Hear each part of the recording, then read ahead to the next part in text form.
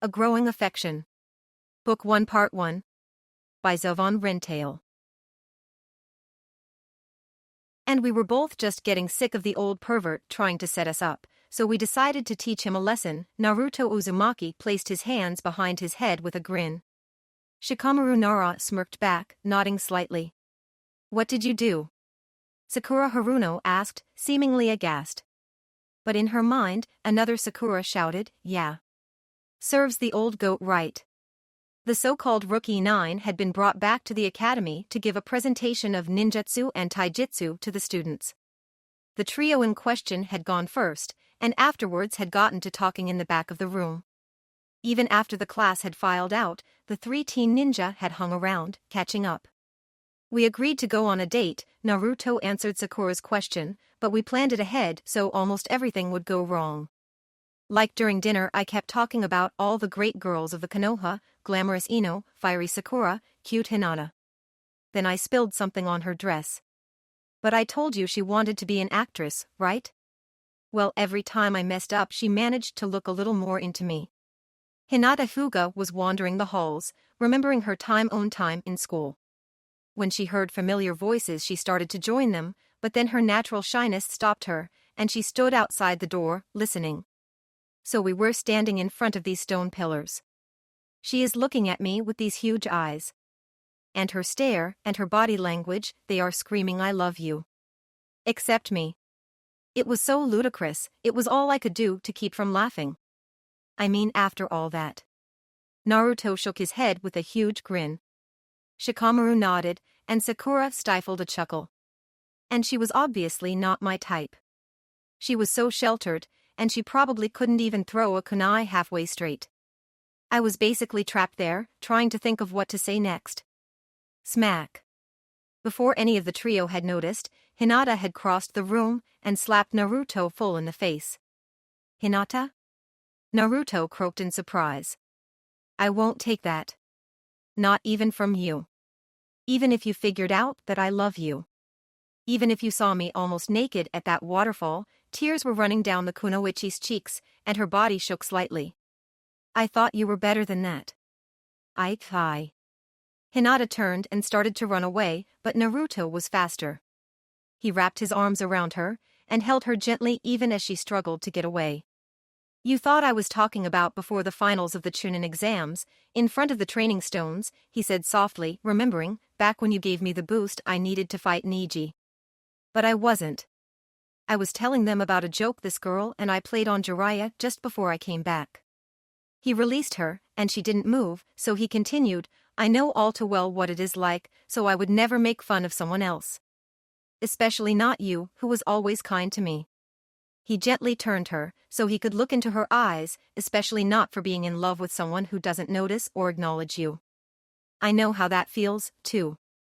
I used to have a huge crush on Sakura. I was in love with her. But she only had eyes for Sasuke. She thought I was annoying. That's why I understand how you feel. I know, Naruto trailed off and looked down. Then he looked back at Hinata with a touch of worry. He reached up and scratched his right cheek. Hinata, my life is pretty much a mess right now. But when things settle down, if you're still interested, maybe we could go out sometime? The daughter of the Hyuga clan turned bright red, and her white eyes grew wide as saucers. We could go get lunch. Hinata held her breath. And talk. Get to know each other better. It appeared as if most of her blood had rushed to Hinata's head. She rocked back and forth slightly, as if to faint. Then she took control with a shudder and glanced up at Naruto again. I would like that, she answered. Then she executed a quick bow and ran from the room. She did not go far, however. She stopped just outside the door, feeling like her heart was going to leap out of her chest. Heh, Shikamaru grunted, I don't know if I should wish you luck or offer my condolences. That was very nice of you, Naruto, Sakura said. The golden-haired ninja turned to face her, and a look of sadness settled onto his face. It might seem that way, Sakura, but it really wasn't.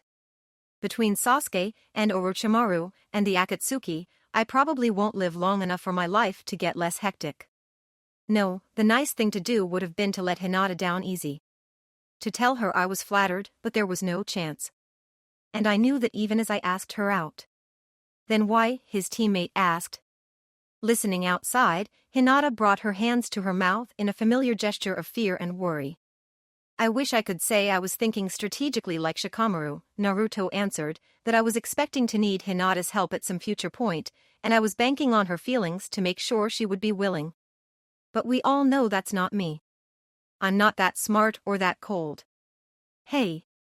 Sorry Shikamaru, you know what I mean. He waved his hand at the lazy genius in supplication before continuing. No, the reason was that, looking at Hinata at that moment, so angry, so heartbroken, but still standing up to me, something changed. I've always known Hinata was kind and smart, if a little too shy. But I realized she's stronger and braver than most people give her credit for, even me, and especially herself. And she's a great ninja. Then he grinned, just a little, remembering, and she may have been ultra cute 3 years ago, but she's become a real beauty. Hinata felt wetness on her cheeks again, but this time she was crying for a different reason. And at that point, I started crushing on Hinata a little. I thought I could fall in love with this woman. We could be happy together. Then he chuckled ironically, so I wasn't being kind to Hinata, or thinking strategically. I was being purely selfish. I saw a chance for my future happiness, and I wasn't willing to let it go. He sighed, but I can't do that to Hinata. I have to go after her. I'll tell her I was leading her on. Maybe I'll tell her that using her feelings strategically stuff. If she hates me, it will be easier for her to find someone better for her. For the third time in less than an hour, Hinata Hyuga shocked even herself with her brazenness. She stepped back into the classroom and shouted, I don't think she will believe you. The other 3 all turned to stare at her in amazement. As the normally withdrawn girl turned away, they were amazed to hear something they had never heard before. Clear as a bell, and full of joy, Hinata laughed as she ran away. Hinata, wait. Naruto ran after her, I knew you were still there. That girl is developing a bad habit of eavesdropping, Shikamaru noted, catch you later, Sakura. Yeah, later Shikamaru, Sakura waved to him. As he exited, a more thoughtful look crossed her face. And for once, inner Sakura was not energetic. Instead, the mental projection almost looked sad. He was in love with me? Inner Sakura asked, the word was in a giant thought bubble over her head. Hinata had led Naruto on a merry chase back to the training stones. Whether she had had a plan or not, when they first arrived, all they could do was pant, catching their breath. Naruto, Hinata finally said, back to her normal demeanor, if you are in trouble. Well, maybe we could train together? I might not be as good as Shino or Kiba, but I'll try not to hold you back. Hinata, that would be great, Naruto enthused, there's no way you'll hold me back. We can both get stronger. Then he settled down, shyly rubbed his finger under his nose, and get to know each other. She nodded, smiling again. As Naruto ran up to the training stones, Hinata surged to her feet. She had been sitting against one of the pillars, and could not suppress a yawn and a stretch. Hey, Hinata, the young ninja greeted her, sorry if I'm late. You weren't, the kunoichi's voice cracked slightly in awkwardness, late that is. I just got here a little early. Naruto Uzumaki nodded, and then looked around at the monoliths set throughout the clearing. So, what do we do? He asked. What do you mean? Her counter was twinged with confusion. Well, to be honest, I never really trained with anyone else. Not as a partner. When we did the tree climbing training, Sasuke, Sakura, and I were competing, not working together. And the rest of the timing it's been either me working alone, or being taught by someone. He gave her an embarrassed grin, so I'm not too sure what we should do here. Do we spar? Have target practice? Go for a jog? Actually, Hinata tapped her fingers together and looked at the ground. I, had an idea. If you don't mind? Sure, what is it? Well, can you show me the Rasengan first? She tapped her fingers again, afraid she was asking too much. Yeah, no problem. As he answered, Naruto extended his right hand. Blue streaks of chakra began to circle above his palm, quickly increasing and growing tighter until they formed a spiraling sphere, about 4 inches in diameter. Byakugan, Hinata whispered. The veins around her eyes swelled as additional blood and chakra flowed into the pale orbs. She looked down at the chakra globe spinning in Naruto's hand, and she gaped in amazement. It's so beautiful. You think so? Naruto asked, staring down at his hand through slitted eyes. You can't see it like I do, she told him. Then her voice grew very quiet and she asked, would you like to? Really? That would be awesome. How? Harry named Jutsu. It is one of the Kekkei Genkai techniques of the Hyuga clan. It enables the user to share what they see with someone else. Her gaze dropped to the ground, clearly unhappy about what she was about to say. I am just learning the jutsu, so I still require direct contact. Niji is able to transmit his vision through a thread over 100 feet already. And my father can send to multiple people several miles away with no connection. Sensing her depression, Naruto got a little angry. Listen, Hinata, you have to stop comparing yourself to Niji. He might be better at some things, but you are better at others. You created the protection of the 8 trigram 64 palms, not Niji. Naruto put his hand on her shoulder as a supportive gesture, and besides, Niji's like a machine. All he thinks about is getting stronger. You are a more balanced human being, and more fun to be around. Hinata's head jerked up in shock, but she smiled a bit. Thank you, Naruto. Don't mention it. Besides, there's nothing wrong with a little direct contact.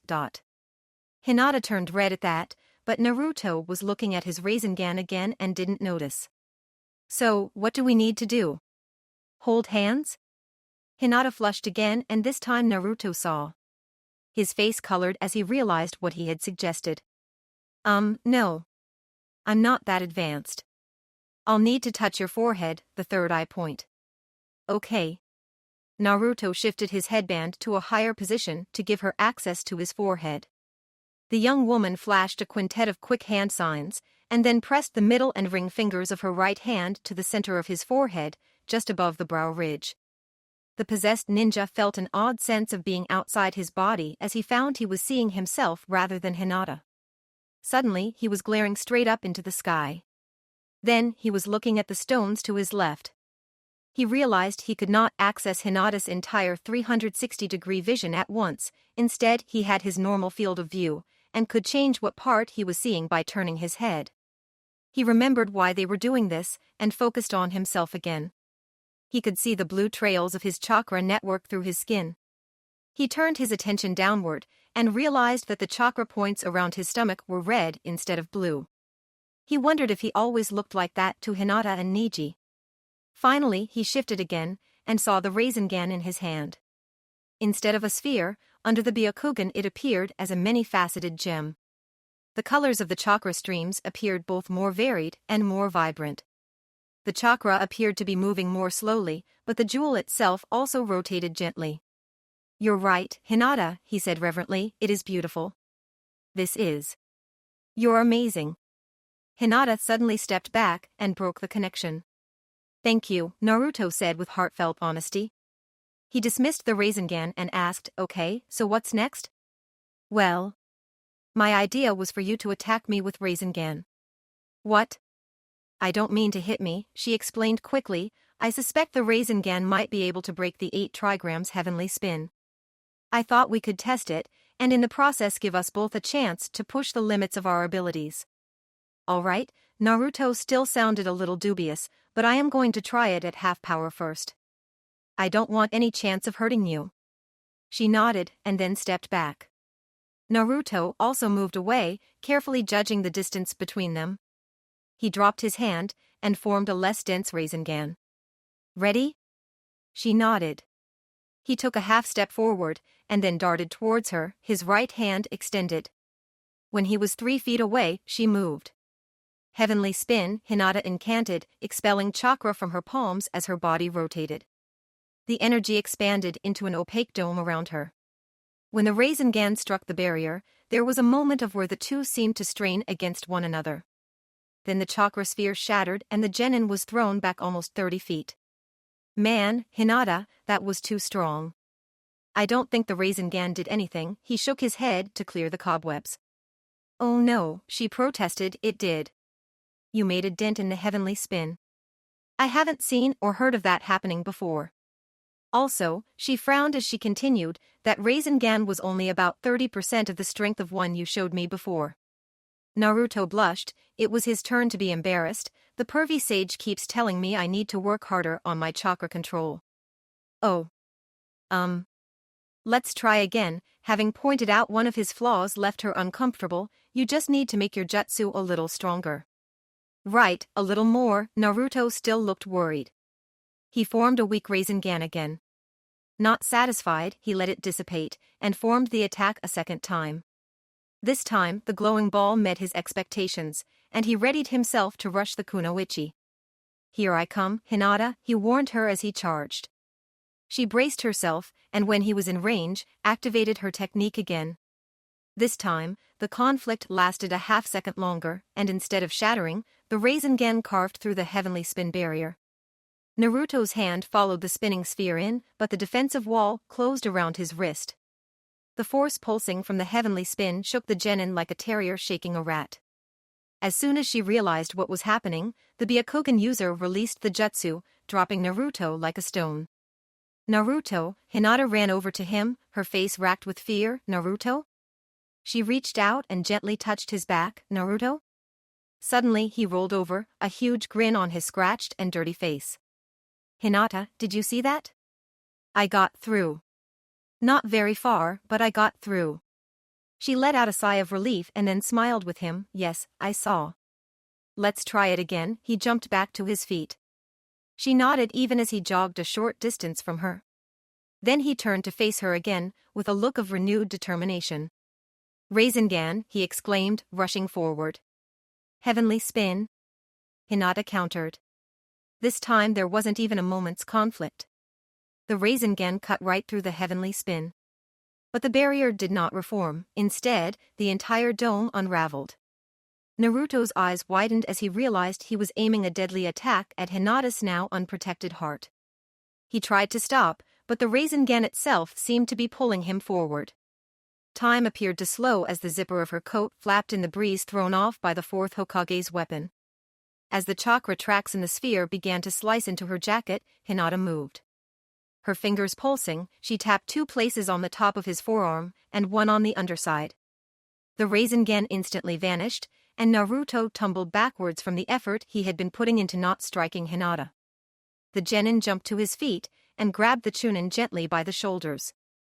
Hinata, are you okay? Naruto asked. She blushed slightly under his intense gaze and nodded. Her face grew even redder when he hugged her tightly with a sigh of relief. I thought I was going to hit you. He released her and looked down at his hand. You closed chakra points in my arm, didn't you? Yes. Oh, I can fix that. She reached for his arm. Wait, he stopped her. When Niji did this to me with the 8 trigram 64 palms, I was able to overcome it. And Pervy Sage told me that gentle fist isn't the only technique that closes chakra points, it's just the simplest and most efficient. So I want to see if I can do it again. Naruto formed a fist, trying to force the chakra back into his hand. Come on, his nails cut into his palm, come on. Finally he let go, stretching out his fingers to work out the cramps. Man, I only got one of the 3. Hinata, can you? Of course, she answered, elated to be asked. She tapped his forearm again, releasing the restrained energy. Thanks. Then, shall we try again, she asked. What, he exclaimed, no way. You were right, the Rasengan totally destroyed your 8 trigrams palm's heavenly spin. And I almost hurt you. If you have been an instant later. No, that is why we need to continue. I need to see if I can find a way to stop it. I want to improve the heavenly spin so it won't have this huge weakness. And you need better control. What if this was a real fight and your enemy used substitution to switch for one of your teammates? Or an innocent bystander? But. In no buts, she shouted at him, now attack me, or I'll shut off all your chakra points. Then she realized what she had done and collapsed in on herself, okay? Yes ma'am, he chuckled at her. His laughter calmed her, and she resumed her fighting stance. Rasengan. Heavenly spin. Rasengan. Heavenly spin. 20 minutes later, Hinata raised her hand in submission. The front of her jacket was ripped and torn, revealing brief expanses of pale, yet firm skin, or the armored mesh undergarments favored by the kunoichi of the Hidden Leaf Village. The young woman dropped to the ground. "I'm sorry, Naruto. I don't have enough chakra. It's my fault." Hinata, he helped her to sit against one of the rocky columns, and then plopped down next to her. "If I had better control, you wouldn't have had to waste chakra on the gentle fists and substitution jutsu. No, it's fine. Besides, you were getting a lot better at the end. I didn't have to do anything the last 4 times. You too," he encouraged her, "you stopped 2 of my last 5 attacks. But next time, maybe we could try something a little safer. I'd like to work on overcoming those chakra blocks." "Next time? Don't you want to?" Naruto sounded surprised and a little hurt. "Of course. I just wasn't sure you would." "Same for me. You helped me a lot today, Hinata." She blushed again. "Well, if you are up to it, I did have another idea for you." "I still have some chakra." Naruto feigned modesty to spare her feelings. "What is it?" "I was thinking about your chakra control and the Rasengan." "Is it harder to make the Rasengan smaller?" "Yeah." "How did you know that?" "Well," she leaned back as she explained, "a lot of things are like that. Like how it is harder to hit a small target than a big one. In this case, even though it takes less chakra, a smaller area requires greater focus and control. There's not as much space to work with compared to what you are used to. So I should just try to make the Rasengan smaller?" "Right, but only if you can keep the power the same. A smaller ball might not hit as much of your target, but it needs to do the same amount of proportional damage. Then, once you can create a full power Rasengan on your fingertip, try creating another one on each of your other fingers. Doing that would take a great level of chakra control." "A smaller Rasengan on each finger?" Naruto looked amazed. "Hinata, that's genius." "It's not." "Really?" she stammered. Now that she was done explaining, she reverted to form. "But well, it could help." "No, it's really good. And it's something I can work on during my spare time." The impulsive ninja looked down at his hand, forming the rotating orb once again. This time, it was only the size of a baseball, and sweat formed on his brow. After a few seconds, he lost control, and the sphere pulsed outwards to its normal size, before tearing itself apart. Naruto started again, and Hinata simply watched, always impressed by his determination. "Naruto," she finally spoke after his 3rd attempt. "Yeah? Could you teach me the Rasengan?" Naruto looked flustered, and scratched the back of his head. "I don't know, Hinata." "Of course," she sounded sad, and upset with herself, "it's your special technique. I shouldn't have asked." "That's not it, Hinata," he shook his head, "it's just. No matter how many character flaws he has, Jiraiya is a good teacher. And I'm not sure I'm smart enough to teach anyone else such an advanced jutsu. But if you are willing to put up with an inept sensei, I'll give it a try." Under one condition, she locked his eyes to hers with a determined gaze. "If I'm not allowed to doubt myself, then you can't doubt yourself either. Right?" "Okay," he grabbed her hand and shook on it. "Next time, I'll bring the water balloons." "Wah. Water balloons?" Naruto swung his feet out of bed with a yawn. He stumbled across his small apartment and pulled open the refrigerator. The teen ninja withdrew a carton of milk, opened it, and sniffed carefully. To his surprise, the contents still smelled fresh. Uzumaki took a swig and took out 2 slices of bread. He dropped them into the toaster and then finished off the milk. After Naruto finished showering and getting dressed, he walked purposefully over to the wardrobe and threw the doors open. Inside were all the tools of a shinobi. Posts held stacks of shuriken and kunai, and Naruto noticed he was running low on the latter. Hanging in the back were a single tonfa, jien, and nunchaku, the weapons he had trained with but never bothered to master, along with his backpack. Crumpled in the bottom was a stealth uniform, and on top of it were strewn rope, claws, and other random essentials. The only thing scheduled for today is the debriefing on the bandit mission from last week, with Sakura, Sai, and Kakashi-sensei after lunch, he noted aloud, while considering what he might need. Naruto reached in and took the first of his treasures from its place of honor. He placed the Konoha headband against his brow and knotted it into place. With the replacement on, he touched the broken pieces of the original Irika had given him. He opened the barely hidden compartment he had added to the door and removed the amulet of the first Hokage. Smiling fondly, he looped the jewel around his neck. Next, the ninja slipped 2 kunai into his leg pouch and a third into the holster under his jacket between his shoulder blades. He also moved a dozen shuriken to the various concealed pockets sewn into his clothing. Finally, Naruto took out the small wooden box, which housed the greatest of his treasures. Though he did not intend to take it with him today, he looked at it every morning when he was in the village hidden in the leaves. As he opened it, the genin's face twisted in shock, and he dropped the empty box. "Oh, man. What happened?" Naruto said to himself, looking around the studio flat. "Where is it?" Shadow Clone Jutsu. Instantly there were 10 Narutos, who proceeded to tear the room apart. Not here. Maybe there? Crash. Transform. One of the clones turned into a rat and crawled under the bed. Not here. Come on. After every square inch of the room had been examined twice, all of the duplicated youths stopped moving. "It's not here," one of them said. 3 others turned to glare at him, and he added, "I'm just saying." "I didn't take it on the mission," another spiky-haired teen remembered, "but I have been carrying it around the village more lately. Maybe I dropped it or something." Right, Naruto scooped the wooden case from the floor as he moved to the door and looked back at himself. "I'm going to search the village. You guys clean up here." "Hey, why do we get maid duty?" "Because you are the clones." "Oh yeah, prove it." "We don't have time for this." He showed the empty box to them for emphasis. "It's missing." The copies all blanched, and the original rushed out the door. "Where have I been?" Naruto thought to himself as he jumped from the balcony. "Ichiraku ramen, of course. Old man Tucci would have noticed if I dropped something." Naruto tore through the Konoha at high speed. In his wake he left a series of confused and slightly wind-whipped villagers. "Was that Naruto?" Tenten asked Niji as an orange and black blur passed them.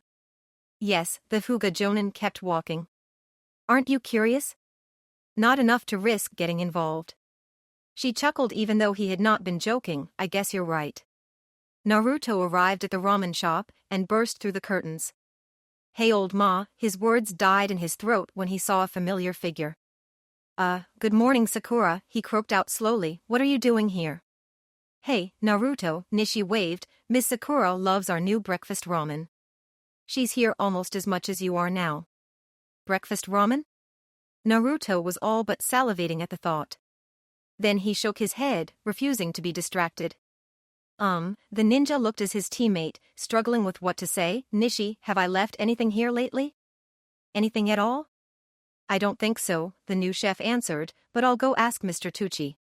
Sakura set down her chopsticks, but did not look up from the empty bowl. "He's hiding something," the kunoichi told herself. "He's looking for something and he doesn't want me to know what it is. Maybe a gift for me? Or a gift from Hinata." Then she grimaced to herself, more likely something perverted. "Good morning, Naruto," the shop's owner smiled at his favorite customer as he came out from the back of the store. "I'm sorry to say we haven't found anything recently." "Okay, thanks." Naruto turned and walked out, a visage of concentration crinkling his eyes and nose. Sakura stood up and followed him. "Are you looking for something?" she asked him carefully. "Oh," he looked back, not having noticed her trailing behind. "Yeah. I can help you look," she offered innocently. "What?" You don't need to waste your time, Sakura. It's not that important." "It's okay, I've got nothing to do." Then she considered for a second. "Didn't you visit Kiba in the hospital yesterday?" "Yeah." Naruto perked up. "I did." "Let's go, Naruto." Sakura started walking towards the infirmary. But the energetic young man took off running again, and the young woman was forced to quicken her pace to keep up. After he reached the hospital, Naruto slowed to a respectful pace, mostly out of fear of being yelled at by the nurses. After a short walk, the pair reached Kiba's room. "Poor Kiba," Sakura announced, "getting chickenpox at our age. And needing to be hospitalized for it." The first thing noticeable in the room was the 7-foot-long dog alongside the bed. Akamaru raised his head and woofed happily at them.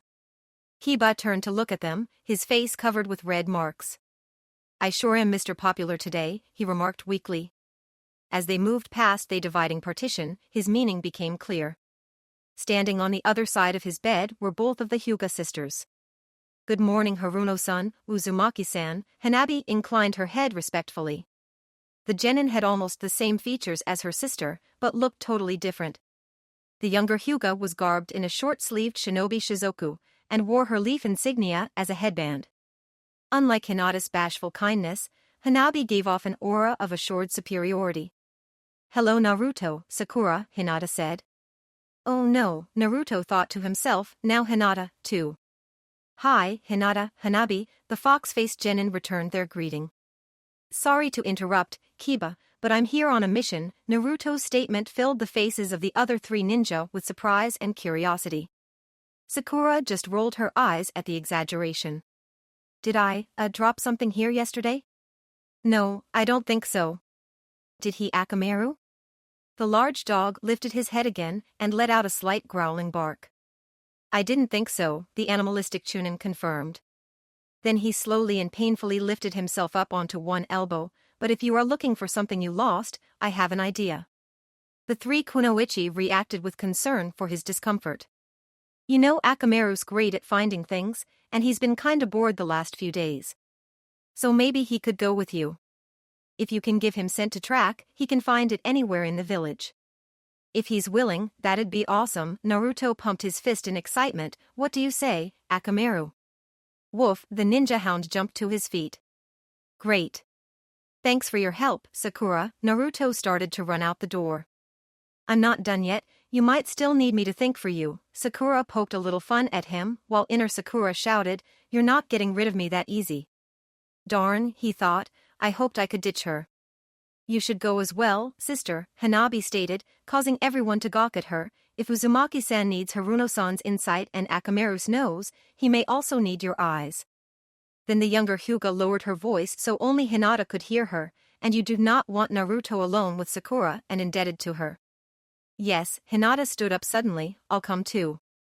"Oh no," Naruto wilted, "now it's both of them." "All right, Akamaru, you should be able to get a scent off of this." Both women took note of the handsome wooden case he removed from his belt, but neither could see what, if anything, was left inside as he opened it for the dog to sniff. The white canine stuck his nose into the box, and then let out a quiet, arf. "Okay, let's go." Naruto pointed at the door, and Akamaru bounded out of the room. The three teens quickly followed. "You don't have to hang around, Hanabi," Kiba told the girl, counting the points in the ceiling. "No, I do not mind, Kiba-san," she said, blushing not unlike her sister. "Then, can you grab the radio from my jacket? It's linked to the one in Akamaru's collar." She complied, and they both listened. "Where is he going?" Sakura asked as they followed the furry tracker through the back alleys of the Hidden Leaf village. "He seems to be heading for the academy," Hinata noted. "That's right, I talked to Konohamaru there yesterday," Naruto remembered. "Maybe that's where I lost it." As the quartet raced through the street, they passed a familiar pair for the second time. "This time he's got Hinata, Sakura, and Akamaru with him," Tenten observed. Niji sighed, "Fine. You obviously will not be able to focus until your curiosity is assuaged. So we will shadow them for a while." She smiled knowingly as they jumped to a nearby rooftop and began to trail Naruto and company from above. The search party reached the school, and ninja cadets scrambled to get out of the path of the giant dog. Akamaru led the three humans to one of the classrooms on the bottom floor. Fortunately, the room was empty, giving them the chance to look around. "It's not here," Naruto sounded dejected. "Akamaru," Kiba's voice emerged from the collar, "were there any other trails, weaker ones?" "Woof." "Okay, then try following the next best track." The Neen dog let out a slight whine, and trotted back into the hallway, his nose to the ground. This time Akamaru moved more slowly and carefully, taking a different route out of the school. His path took them towards the outskirts of the village. "He seems to be heading towards the target range or the training stones," Sakura remarked. "Have you been there?" Not since before our mission, he considered, and I know I still had it before we left. As he led them past the final row of houses, Akamaru turned onto the path to the target range. Last set, Konohamaru told his teammates, taking out his last 4 kunai. Moegi also readied kunai, and Udon withdrew shuriken. The genin trio were back to back to back, and the dummies around the wooded thicket were peppered with throwing knives and stars. On 3, the self-proclaimed leader counted. 1, each of the young ninjas tensed. 2, they drew back their arms. 3, they released in unison. But an orange shadow crossed the path of Konohamaru's missiles. 2 were deflected into the ground, but the remaining 2 each spun around Naruto's pointer and middle fingers. The 2 blades stood out, because instead of the standard white linen, one of the kunai was wrapped in red, the other in blue. Each weapon also had a tail that matched the grip. "Oh, hey boss," Konohamaru greeted Naruto familiarly, however his goofy grin faded quickly as the older genin stalked towards him with an angry glare. "Where did you get these, honored grandson?" Naruto used Konohamaru's least favorite nickname as a sign of his rage. "Remember, Karen's on vacation so her store is closed, and since I was running short on kunai you said I could get some from you and I would pay you back after the Emporium reopens." In his discomfort he babbled out an explanation. "And so you borrowed the ones that were in a separate, special case?" the possessed ninja asked with biting sarcasm. Naruto forced himself to calm down. "Don't worry about it, Konohamaru. No harm done in the end. But next time, take the normal stuff, not the ones kept separate." Without waiting for a response, he turned and flash-stepped into the forest. Once he was in clearing half-mile away, Naruto stopped and took out the wooden case. Before he could replace the treasured weapons, a red streak intercepted him, and Sakura landed a few feet away holding the 2 blades. She tossed one to Hinata, before considering the red-wrapped kunai she had retained. "This is what you've been panicking over? And almost bit off Konohamaru's head for? A pair of ordinary kunai?" Sakura's voice bore confusion and a touch of scorn. "Akamaru, stay out of sight," Kiba counseled, still listening. Niji and Tenten landed on a branch above the canine. "You're wrong, Sakura," Hinata offered. "These blades have been very skillfully maintained, and have had chakra bonded them, if somewhat clumsily. They only started as ordinary." The fiery kunoichi looked as the blade she held more carefully. It was more slender than usually, as if it had been repeatedly sharpened. There was also a chip in one of the edges that had been expertly repaired. That was unusual. Kunai were considered expendable. As many as 1/3 were lost or destroyed in the course of normal use. And those that were recovered were recycled once they went dull or were damaged. This sort of care was generally reserved for valuable weapons like swords or spears. "What is that, a character?" Hinata noticed something at the edge of the wrapping. She carefully detached the cloth from the grip and unwound it. Then her eyes went wide. "My name?" she asked, looking up at Naruto in doubt. Sakura's temper flared, and she unwound the blade she held none too gently. "Sakura Haruno." She glared at Naruto with disappointment and a touch of fear. "Naruto, you made death blades for Hinata and me?" "Of course not," he was hurt by the implication. "Even if I believed in that myth, you have to put the name on the blade, right? If that superstition even worked, putting the name on the handle would make sure they could never hit you, right?"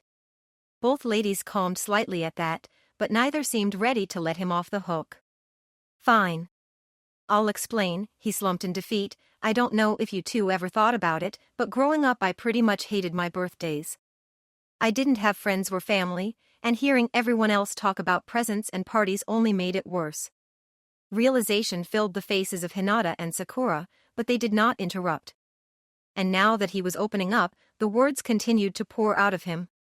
"Eventually I got used to it, or so I told myself.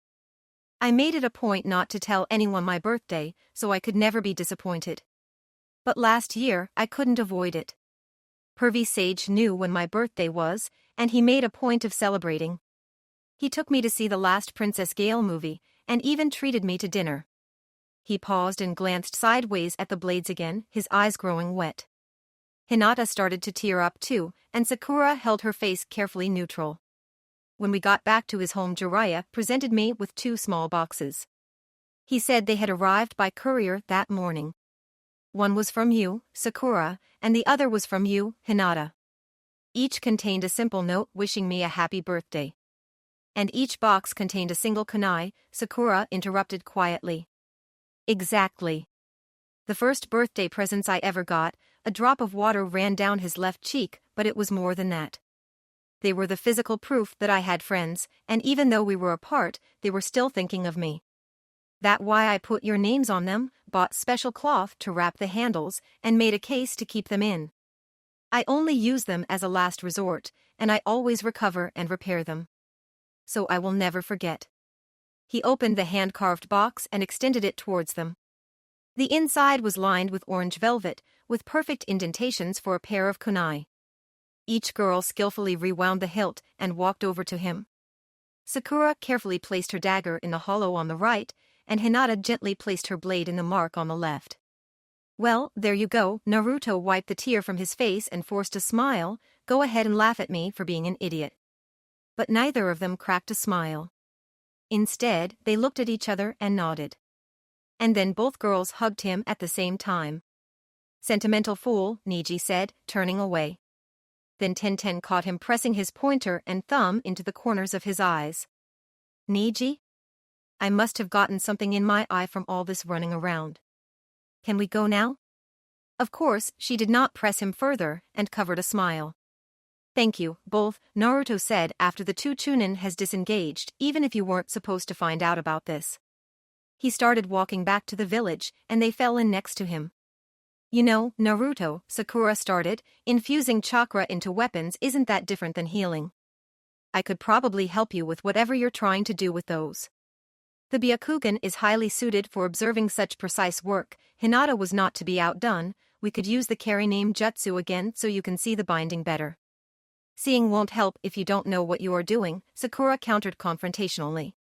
Human cells and metal weapons are not that much alike. Hinata pretended she was thinking out loud instead of addressing Sakura. The pink-haired young woman was ready to argue when they were interrupted by Naruto's stomach growling angrily. Man, I'm starving from all that running. Then his expression brightened. Wait, didn't Nishi say something about a new breakfast ramen? I gotta try it. If you two want to come, I'm buying. Naruto took off like a shot. Sakura pretended to be exasperated, and Hinata giggled, and they both followed. Oh man, Naruto paced fretfully, what does Grandma Tsunade want now? He had been summoned to the Hokage's office. At first he had hoped it was some urgent mission, but there did not appear to be anyone else there, so he decided he had been wrong. The genin racked his brain for anything he might have done to get himself in trouble. The door opened, and a well-endowed woman, seemingly in her early 30s, emerged. Her hard brown eyes fell on Naruto, and for a second her expression was one of unfading affection. But before he could see that, she assumed an arrogant smirk. Ah, Naruto, she said with feigned disdain, what are you doing here? Instantly, all thoughts of playing it polite vanished. Naruto pointed at her and shouted, are you going senile, old lady? You told me to come here. You ungrateful whelp, she raised a fist, you should be grateful to receive an invitation from a beautiful, important, young woman such as myself. You haven't been young since long before I was born. Do you want to take this outside? She advanced menacingly. They glared at each other for another second, before breaking down into peals of laughter. Come inside, the fifth motioned into her office. Ladies first, Naruto both bowed and winked. In response, she pushed him through the door. So why did you want me to come here? Naruto asked, settling into one of the chairs opposite her desk. Do you have a special mission for me? No, she grinned mischievously, you could almost say the opposite is true. I'm going to be your new sensei, for a little while at least. Really? That's awesome, Naruto almost leaped out of the chair. But then his eyes narrowed, wait, you're not going to teach me healing jutsu, are you? Tsunade frowned slightly as she thought about that. No, I was not. But now that you mention it, that's not a bad idea.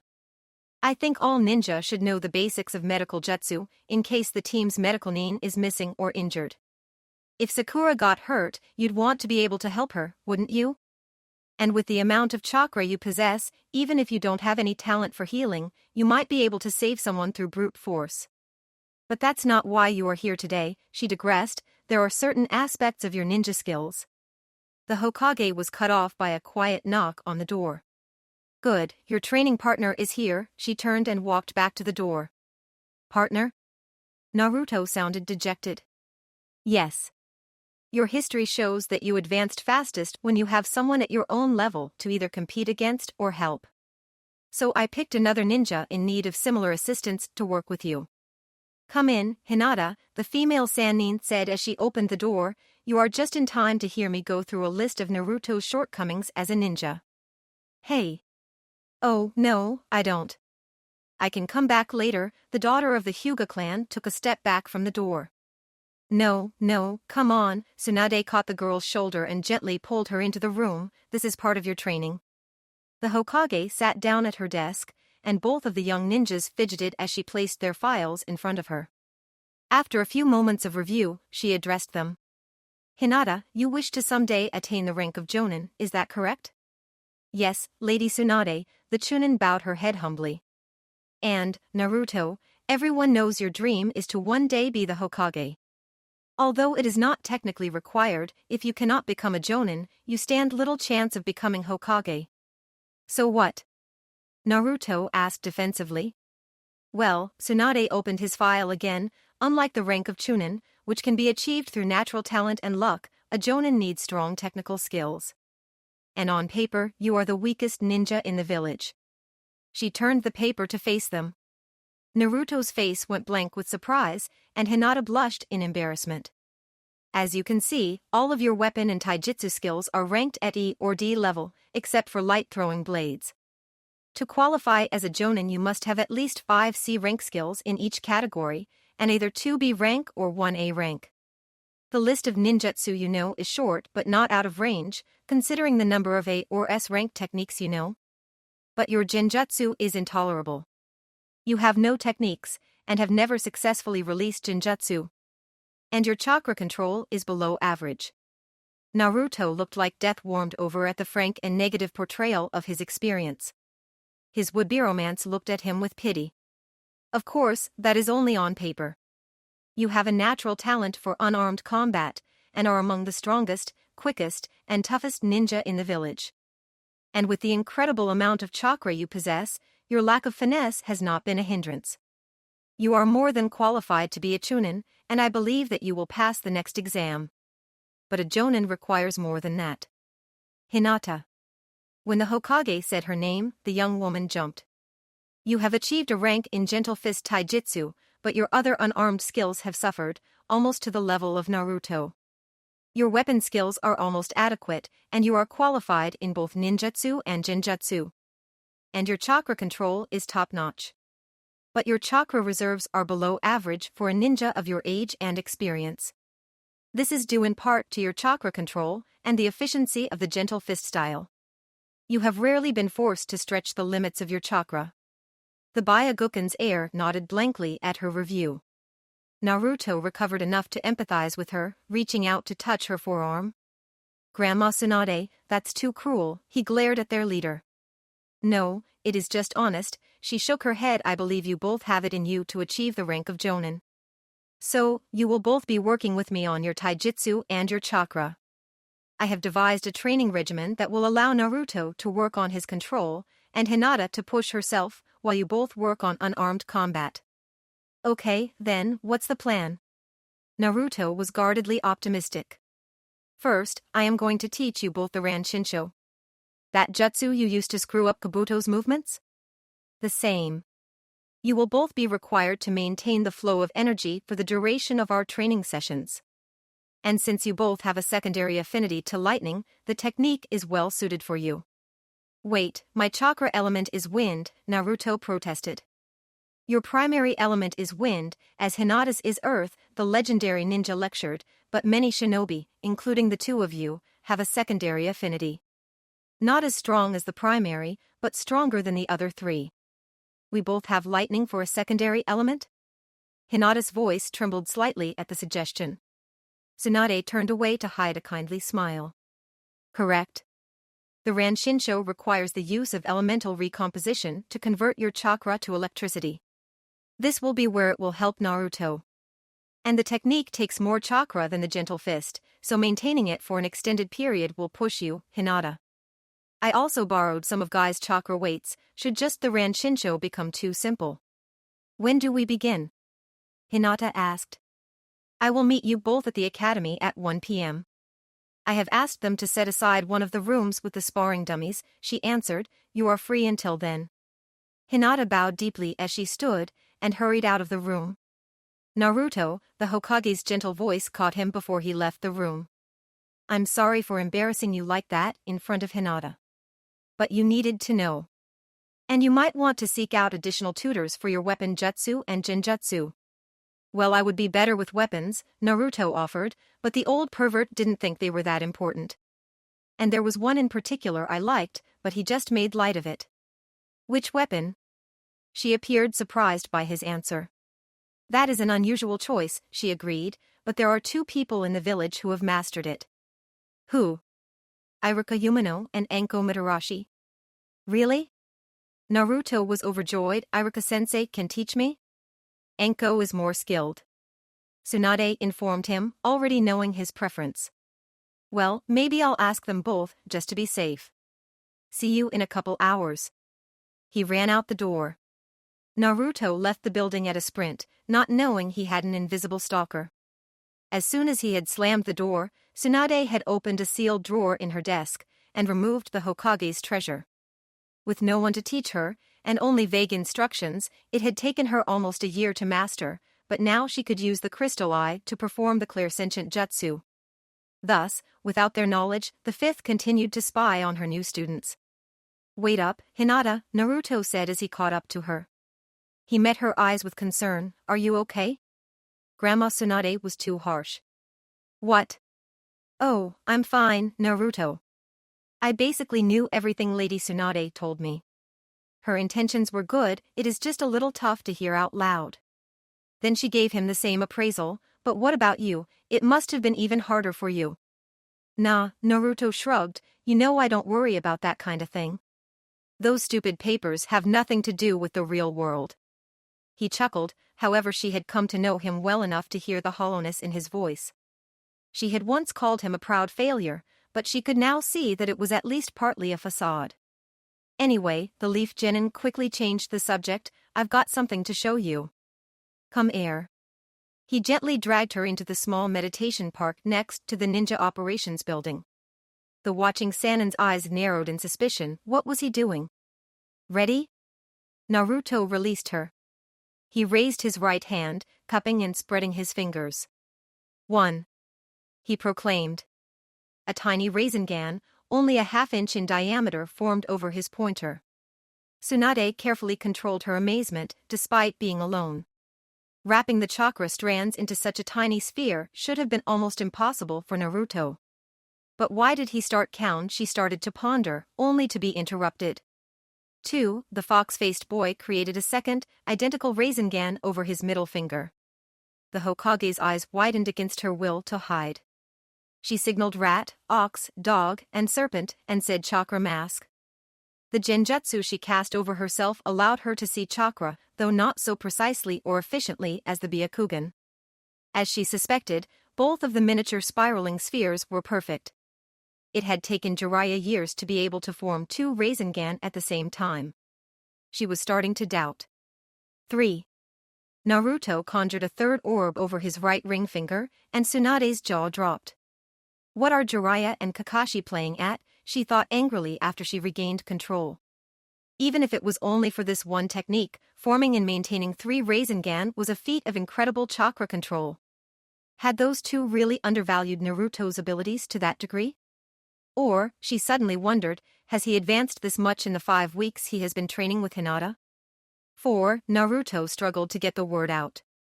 Still more chakra began to twist and flow over his pinky finger, but the energy destabilized and exploded, taking the third swirling sphere with it. I still can't get the 4th one, he sounded somewhat dejected, dismissing the first 2 as well. Tsunade sank back into her seat with a sigh of relief. No, that's excellent, Naruto, the pale young woman cheered him, and I have something to show you too. She took out a child's toy, a hand-sized rubber ball. The female Sanin's attention was again ensnared. The heir to the Byakugan held the ball lightly in both of her hands, almost as if to pray to it. After a second, the surface of the plaything began to rapidly distort, as though a tiny shinobi was attempting to punch her way out. After another moment, the sphere exploded, sending rubber shrapnel throughout the clearing. Hinata, that's great, you mastered the second phase. Naruto hugged her impulsively, and the girl's face started to glow red. Tomorrow, we can start on the last step. He let her go, and plucked a bit of latex out of her hair. Yes, she nodded back, smiling. The fifth pushed her chair back from the desk, breaking the jutsu. He's teaching her the Rasengan. She leaned back in her chair, suddenly feeling every one of her. 40 years. Her mouth twitched upwards at the personal deception. These kids are too much, she thought. With a pained groan, Naruto dropped onto one of the stools at Ichiraku Ramen. Hinata was more delicate, but just as tired as she too sat. Hey, old man, give me an extra large miso ramen with extra pork, the teen waved at Tucci as he shouted his order. Coming right up, Naruto, the cook nodded, what can I get for you, Miss Hinata? Oh, just a small diet seafood bowl, please. As they waited, he grabbed his shoulder and started to massage his sore muscles. Man, Grandma Tsunade sure is a slave driver, he grunted. I wonder how Sakura puts up with her. She's not so bad, Hinata countered, she's just trying to make sure we learn the techniques, and are strong enough to survive. Naruto made an annoyed face, and opened his mouth to argue. But then he noticed the look of pain she was trying to hide. She was also holding her left arm, strangely. He realized both the physical exertion and the draining of her chakra made the training much harder for the kunoichi. He stood up and stepped so he was behind her left side. She almost jumped when he reached up and began gently kneading the muscles in her shoulder. Though she turned bright red, the hurting also eased from her eyes and her posture grew more relaxed. The genin knew he was being too familiar, especially given the circumstances, but he was more concerned with helping her. You know, Hinata, he said softly, if she is pushing too hard, you should let Tsunade know. She wouldn't want you to get hurt. Or if you can't tell her, you can talk to me. Hinata's eyes grew misty, but she was spared having to respond as two bowls were plopped down in front of them. Is your arm better? Naruto asked, continued to rub even though his mind had obviously shifted focus to the food. Yes, much. Thank you. Please, go ahead and eat. She lightly pulled away as she broke her chopsticks apart. Naruto sat back down and after mumbling a traditional thanks, dug in. For the next few minutes they sat in silence, simply enjoying the food and each other's presence. Then the blonde teen spoke again. Hinata, I'm going to ask you a question. But it's kinda personal, so feel free to not answer, or even slap me again and tell I'm totally out of line. The girl pushed away her now empty bowl, obviously apprehensive. But she nodded and said, all right, what is it? Well, it's just that everyone knows about your dad. But I was wondering if you could tell me about your mom? M.My mother. Hinata repeated as if unsure what she heard. Yeah, what was she like? Was she a ninja? My mother, she paused, considering what to say. No, she was not a ninja. She was a baker. In fact, the clan elders tried to prevent my father from marrying her. They said because she was not a ninja, she would weaken the bloodline. She flinched at that, showing the heartache of having been called the fulfillment of that prophecy. Uncle Hizashi told Niji that my father refused to accept the decision, and went so far as to threaten to abandon the Hyuga clan and reveal our secrets if they did not let him marry. He loved her more than anything else. Where is she now? He pressed slightly as she trailed off. Is she?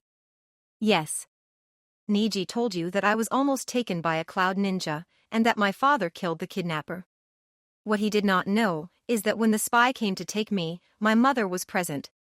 She tried to fight him off, and he stabbed her. That was the real reason my father slaughtered that shinobi. Not because I was being kidnapped, but because the man had killed father's true love. Hinata wiped a drop around her left eye and continued. That was when our relationship fell apart. Things had always been strained because I was so timid and clumsy. But afterwards, he seemed to blame me for my mother's death. At one point he told me if I had been brave enough to cry out, he might have arrived in time to save us both. That jerk, Naruto slammed his fist on the counter. How dare he say that to you, his own daughter? She shook her head vehemently. He apologized for that, and other things. He finally realized he had been wrongly directing all of his anger and regret towards me. And he figured that out because of you and Niji. Naruto settled down and cautiously asked, "Do you remember her?"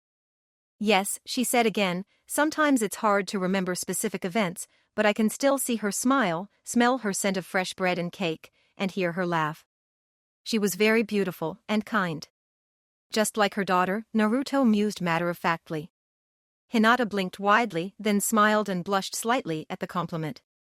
"What about you?" The Hyuga's heir turned the conversation back on her training partner. "I know you are an orphan, but do you know anything about your parents?" "I've looked some stuff up in the archives." The boisterous genin turned introspective. "My mother was Hana Uzumaki, a leaf genin." He frowned and rubbed his face at that. "In fact, it's kinda strange. Her skill report was the opposite of mine. B rank or better for everything, and a list of ninjutsu and jinjutsu as long as your arm. I checked through all the records, and the only ninja I could find with better overall rankings were the 3rd and 4th Hokages, and the 3 Sannin. She should have been a Jonin, or at least a Chunin. She died the night the Kyuubi attacked the village." Then he grew depressed. "My birth certificate doesn't list my father's name. It makes me imagine all sorts of strange things. Was he someone married and powerful, who forced his poor ninja mistress not to give up his name? Or did she just have so many boyfriends she didn't know who my father was?" She looked sad for him, and touched his hand gently. "I'm sure it was nothing like that." He tried to downplay it, but when you don't know something, it can be hard not to imagine the worst, right? He stood up suddenly. "I've got a scouting mission tomorrow, so I better turn in early. But we should be back in 3 days, so I'll see you then, okay, Hinata?" "What?" She was roused from her trance by his statement. "Right. Good luck, Naruto." The young man dropped enough money to cover the tab, and then hurried off, carefully hiding his face. The next morning the gentlewoman was still troubled. Her family life was far from ideal, but she had never known Naruto's history was such a blank. By the time she had finished eating breakfast, she resolved to do something about it. He already looked in the archives, she remembered aloud, drawing a curious glance from her younger sister. "So where else could I get information?" "I know." Hanabi continued to view Hinata as an oddity even as the elder sister ran from the room. "Lady Tsunade," Hinata burst into the Hokage's office a few short minutes later. 2 other leaf ninja trailed closely behind her, panting. "Lord Hokage," "We tried to stop her," the taller of the pair started, but she raised her hand to silence them. "Rado, Genma, you can go. I will see Hinata." Tsunade informed her guards. "What can I do for you?" the medical Sannin asked her student. "I wanted to ask you if you knew anything about Hana Uzumaki," the Chunin Kunoichi stated. "Naruto's mother?" Tsunade asked sharply, fixing the girl with a harsh stare. Yes." Hinata grew uncomfortable under her superior's gaze. "Naruto and I were talking yesterday night about our families, anxious," she began to explain quickly, "and he told me his father isn't listed on his birth certificate, and he worried his mother might have had an improper relationship or even been wanton." The last word was difficult for Hinata to say, but apparently harder for Tsunade to hear. The Hokage's eyes burned with both anger and sadness. The timid ninja let out a squeak when she saw the expression, and took half a step back. "And I was hoping you could tell me something so I could put his mind at ease," the pale beauty forced out without pause. Tsunade took a deep breath to regain control. "I know who Naruto's father was," she answered the request carefully. "Not many people did, but Hana Uzumaki was someone I considered a friend, despite our age difference.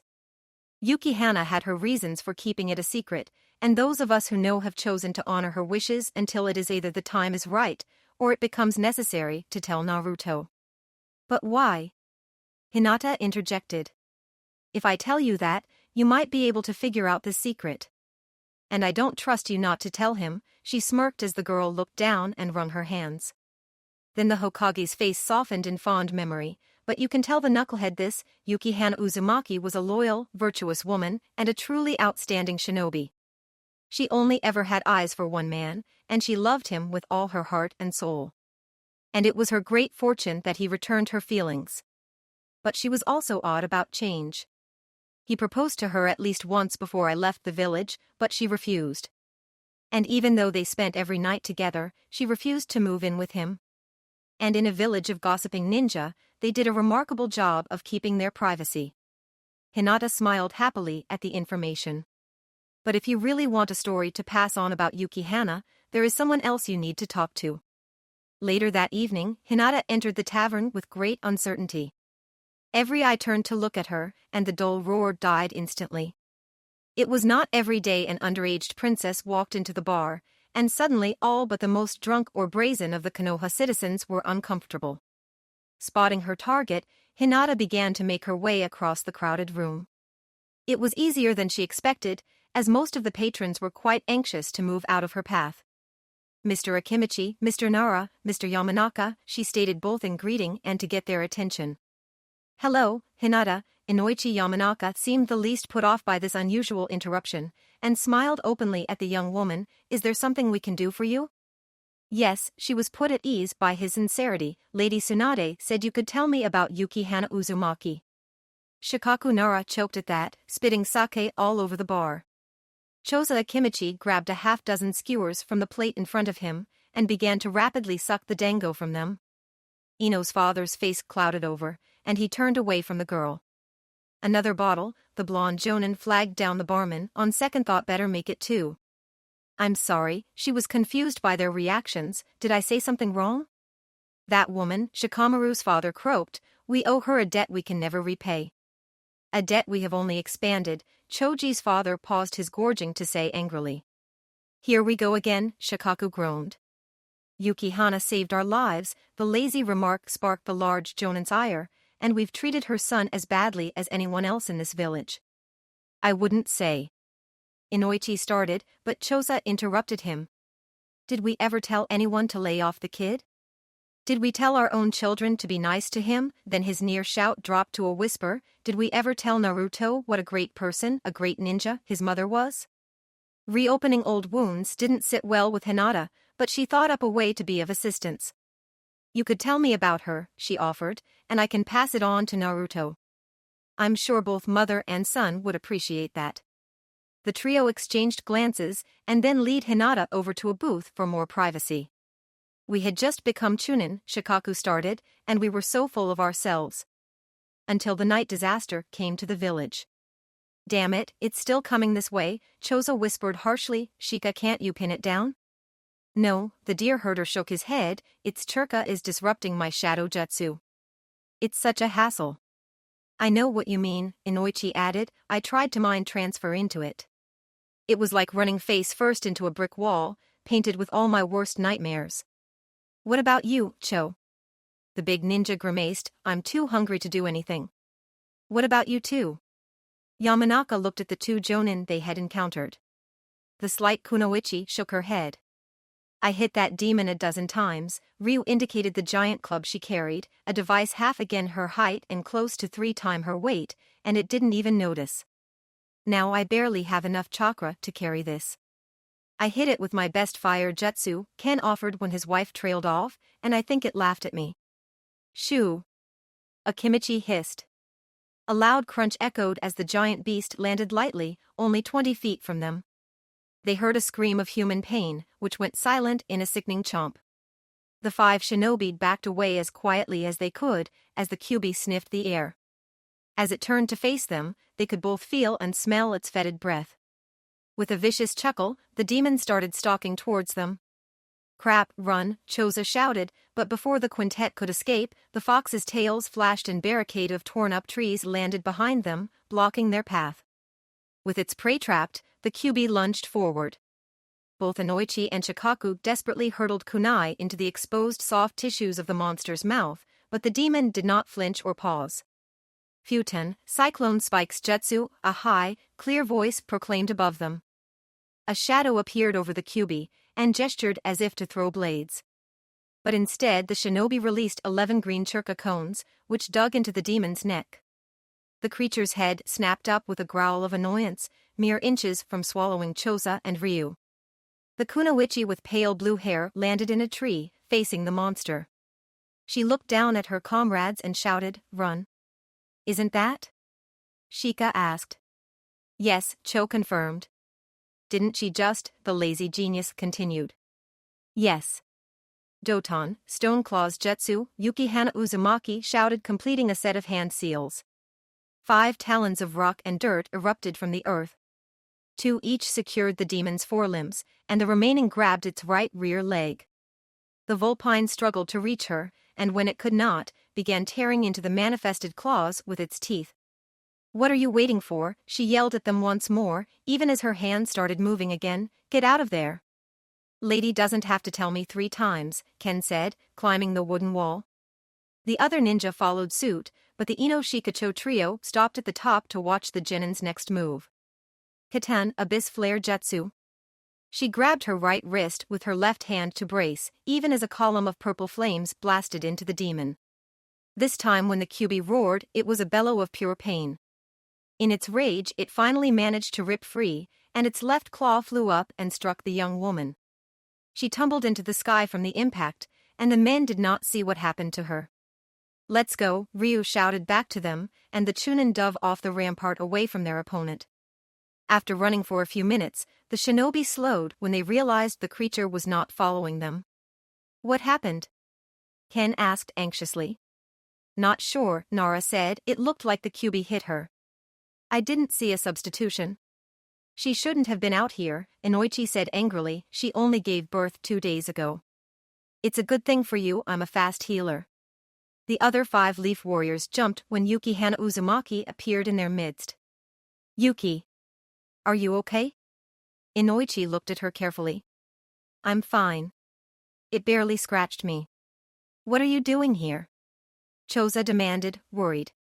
"Besides saving you," her green eyes sparkled mischievously, and she put her hands behind her head. When none of them smiled, she sobered. "Listen, this thing destroyed the entire Hidden Lake village a couple weeks again," she lectured them. "Despite being both the youngest and the lowest rank, we need every ninja we can get." Ken nodded and asked, "Now what?" "The 4th has a plan," she told them, taking out 2 weapon scrolls. She handed one to Ken and the other to Shikaku. "The Hokage needs time, so he can finish the jutsu. When he gives the signal, we have to hit the demon with as many of these kunai as we can. Until then, we have to distract the Kyuubi. Keep it away from the village and the 4th. But don't be a hero, and don't try to hurt it. Get its attention and stay alive. I need you 5 to spread out. Distribute the orders and the weapons to everyone you can find." Her task complete, the skilled kunoichi disappeared. A few seconds later, the 9-tailed fox howled in pain again. "You heard her," Ryu made them focus. "Ken and I will go north, you 3 go south." 20 minutes later, the flare went up and Ino Shikacho converged on the demon. Dozens of leaf ninja charged the Kyuubi from all sides, peppering the calamity-made flesh with scroll-bound blades. But nothing happened. "It's not working," Ino shouted. "Maybe we didn't have enough kunai," Shika speculated. "Look," Cho pointed. Yukihana Uzumaki had appeared in the air above the fox. Her green eyes glowed brightly under the effect of some sort of genjutsu. There, despite the distance, her voice carried to them. She drew back her arm and drilled a kunai into the fox's skull next to its right ear. Instantly, her kunai and 7 others began to glow vividly against the night. A seal expanded around the demon, and after it had engulfed the creature, the Kyuubi vanished. "Good," Yukihana exhaled, then her eyes lost their glow and she started to fall. "I'm sorry." "Naruto." "Yukihana," the trio shouted in unison. They moved quickly, and Choza caught the kunoichi before she hit the ground. They all saw the blood leaking from the front of her snow-white shizoku. "Quick, we have to get her to a medic," Shika directed his comrades. "The doctors told us those scratches tore a third of the way through her body and damaged her liver and right lung," Inoichi concluded. "If she had sought healing right away, she almost certainly would have lived. Instead, she held her insides together with her own chakra so she could keep fighting." Hinata nodded, trembling slightly, but not crying. Then they all realized the entire bar was silent, that everyone was listening to them recount the tale. The teen kunoichi stood slowly, and then bowed deeply to them. "Thank you for telling me," she told them. "Naruto's mother was truly a remarkable woman. I will make sure he knows that." Bowing again quickly, she walked out of the tavern. As she exited, the normal noise resumed. "That was hard," Inoichi said. "Yeah, but I feel better," Shikaku acknowledged. "Hey, good morning, Hinata." Naruto was in good spirits as the young woman ran up to him. Then he looked confused at her palpable excitement. "What's up?" he asked. "I have something to tell you," Hinata said, and then she began to relay what she had learned. As always, Hinata was waiting for him at the training stones. This was their first solo meeting in 3 weeks, between their respective missions and training with Tsunade. But this time Naruto did not bound into the clearing. Instead, he approached slowly and nervously. His unusual demeanor set her on edge. "Hello, Naruto," she greeted him first, also counter to their pattern. "Hello, Hinata." His voice was oddly shy and formal. She began tapping her fingers anxiously. He fidgeted for a second and then extended a small, poorly wrapped box to her. "What is this?" she asked, taking it gingerly. "This is to say thank you," his voice trembled, "for giving me my mother." Her breath caught in her throat, and she could not say anything. Unable to meet his gaze, she instead focused on the present. She gently plied at the tape and carefully removed the crumpled paper. Rather than throwing it away, she carefully folded it and slipped it into one of her pockets. Then she drew the lid off the box. Inside was a silver chain bracelet. The tablet had the spiral leaf etched into it, and the symbol was filled with what appeared to be emerald dust. The girl's eyes grew huge and tears spilled out. She looked up at Naruto and shook her head no. "Naruto, I can't accept this. It is too much." She tried to give the box back to him. But he shook his head. "How much is family worth?" he asked quietly, placing his hands behind his back. She pushed the bracelet towards him again, and his eyes hardened. "If you have to, think of it as 15 years of missed birthday and Yuletide gifts." She did not budge, and he got angry. "Look, I can't take it back, and it won't fit me." She jumped at his shout, and he sheepishly calmed down. "So please, take it." Seeing how much it meant to him, she nodded. She took the ornament out of the box and noticed the inscription on the back. "Strength comes in many forms," she read aloud. Her eyes glistened again as she looked up at him. She extended the bracelet in her right hand and offered him her left wrist. "Will you?" she asked. He took the bangle from her and opened the clasp. He wrapped it around her forearm and closed the catch. With a pleasant jingle, the gift fell into place. "Thank you," she said sincerely. With her acceptance, the genin's normal humor returned. "Oh, there's something else," he said enthusiastically. She returned her eyes to him in surprise. "I mastered your jutsu," he proclaimed. My jutsu," she was confused by the assertion. "Well, you came up with the idea," he told her. Then he raised his hand, separating his upturned fingers.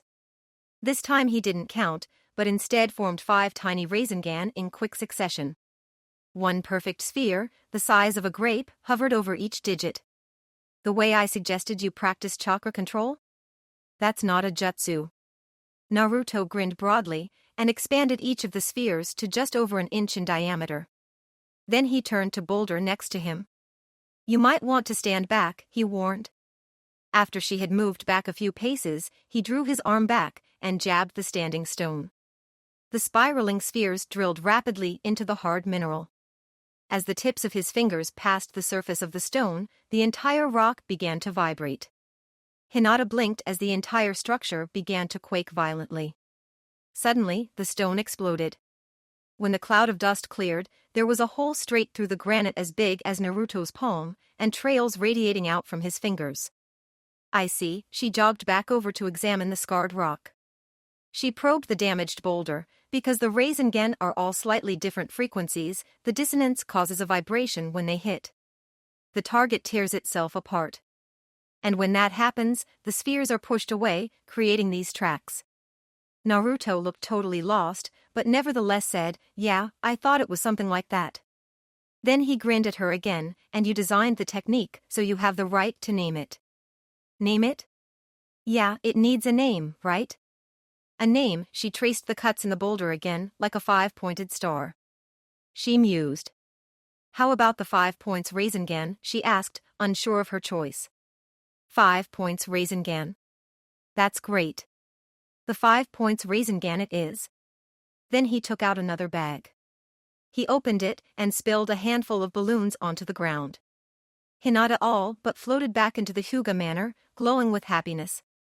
She had had a perfect afternoon, capping it off by keeping a balloon from popping for almost 30 seconds. When she met her father at an intersection of the halls, he was forced to smile by her obvious joy.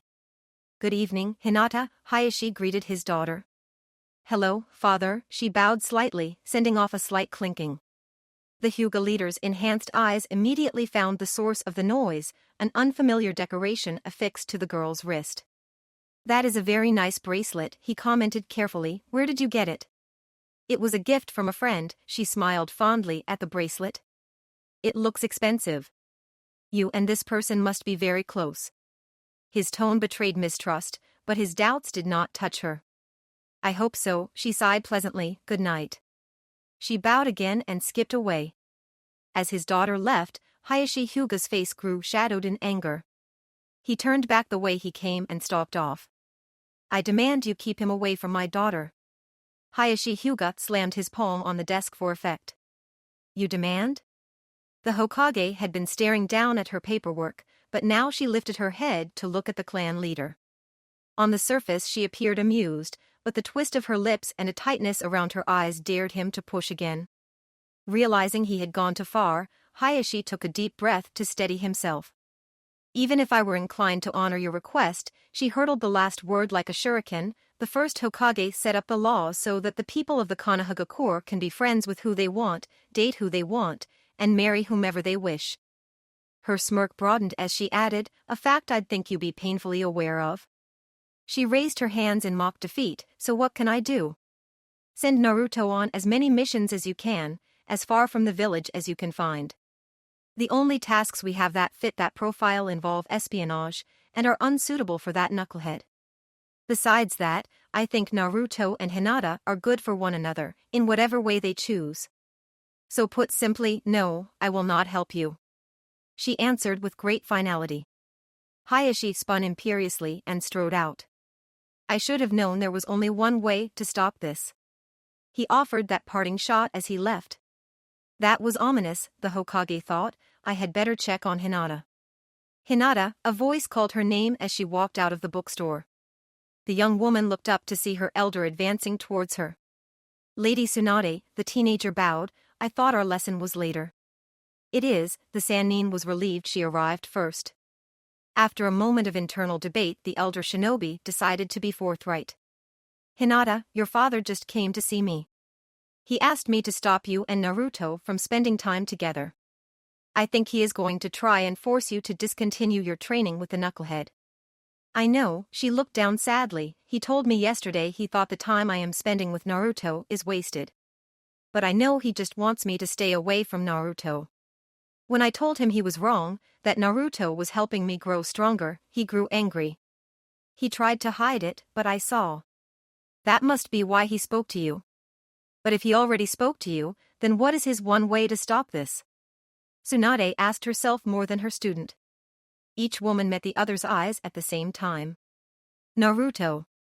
"Welcome, Naruto." Hayashi forced a smile as Uzumaki entered the Hyuga clan's dojo. "That will be all, Hanabi." He dismissed his daughter, who had brought the guest to him. "Thank you for coming." He nodded in mock gratitude. "I need to speak to you about Hinata." Naruto remained silent. That was the only reason he could have thought the Hyuga clan leader would want to speak with him. "I hate to say this," Hayashi affected remorse, "but I don't think her time with you is benefiting my daughter. She needs to spend more time with her teammates, developing her teamwork. And I'm afraid she is too focused on you to be gaining much from your time together. You may just be taking advantage of her." "Respectfully, Lord Hyuga," Naruto forced down his pride, and said calmly, "I disagree. When we started training with the Hokage, she told us that Hinata's chakra reserves and stamina were both much higher than the last rating Kurenai gave her. She thinks it's because of our training. And I'm not the best teacher, but I've managed to pass on a few of the skills Jiraiya taught me. I didn't want to ask this, switching tracks, the Lord pretended to be regretful, but don't you think you are taking advantage of Hinata, at least a little bit? We both know how she thinks she feels about you. You could be leading her on, without intending to. The young genin's anger flared, but he did not let it show. Hinata was the one who initiated our training, his tone bordered on a lecture. I have told her I don't know where this is going. It might just be friendship. We both agreed to respect the other's feeling and decisions. If anything, I hoped that spending more time with me would give her a more realistic view of me. Naruto took a step back and half turned away, saying, I have an appointment, I should be going. We're not done, boy, Hayashi growled, the veil of civility dropped. He activated his Byakugan and cut off Naruto's escape. The ninja teen stopped moving to avoid colliding with his host, and the Hyuga leader's glowing fingers began dancing. 8 trigrams 64 palms, he proclaimed. His chakra network partially sealed, Naruto's shoulders dropped as he struggled to stay on his feet. He looked at his friend's father with surprise and anger. Don't glare at me, Hayashi snapped. I won't have my daughter involved with a worthless, no-account, thieving shinobi like you. Thieving? Naruto seemed most insulted by the last accusation. I know you stole that bracelet. Right, I had it specially engraved and then stole it to give to someone I care about. Because that doesn't make an already unique item any easier to identify, though in the weaker position, Naruto's voice dripped with sarcasm. There's no way you could afford that on a genin's salary. Hayashi sounded less sure of himself. Not that it's your business, the demon-bonded warrior explained, but as an orphan I get my mother's pension until I turn 16, and I've saved a lot of my money. And either way, I bought it with my royalties. Seeing his opponent/host's confusion, he added, from helping I mean Master Jiraiya with his books. Abandoning that attack, the Byakugan wielder tried a different assault. Everyone in this village knows what you really are. Most distrust and despise you, he said in a dark, insidious tone, and they will never accept you. Do you want to drag Hinata down like that? To make her experience that rejection? No, she's had enough rejection, the teen sounded regretful, and the girl's father flinched, but since the Chunin exam and Orochimaru's assault 3 years ago, it seems like most of the people of the Konoha now accept me for who I am. You have lost control before, in desperation, Hayashi's voice grew harsh, you can't say you won't lose it again. Next time, you could hurt Hinata. Only one of us has a history of hurting Hinata. Naruto finally gave in to his legendary temper, and it ain't me. How dare you? Excuse me? I'm not the one who told a 7-year-old girl she was responsible for her mother's death because she couldn't stop a Jonin-level ninja. And then, after she worked so hard to gain your acceptance, you turned your back on her on the day she became a genin, he scowled, and now you're doing it again. You said how she thinks she feels, like her emotions are fake or unimportant. The angry father paused and looked away from his target. Naruto brought his hands together. He no longer faked being weakened by the effects of the Hyuga's secret technique. Chakra pulse, he stated.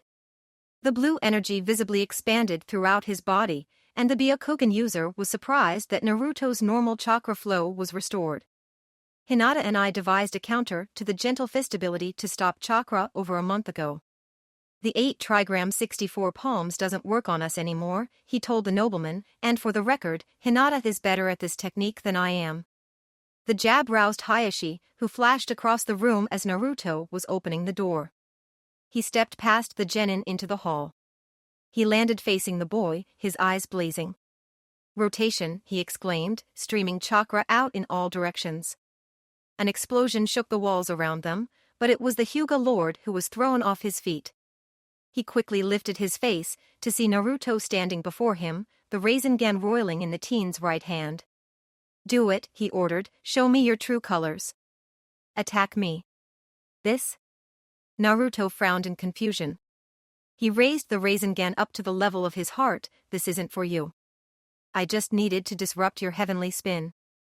Naruto released the jutsu as he nodded to indicate something just behind to the fallen adult. So you wouldn't hit Hanabi, he explained.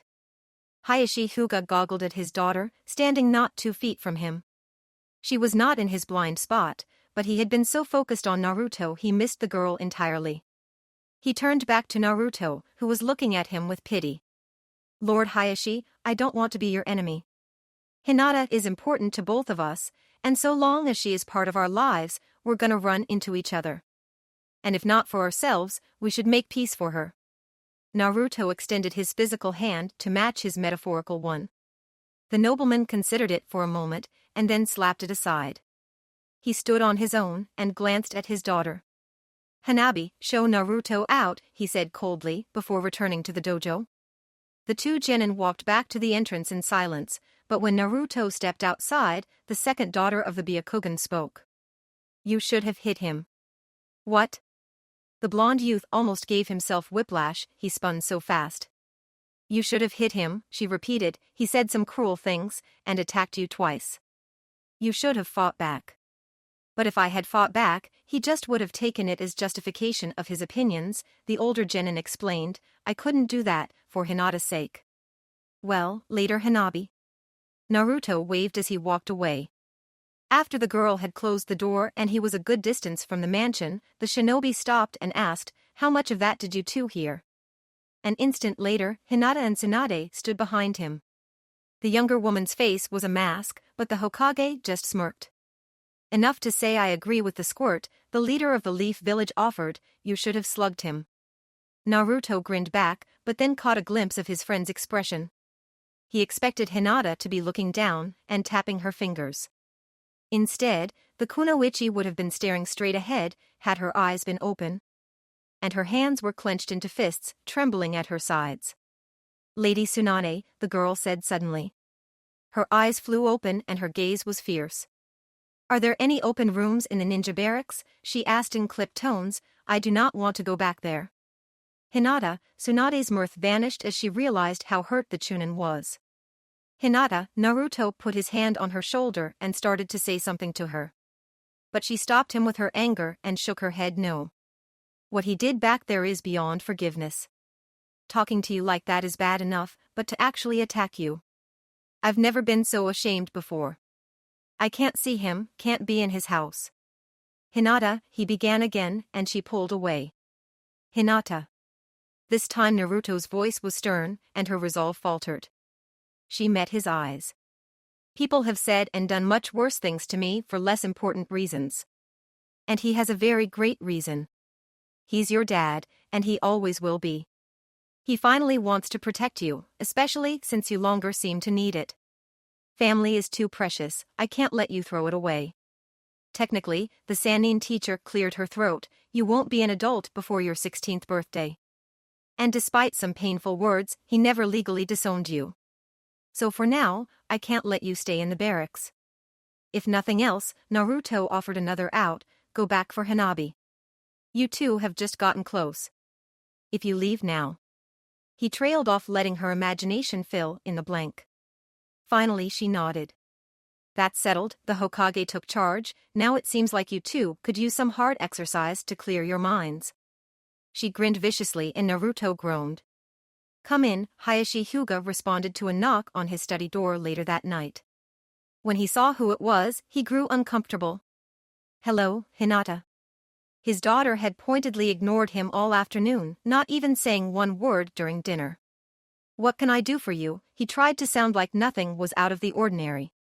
Lord Hayashi, she addressed him formally, and his facade slipped, your actions today were shameful. To go to the Hokage with a personal matter, and attack a fellow ninja. You are fortunate Naruto is not holding you accountable for the assault. Inside, he collapsed. She knew everything, and he could not refute it. Please do not disgrace our family in this manner again. When he did not respond, she turned to leave. Halfway out the door, she looked back at him. Do not make me choose between you and Naruto, she advised, even more coldly, you will not like the results. She closed the door hard and took a deep breath. Naruto wants me to stand up for myself, she thought, but that also means I have to defy him sometimes, doesn't it? Grandma Tsunade. Naruto was vaguely aware the Hokage's normal aides were not there to stop him as he burst through the door to her office. In his left hand he held a number of sheets of paper. "Ah, good," the Sannin said, then she triggered her radio and announced, "Naruto is here, cancel the search." The blonde genin's eyes narrowed at that, and he suddenly realized he was not the only one in Tsunade's office. "Hinata, Sakura, Bushibrow," he greeted his friends, "are you here because of this too?" He waved the flyers towards them. He was surprised by their grim faces. "We have all seen it." The Hokage lifted a pristine flyer and began reading, "Dojutsu Tournament. Come to Foothill Town and determine who commands the strongest eyes. Winner will gain the title of strongest Dojutsu and a cash prize. Entry fee waived for the bearers of any of the legendary Kekkei Jinkai Dojutsu." She put down the leaflet and looked at Naruto knowingly. "You want to go because you expect Sasuke to be there," she informed him. "Of course." "Can you give me one reason why?" she challenged him, but the genin grinned as though he were expecting this. "I can give you two. Sasuke has always been obsessed with proving he is the strongest, especially when challenged. A tournament to fight against the strongest users of Dojutsu will be an irresistible draw. And second, he will be hoping Itachi will be there. He knows I will want to come to the tournament to find him, and so his brother will show up to find me. So you want to go because Sasuke will be there, because Itachi will be there, because you will be there?" Sakura shook her head. "That's circular logic, Naruto." "Huh?" "She means since there is neither beginning nor end, the argument holds no weight," Lee explained. "It was good reasoning, for you anyway." The Hokage slapped him with a backhanded compliment, "but it is too dangerous. I am sending a pair of jonin to watch this tournament. However, I do have another, related task for you," she interrupted when he started to protest. "Is that why the rest of you are here?" Naruto looked around at his peers. Sakura nodded, while Hinata fidgeted. "What's up?" He looked back at their leader. Neji, Lee's statement was almost a growl. Yeah, he'd want to be in this almost as much as Sasuke. The fox-faced ninja noted, "So he already left," Hinata whispered. "Without permission," Tsunade said, "that's why you four are going to bring him back." "Why us?" "You, Hinata, and Lee have the best chance of reasoning with Neji. Sakura will be your medical nin, but she will also be in charge." "We should get going then." Naruto started to move, but the Sannin stopped him. "Naruto," she caught his eye, and stared at him intently, "you are going to bring back Neji. You are not to go to Foothill Town, unless Neji is already there. You are not to get involved with this tournament, or fight unless you absolutely have to defend yourself. Do I make myself clear?" "Sure, Grandma Tsunade." Naruto grinned sheepishly. Lee and Hinata smiled slightly at him, and Sakura just shook her head. "We should go," Sakura re-emphasized, "we can't let Neji get further ahead." The four teens ran out the building and to the edge of the village before Sakura stopped. Hinata and Lee pulled up easily, but Naruto skidded to a halt after he noticed they were no longer moving. "What's up?" he asked as he added himself to the huddle. "I thought we were in a hurry." "We are," the appointed leader said, taking out a map, "so we can't just go running in the direction of Foothill Town. There are 2 roads and 5 common shortcuts through the woods or hills." "That is true, Sakura," Lee complimented her. "Okay, then how do we track him?" the blonde man asked. I may have a way," Hinata offered nervously.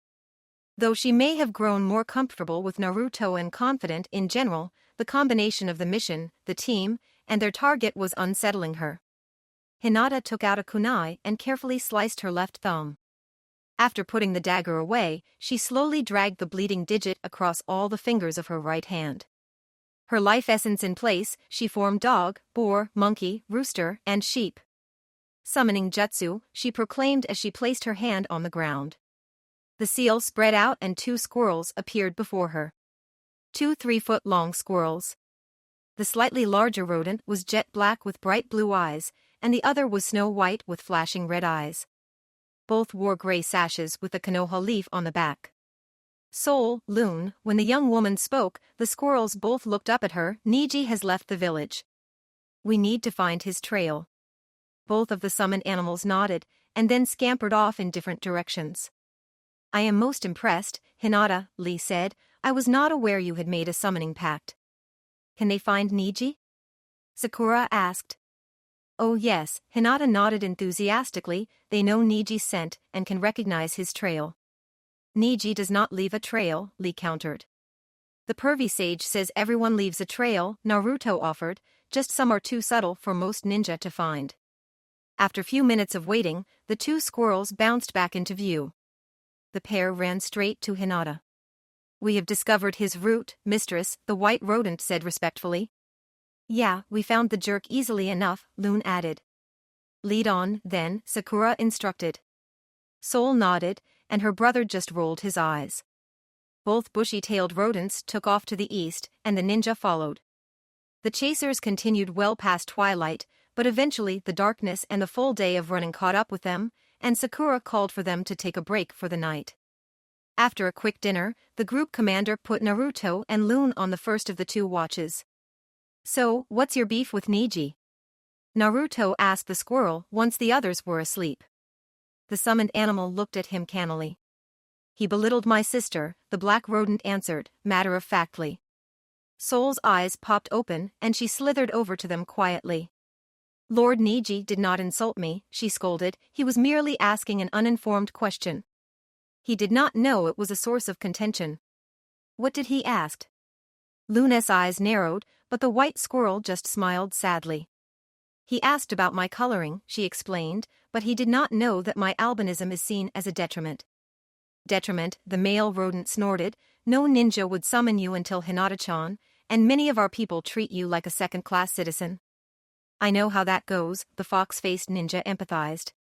So we've heard, and heard, and heard, the black squirrel said. Loon, Soul snapped, do not badmouth Lady Hinata. I'm not. She just talks about Naruto. A lot. Naruto blushed and rubbed the back of his head. Well, I should rest, the pale rodent noted, wandering back over to curl up next to Hinata. The blonde genin's eyes fell on the young woman, and he felt a warmth in his heart for the generous shinobi. And the Hyuga teen's dark-furred ally watched him, with a pleased smirk. The night passed without incident, as did the next day. The group moved as fast as they could, but they also understood Niji was faster than any of them, excepting Lee, and that an individual can generally move faster than a group. They had the advantage being the chasers, but it did not appear that would be enough. At the end of the second day, the forest began to thin, and the outlines of buildings became visible. The trackers slowed, to avoid detection. When they reached the outskirts of the town, Naruto expressed shock. Man, this place is a dump, Naruto whispered loudly, observing the broken down and abandoned homes. Why would someone hold a tournament here? To try to bring the money back, Hinata answered the rhetorical question. Huh, the oblivious ninja grunted. This used to be a big resort town, Sakura told him. My parents and I came here once when I was 5. It had incredible hot springs and a gorgeous underground lake. It was very nice vacation. What happened to it? Lee prompted. There was an earthquake in the area 7 years ago. After that, the hot springs and the lake dried out. Without the draws, people stopped visiting. So they hold a tournament to attract tourists again? Naruto nodded, his eyes all but closed. I guess that makes sense.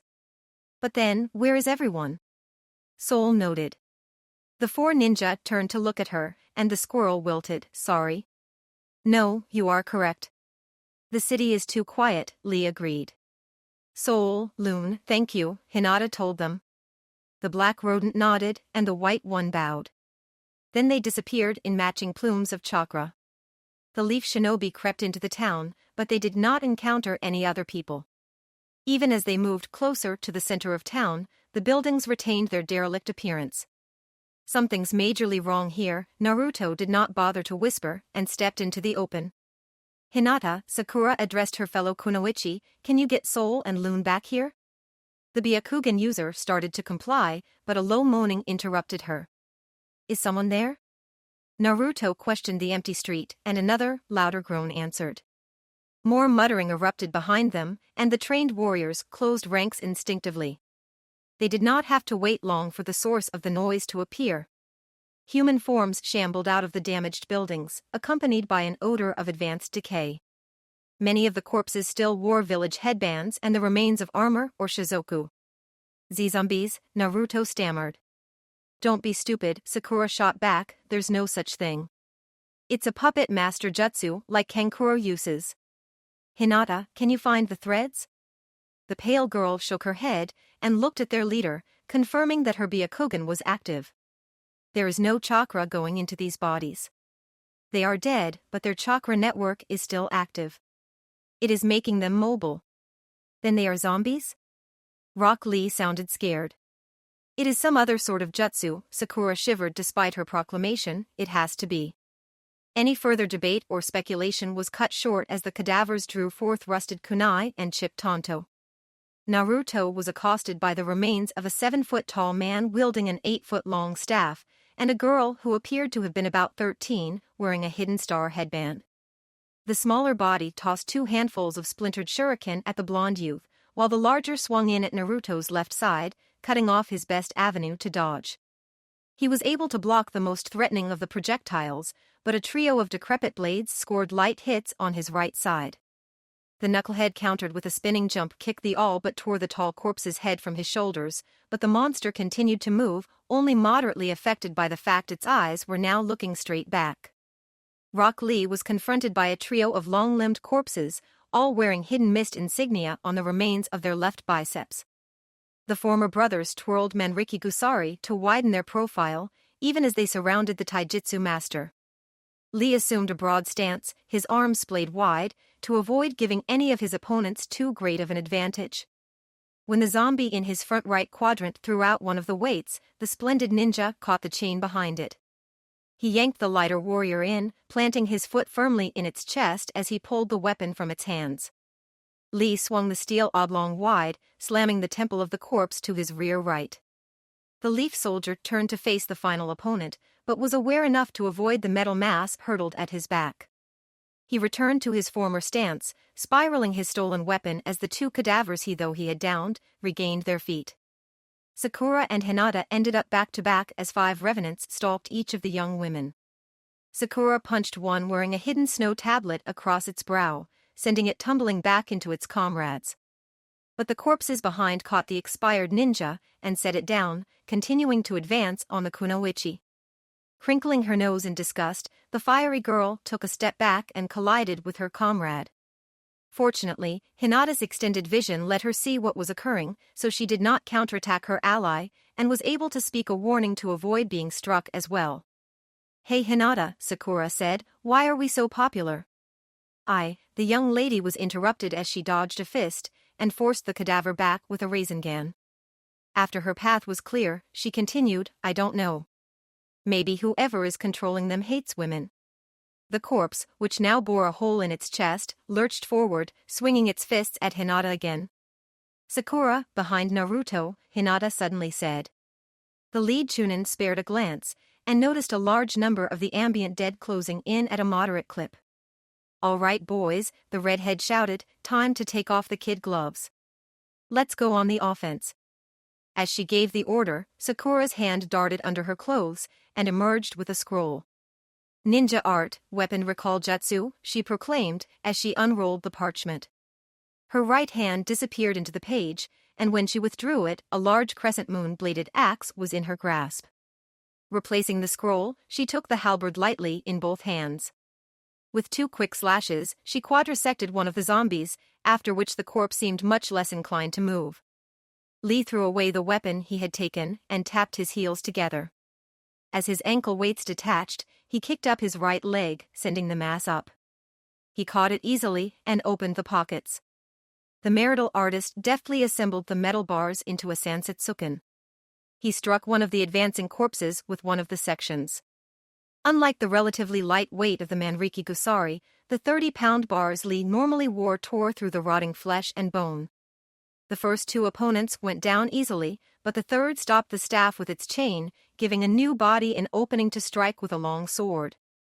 But Lee was able to turn back the third section of his staff and shatter the damaged blade before it could cut him. Multi-shadow clone jutsu, 1 Naruto became 12, who then split into 6 pairs.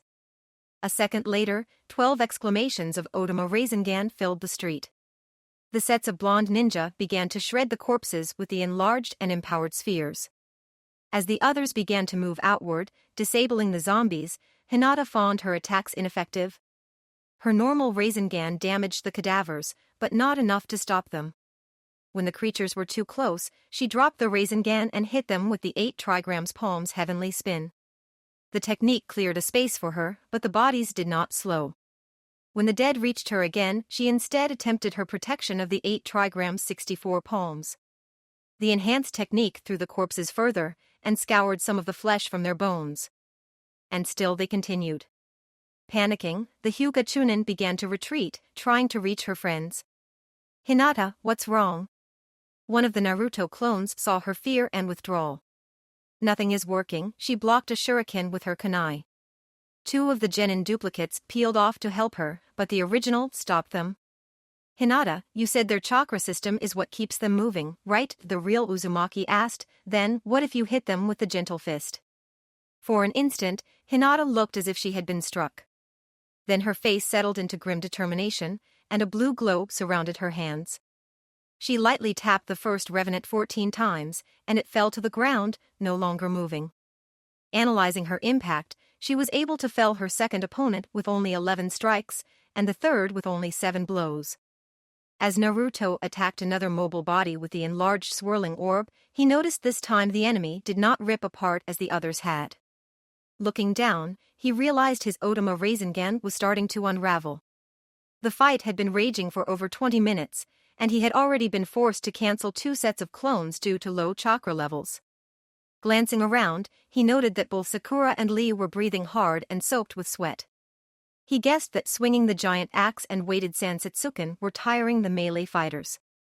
Out of the 4 of them, Hinata seemed to be in the best shape and had disabled the most zombies. But he also had a decent understanding of his partner's limits and knew she could not hold out forever. Despite all appearances, the Leaf Ninja were losing the battle. None of the 4 had suffered more than minor cuts and bruises. And there were dozens of formerly animated corpses littering the street. But for every body down, at least 3 still stood, and the living ninja were only mortal. After another 5 minutes, almost all of the ground they had gained was lost. Only Naruto and 1 copy remained, while Sakura and Lee were both forced to carefully watch their blows to avoid their allies.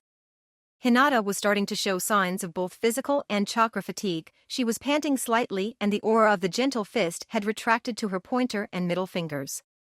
"I don't know how much longer I can keep this up." The red-headed Kunoichi took a second to rest her crescent blade on the ground while she waited for the next 2 opponents to shuffle into range.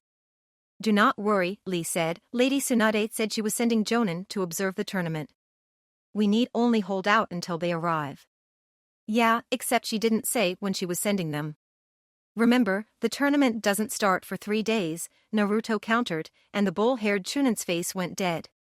"It may be time to think about escaping," Hinata said what they were all thinking. "Tuleti," hollow voices around them rasped, "Totulati." "All right," Naruto said, "I'm gonna prove these corpses wrong. I'll use the futon, Raisin Shuriken to cut a path for you guys to escape. What about you?" Hinata looked more frightened than ever and a touch mutinous. "I'll be fine," he addressed Sakura then, and said, "You know what I can do, if I have to." Sakura nodded gravely, and Hinata felt a twinge of jealousy. "You might be sacrificing yourself prematurely," Lee pointed at shapes moving quickly through the treetops. The shadows lighted on the apex of one of the buildings and resolved into Niji, Hinata exclaimed, looking up at her cousin. "Sasuke," Sakura whispered, staring at him in confusion. Niji Hyuga and Sasuke Uchiha surveyed the situation calmly. Naruto did not remain calm. "Are you two just gonna stand there looking cool? Or are you gonna help us?" he shouted. But more than his normal annoyance with the 2 aloof ninja was worry and confusion. Without a word of response, they dove into the mob, sending cadavers flying. The 2 master ninja cut a rapid path through the zombies to reach their lower-ranked counterparts. But as Sasuke passed Sakura, he slammed the hilt of his sword into the back of her head. She crumpled to the ground, unconscious. "Lee," Hinata shouted. Niji had buried his knee in Lee's gut, and as the Chunin doubled over, slammed his chakra-charged fists down on Lee's back. Why? She asked her cousin, but instead of answering, he stepped towards her. He brought his hands up, but Hinata recognized the gesture and countered the heavenly spin with a Rasengan. The Hyuga Jonin did not react, rather stepped past her. He attempted to strike her from behind, but she dropped into a splits, and then placed her hands on the ground and swung her feet into his chest. She pushed him back, but he caught one of her legs and tossed her to the ground. Off balance, she was unable to escape as he pulled her up and put pressure on her neck. She struggled to break free, but he was stronger and she was exhausted from her previous struggles. After 20 seconds, the kunoichi went limp, and after another 10 count, Niji released her. As she dropped to the dirt, he turned to the last conflict. Naruto was expecting treachery from his former teammate, but was nevertheless upset when Sasuke knocked out Sakura. However, he was surprised when Niji assaulted Lee. Before Sakura hit the ground, Sasuke was aiming his Chikuto at Naruto's stomach. But the last shadow clone intercepted the attack and disappeared in a puff of smoke. Taking advantage of the cover, Naruto charged forward. Passing through the mist that had been his duplicate, he knocked the traitor's sword aside and stabbed his kunai into Uchiha's heart. His blade was met by another puff of smoke and the rogue ninja was substituted for one of the zombies. The corpse grabbed Naruto's wrist. He was able to free himself, but was forced to leave the dagger behind. Sasuke's weapon had remained with the substitution, so when Naruto turned to meet him, they were both unarmed. Naruto fired his fist at Sasuke's face, but the red-eyed ninja avoided with a simple shift of his head. After that, the fight began in earnest. Naruto was surprised that he was holding his own against Sasuke. Not that he thought he was weaker than his rival, just that he was already tired. Instead, Sasuke's movements were off, enough to give Naruto an edge. He was shocked when Sasuke stepped back to avoid a kick and nearly stumbled over one of the cadavers Sakura had dismembered. He was about to KO the Uchiha when his hearing and smell caused him to pitch sideways, instants before Niji would have landed an axe kick on his head. Sasuke took advantage of the distraction and his position to sweep Naruto's legs. The blonde ninja tried to escape, but the leaf deserter grabbed his ankles and Niji landed on Naruto's chest. He hammered the side of Naruto's head 3 times, until the genin finally passed out. Without a word, Niji and Sasuke fell into guard positions, as the zombies carried the 4 fallen leaf ninja away. Naruto's first thought as he woke up was that he was sitting in a very comfortable chair. His second thought was that he was chained to a very comfortable chair. Only after that did he start to remember the earlier battle. Naruto's eyes popped open. For a moment he was surprised he wasn't dead. He took in his surroundings, trying to determine what was going to happen. He immediately noticed his 3 friends were also tethered in chairs to his left. They were in a natural cavern, which had been richly outfitted as a dining room. They were seated before a magnificent hardwood table, set with beautiful china dishes and silver flatware. Naruto didn't see anyone else, so he turned his attention to the other leaf ninja. "Sakura," he whispered, trying to nudge the kunoichi next to him. She mumbled but did not awaken. "Naruto," Hinata opened her eyes and leaned past Sakura to look at her male counterpart. "Hinata." Naruto shouted quietly, "Thank goodness. Are you all right?" "Yes," she replied, "Sotto voce, Niji used pressure points to disable me. No lingering damage." "And you?" "He punched me in the face until I passed out. But you know me, I'm a quick healer." Rock Lee groaned, his eyes flickering.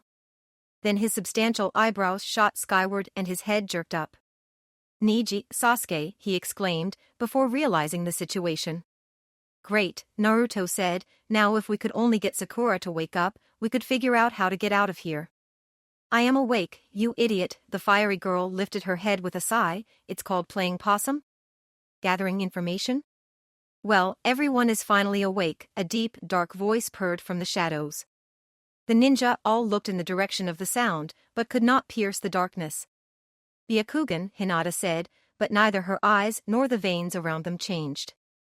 "That won't work," the sibilant voice chuckled. "Those chains were specially created, they disperse and disrupt chakra. None of your jutsu will work while you are bound." "What is it you want with us?" Lee asked carefully.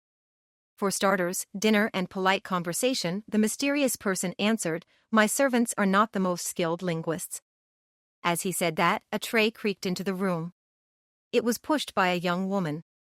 Or rather, the body of a teenage girl. Dressed in a maid's frock, she was in much earlier state of decay than the corpses they had faced earlier. But she was still quite dead. "Stop," the self-proclaimed master of the dead said, "your aroma is growing too advanced, Honora.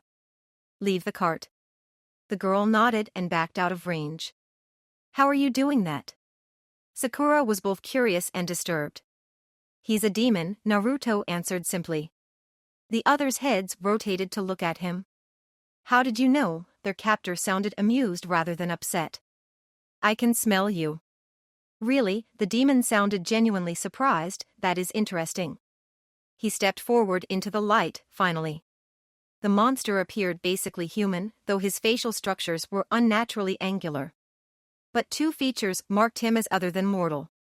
His tapered, elegant fingers numbered only 3, and his ears extended 6 inches before splitting and ending in 2 sharp points.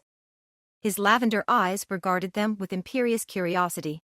"Yes, I am a demon of the Bloodtaster tribe." He waved his hand as if explaining something obvious to a child. "A vampire?" Lee shouted. The demon's face flashed with anger, but then he just looked at the ninja with pity. "Hardly. Vampires a human myth." His face clouded for a second, and he admitted, "though my clan may have inspired the legends. Vampires drain a human's blood to survive. I take a small amount of a person's blood to gain a measure of their chakra, as well as all of their jutsu." "That includes Kekkei Jinkai, doesn't it?" Hinata noted, remembering the flyer. "Indeed," he grinned broadly. His pupils turned white, and the veins around his eyes expanded. The corneas around his pupils were lightly pink, deepening as it spread out to blood red at the outside. And inside each of those corneas, 3 Magatama circled. "Byakugan and Sharingan," Naruto noted bitterly, "you stole those from Neji and Sasuke." "Stole," the devil clicked his tongue, "they still have their powers. And you make it sounded like they got nothing in return. Gentlemen." He grinned sinisterly, and Neji and Sasuke stepped into the light. "No, in return for their power, they get to serve me forever." Naruto growled, and Hinata gasped, but both Sakura and Lee hid their reaction. "Then those bodies," Sakura started. "Call them zombies," the blood drinker offered. "It is simpler, if inaccurate." "Those zombies are the people whose blood you sucked," she more stated than asked. "Exactly." "And us?" Hinata whispered. "Well." The demon grinned broadly. "As I said, dinner and conversation to start. I am hungry, and am in need of knowledge of the state of the world. So I will eat with you, and you will talk to me, while you plot and ponder your escape. Neji, Sasuke, untie their right hands, and then set the table." "You want us to try and escape?" Sakura was suspicious and a touch sarcastic. "It's called ennui. The boredom that comes with immortality. It leads one to take risks in the pursuit of entertainment. Not that there is much risk," he smiled at them condescendingly, "humans can't kill demons. And I doubt any of you have the knowledge necessary to seal me in a rock, or ring, or human. No, if you escape all you could do is go back to your village for help. Why should we play your little game?" Naruto snapped. "It's called manners, Uzumaki-san," the monster lectured. "What separates humans from animals, and high-class demons like myself from lesser creatures like the tailed beasts." Inside Naruto, the Kyuubi growled. "Or if you won't play, I'll just drink you now, and find other ways to amuse myself." He looked Sakura and Hinata up and down suggestively. This time, it was Naruto who growled. Sakura looked disgusted, and Hinata shuddered but did not turn away. "So what will it be?" The monster seemed pleased by their reactions. Naruto's scowl turned into a forced, sickly smile, and he asked, "What's for dinner?" Actually, at this time of day, it would be lunch, the devil grinned. Lunch, as turned out, was a sumptuous affair. Medium-rare bacon-wrapped prime fillets, steamed, garlic-hinted baby red potatoes, a medley of fresh fruits, and grilled sweet corn on the cob. All of the diners were suitably impressed, except for Naruto, who politely remarked that ramen would have been better. The monster courteously asked them about the current political environment, the 5 great nations, the hidden villages. They answered carefully, while trying to draw information from their host. Well, the demon seemed sad as he pushed away a plate with the remains of a 7-layer, for chocolate cake. It appears that dinner is done. All of you attempted to pick the locks with your forks, with varying degrees of success and secrecy. Naruto even tried using his spoon. And Lee has come far closer to destroying that chair than I would like. But you have failed to escape, which means it is time for me to do what comes naturally. He stood and slowly rounded the table. When he reached Rock Lee, the taijutsu expert fired a hard punch at the monster's midsection. But the demon caught his wrist and forced it back to the arm of the chair with inhuman strength. The monster forced Lee's head to the sign. Bending low, the vampire sunk his fangs into the ninja's neck.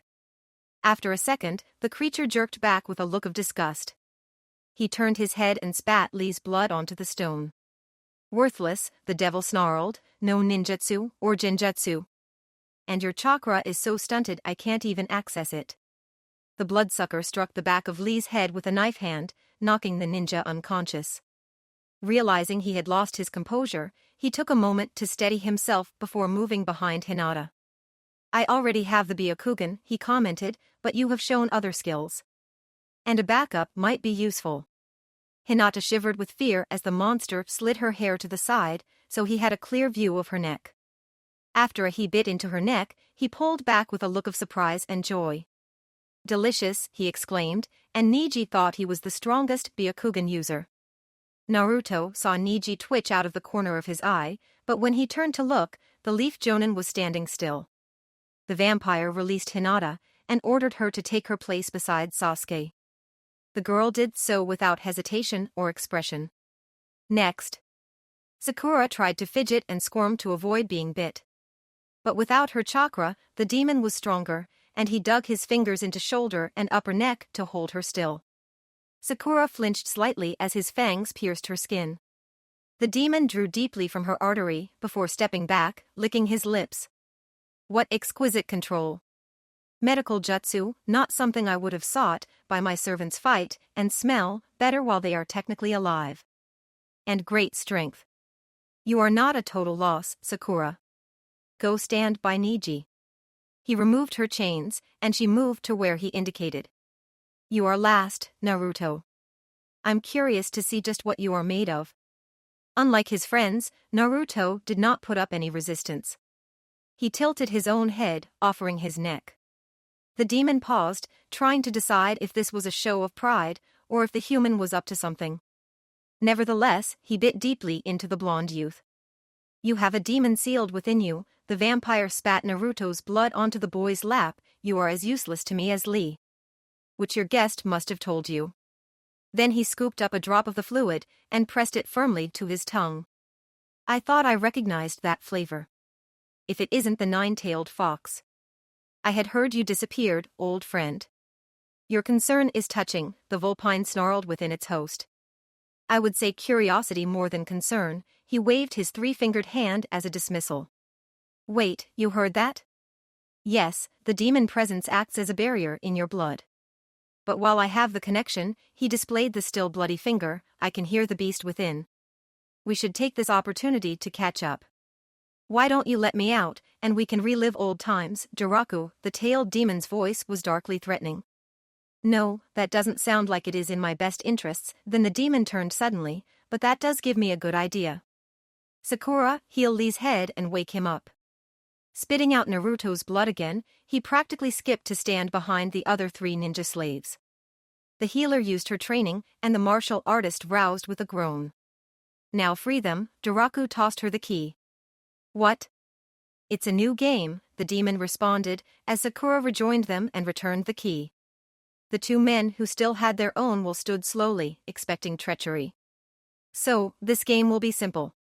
Outside, he indicated the passage to the left, you will find your weapons and equipment. Please don't take Sakura or Hinata's gear, to be fair. In 60 seconds, I will order these 4 to kill the pair of you. I promise none of my other servants will become involved, though I can't say the same for myself. Run, fight, do whatever you want. That's what makes it interesting for me. Your head start begins now. Nodding to each other, the two-leaf ninja ran out of the room. Outside they quickly regained their tools. Run or fight. Lee spoke quickly and quietly. Normally, there's no way I'd back down from a scrap with Neji or Sasuke. But I can't fight Hinata or Sakura like this. I agree, Lee nodded, so we escape and go for help. When they rounded the first corner, the tunnel divided into 3 separate passages. 2 were more or less level, while the third angled downwards. Split up? Naruto asked. 2 on 1 is safer than 4 on 2, and we will have a better chance of finding the way out. We won't get out by going down, Naruto commented. I'll take the right. I disdain the obvious. I will see you outside, Lee nodded again as he ran off down the middle passage. Go, the blood demon instructed, kill Naruto Uzumaki and Rock Lee. Hinata and Neji, use your Byakugan so that I may observe. The brainwashed ninja complied silently. When they reached the fork, all 4 took the left branch. Wait, he spoke his command even though they were all out of earshot. The quartet froze. As interesting as it is, you can't all go after Naruto. Hinata and Sasuke go after Naruto. Neji and Sakura, you will have to content yourselves hunting Lee. The group separated as instructed. Jiraku concentrated, splitting Hinata's carry name jutsu to his right eye, and Neji's to his left. Lee had left behind all but 4 of his weights, keeping only the set that he could combine into a quarterstaff. Even before the quick exchange with Naruto, he knew that the best chance, their only chance, was to go for help. Right, left, right, middle, Lee kept track of his path as he raced through the cave. At each junction, he chose whichever path had the greatest downward grade. Despite the common perception that caves were below the ground, he decided that it was possible they could have been taken up into the nearby mountains. Lee noted that the tunnels varied between both natural caves and human-reinforced mines. Along the way, he paused once to examine the ribbons of glowing crystal that gently lit the caverns. The martial artist broke off a piece of the stone, but it lost its shine in his hand. Realizing he wasn't going to learn anything, he continued. He turned a corner and skidded to a stop just before the dead end. I must have taken a wrong path, he said to himself. It is times like this I wish I could use some manner of jutsu to find my way. Oh man, Naruto grabbed his head in frustration. I should have paid more attention when the pervy sage was teaching me that maze-solving jutsu. Having reached a third junction, the blonde teen stopped, staring down each of the 4 paths.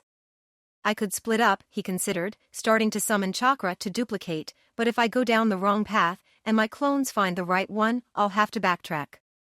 He suddenly perked up. I could send out clones and stay here. No, then Hinata and the others could catch up to me. He closed his eyes tight, rubbing his hair. Darn it, I'm wasting time. And I should probably save my chakra. Nodding to himself, he took the rightmost path again. Lee slid to a stop as he turned the next corner and almost ran into Naruto. Naruto, he panted slightly. Obviously this was not the right way. I will try another path. When the normally rambunctious genin said nothing, Lee's instincts turned him back just in time to let him block the kunai aimed at his neck. The weight he had strapped to his left arm stopped the dagger cold. Lee put his hand to Naruto's chest, and the younger ninja was launched back. What are you doing? The martial artist asked. Are you under that monster's power also? But Naruto seemed fine before, Lee thought to himself. Considering that idea, Lee launched into a quick series of punches and kicks against the blonde shinobi. He observed carefully how the genin blocked and dodged, and after a half-minute he knew. You might as well show yourself, Neji, he told his opponent. I know it is you. He heard a shuffle, and managed to avoid Sakura's attack, even as Neji released the transformation jutsu. Lee stepped back so they could not surround him. He released the 4 weights and quickly assembled his weighted staff. He caught Sakura's foot on his weapon as he tried to find a way to fight back without hurting his friends. Sasuke and Hinata froze when they reached the fork. Footprints lead down each of the 3 tunnels. Well, the demon's voice echoed in their heads. Which way did the real Naruto go? The 2 slaves just stood, not moving, not blinking. Answer, Jiraku sounded exasperated. No way to tell. Sasuke's voice was flat. Naruto is too random. Then Hinata moved, but not to one of the tunnels. She palmed a trio of shuriken and flung them at the wall. Part of the stone swept outwards, and Naruto knocked the throwing stars away with his chameleon tarp. I should have known I couldn't fool the Byakugan, Naruto grunted. He plucked two of the blades from the cloth and hurled them at Sasuke. The last Uchiha quickly signed and spit out a stream of fire. Without the final, vocal seal, the fireball jutsu was not at full power, but was still enough to blow away the shuriken and send a mass of flames at Naruto. The blonde shinobi countered by summoning a Rasengan, deflecting the attack away from both himself and Hinata. And in return for his kindness, Hinata charged him. He recognized her stance of the 8 trigrams Holy Cyclone, the improved version of the heavenly spin that she had devised during their training. The Holy Cyclone could neutralize the Rasengan almost every time, and in many cases, survive the encounter. It was also larger and more damaging than the heavenly spin. But Naruto had a theory he had yet to test. Rasengan, he exclaimed, creating a second sphere in left fist. As the deep purple energy dome sprang forth from Hinata, he thrust both of his spiraling spheres forward. Though the phrase harmonic dissonance may have been way over Naruto's head, he understood the principle at a very basic level. The two globes both shuddered when they struck Hinata's barrier, but ultimately won out. The Holy Cyclone tore apart like paper, and the unsuspecting blood slave was knocked to her knees. Naruto did not press his advantage, instead keeping one Rasengan trained on each opponent. "Hinata, please stop," Naruto begged, "I don't want to fight you." Sasuke aimed a punch at Naruto's head, but Naruto swung up his left hand and the twice traitor had to hold his attack to avoid losing his hand. "Hinata, I know you are stronger than this. You don't want to hurt me," he pleaded with her. In the middle of lifting her leg for a kick, she paused and replaced her foot. A look of confusion flitted across her face. Then her visage emptied again, and she crafted her own Rasengan to counter his. She's still in there, Naruto thought, just like how Neji reacted when Daraku said Hinata is stronger. "You know that won't work," he told her gently. "My Rasengan is still stronger than yours, and you are still limited to one at a time. I think you are trying not to hurt me." He reinforced the sphere in his right hand, and brushed his Rasengan to hers, destroying it. Sasuke jabbed with the Chidori, but like the previous night, his movements were off.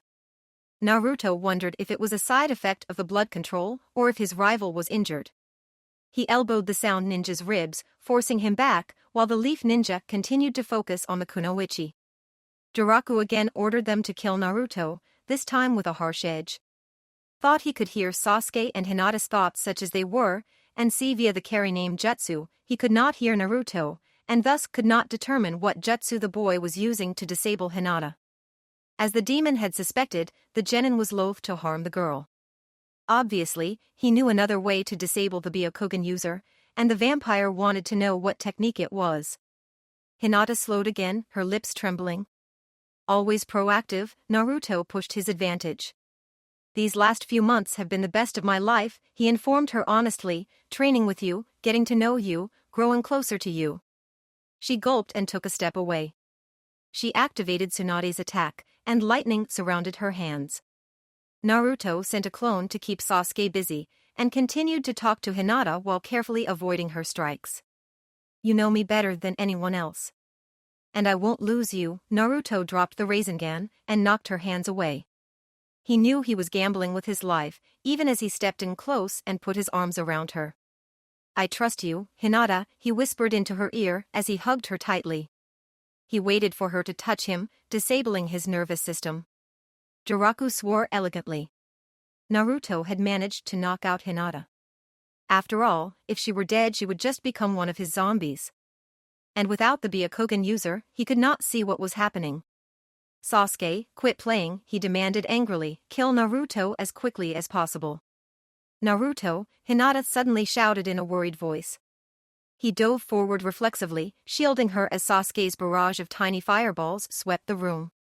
He was struck, receiving a number of moderate burns on his back, but the tough young man ignored the pain as he leaped again, carrying Hinata free from the barrage. "I knew you could do it," he told her as he turned to face Sasuke again. Despite his injuries, Naruto was grinning from ear to ear. Naruto, what happened? The last thing I remember, that fiend was biting my neck. You and Sasuke were trying to kill me. But you managed to break free with a little coaxing. Which reminds me. He grabbed his radio, even as he dodged another attack from the still enslaved Sasuke. He flicked the frequency dial while Hinata stepped forward to knock aside two thrown kunai. Lee, he called their other ally. I am rather busy, Naruto, Lee grunted. Perfect, Naruto enthused. I got Hinata back, with a little emotional prodding. Really, Rock Lee grinned as he circled away from Neji and Sakura. Thank you for the tip. Lee cracked his quarterstaff gently against Sakura's extended wrist and started talking. I am surprised and a little disappointed, he told her. Is this the same Sakura that defeated Ino's mind transfer jutsu? The girl who tried to jump in between the Rasengan and the Chidori? Sakura tried to grab his weapon, but he rotated it away, knowing with her enhanced strength she could take it away if he gave her the slightest chance. Neji brushed past her and struck quickly with his gentle fist. Lee avoided the strike, blocked the next two with his staff, and dodged the fourth. But the Jonin's fifth attack landed, tearing Lee's left bicep. The martial artist nearing dropped his weapon, but gritted his teeth against the pain to retain his grip. Lee jabbed Neji in the solar plexus, pushing him back and knocking the breath out of him. What happened to being useful to your team, he prodded. How will you be of any use if you are a slave of our enemy? Her next blow was more awkward than her previous strikes, and Lee knew Naruto was correct. Again, the vampire growled. Now Lee was constantly talking, and Sakura was faltering. But Lee had no ninjutsu or genjutsu, so he was not using a power against the kunoichi. Could he really be disrupting her just by speaking? That should not be possible, his control was absolute. Or are you thinking that this is your chance to be close to Sasuke? Lee swept Neji's legs as he jabbed at Sakura's emotions, because it isn't. Sasuke won't even know you are there. And you saw how that perverted monster looked at you. Sasuke won't be the one you will be close to. The girl shuddered and froze. And what about Naruto? The one who did not betray you, your team, or our village, and who never tried to kill you. Are you just going to abandon him, or worse try to kill him? No, the girl dropped to her knees, clutching her head. One last push, the taijutsu master thought. Well, then I guess Ino wins. What? Sakura was on her feet, livid. No way I'm losing to Ino Pai. Huh, she stopped, confused. Lee, what's going on? Neji surged forward and knocked the staff from Lee's hands. He grabbed Lee's vest and turned the bushy-browed Chunin over his shoulder, throwing Lee into the wall. But Lee was able to twist around in the air, placing his feet against the wall.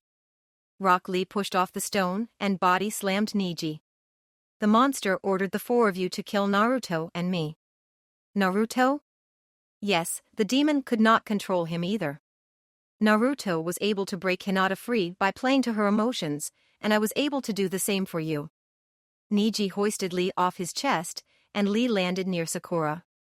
I hope we can do the same for Neji and Sasuke. Inconceivable. Jiraku exclaimed.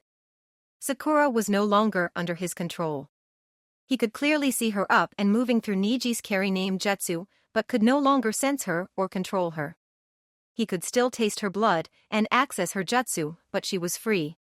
The same might be true for Hinata. This should not be possible. There were only two ways to remove a human from a bloodtaster's control. Maybe he had not taken enough blood. Or Naruto or Lee's blood might have interfered. Sasuke, Neji, kill your target and bring back Sakura and Hinata. He considered stopping his remaining servants, but decided to let it continue for now. He had to learn why this was happening. It's not working. Naruto slid back after blocking Sasuke's kick. He had been plying Sasuke with supplications of teamwork and friendship. But the rogue ninja had never shown even the slightest sign of emotion. Naruto, Lee's voice came over the radio. I woke up Sakura. She woke up when I suggested she had lost out to Ino. That's it. Thanks, Lee. You are welcome, the martial artist sounded confused. What is it, Naruto? Hinata asked. Sasuke isn't really a human. He's just a human-shaped jackass. You take that back, Naruto. Sakura's voice emerged from the communicator. He ignored her. Of course, appealing to his better nature won't work, Naruto continued. He doesn't understand kindness or loyalty. We gotta make him mad. All right, save your batteries. Sakura resumed her role as leader, but keep in contact if anything happens. So, are we going to try to wake Niji up? Sakura asked, trying to sweep the Jonin's legs. Niji leapt over her foot, aiming his own kick at her head.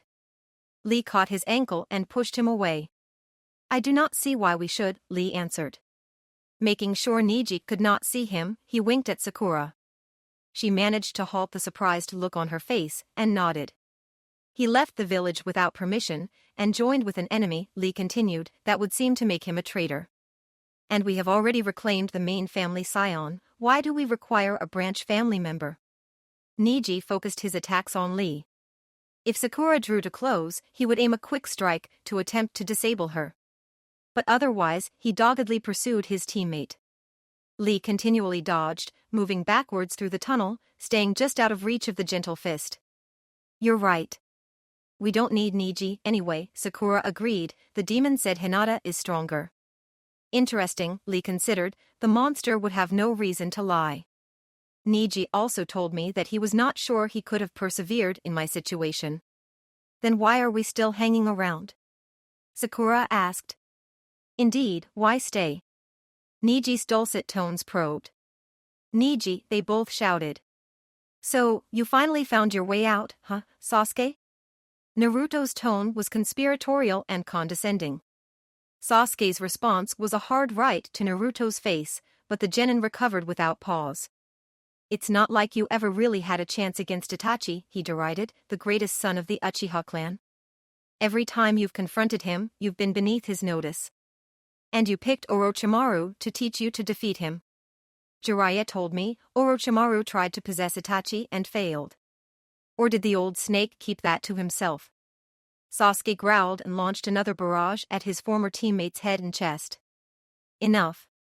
Sasuke, come back now. The vampire decided he was not going to lose his last and strongest slave. I think it is time for me to become involved, Doraku said to himself. Niji, are you okay? Sakura observed him with a physician's eye. I'm fine. What do you remember? Lee prompted. When I arrived in this town for the tournament, I realized something was wrong. As I started to investigate, Sasuke Uchiha suddenly attacked me. But he was off. There is no other word for it. He did not speak even to invoke his jutsu. And his movements were awkward. In the battle I broke, or at least cracked, his right tibia. After that, Sasuke retreated and a number of puppet corpses attacked me. Just call them zombies, Sakura suggested, it's easier. They were not strong, but they were resilient and numerous. We observed that as well, Lee nodded in agreement. When it became obvious I was to be captured, not killed, I pretended to be knocked unconscious to try and learn what was going on here. Would you mind teaching that concept to Naruto? Sakura asked, drawing a slight grin from the normally taciturn Jonin. I watched carefully as they carried me through these caves for any hint of what awaited. After a short walk, they placed me in a chair in a lavish dining room. The blood demon questioned Sasuke, who told the monster of me in short, clipped sentences. When he had learned what wanted, he bit me. After that, I woke up to find myself being insulted by my comrades. I apologize, Lee looked contrite. It was necessary to generate an emotional response to free you from the demon's control. Wait, Sakura stepped closer. If you were awake while they brought you to that dining room, does that mean you remember the way out? Of course, Niji smirked superiorly. Great, she grabbed Lee's radio and triggered it. Naruto, we woke Niji. He knows the way out. Once you and Hinata wake up Sasuke, or knock him out, meet us back at the dining room. There was no answer over the radio. Naruto? Are you hearing this? When nothing but static came through, she looked back at the older ninja. We better get back. I shouldn't be surprised, Naruto kept talking. Sasuke's attacks had ceased, he was now trying to escape, but the two-leaf ninja cut him off at every turn. I mean, it took those sound ninja a whole 5 minutes to convince you to betray the village your clan once honorably defended. and now you've found another new master. Suddenly, the defector abandoned an opening by Hinata to spit another stream of fire at Naruto.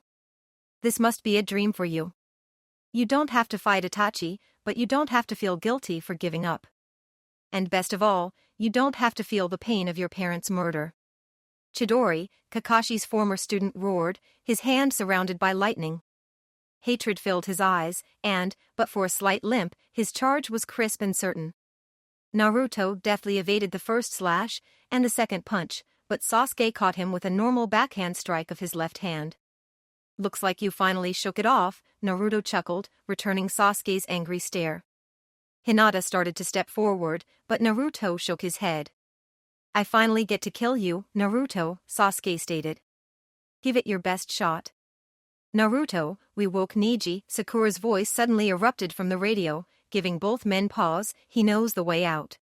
Once you and Hinata wake up Sasuke, or knock him out, meet us back at the dining room. Naruto turned off the radio and continued to glare at Sasuke. So, what's it gonna be? Naruto asked, fight me until that demon shows up, or deny him his prize and escape. I don't know how he caught you before, but you probably would stand a better chance of getting revenge with some allies. Though his visage did not change, Uchiha's stance softened slightly.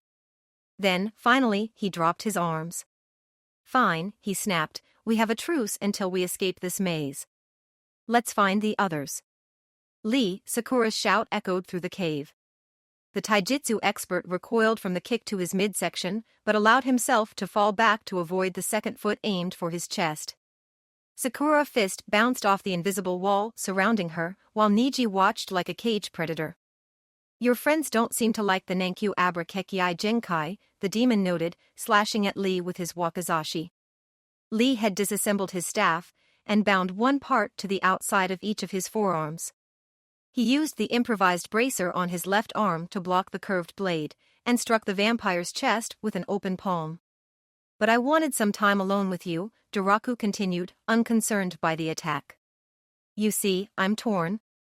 On the one hand, you have cost me 2 powerful servants. And the rank taste of your blood still lingers in my mouth, the monster stabbed again, attempting to trap the leaf chunin against the wall, but then again, this has been interesting. And I have learned a previously unknown weakness of my power. So, should I give you a quick death, or a slow one?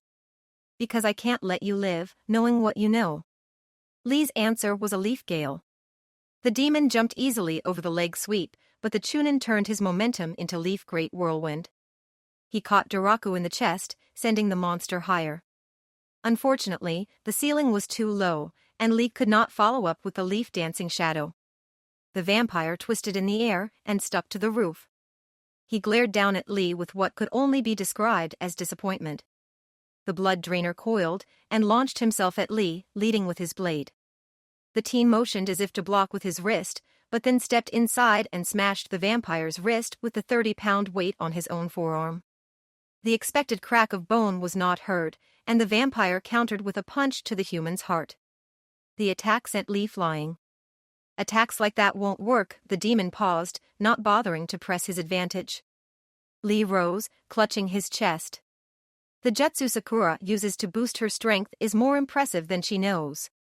I can use it to make my muscles hard as iron. Blunt attacks won't have much effect on me. Jiraku sighed, and looked away from Lee, this is boring. Perhaps with some extra help you might be a challenge.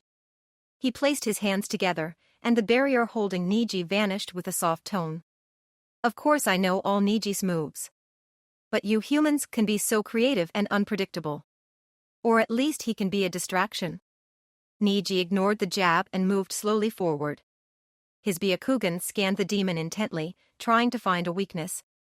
Then he darted forward, aiming for his opponent's right arm with glowing fingers. Good choice, the demon easily dodged. Without my weapon, I could be slightly less dangerous. The vampire's left hand snaked out, and his gentle fist tapped Neji's left temple.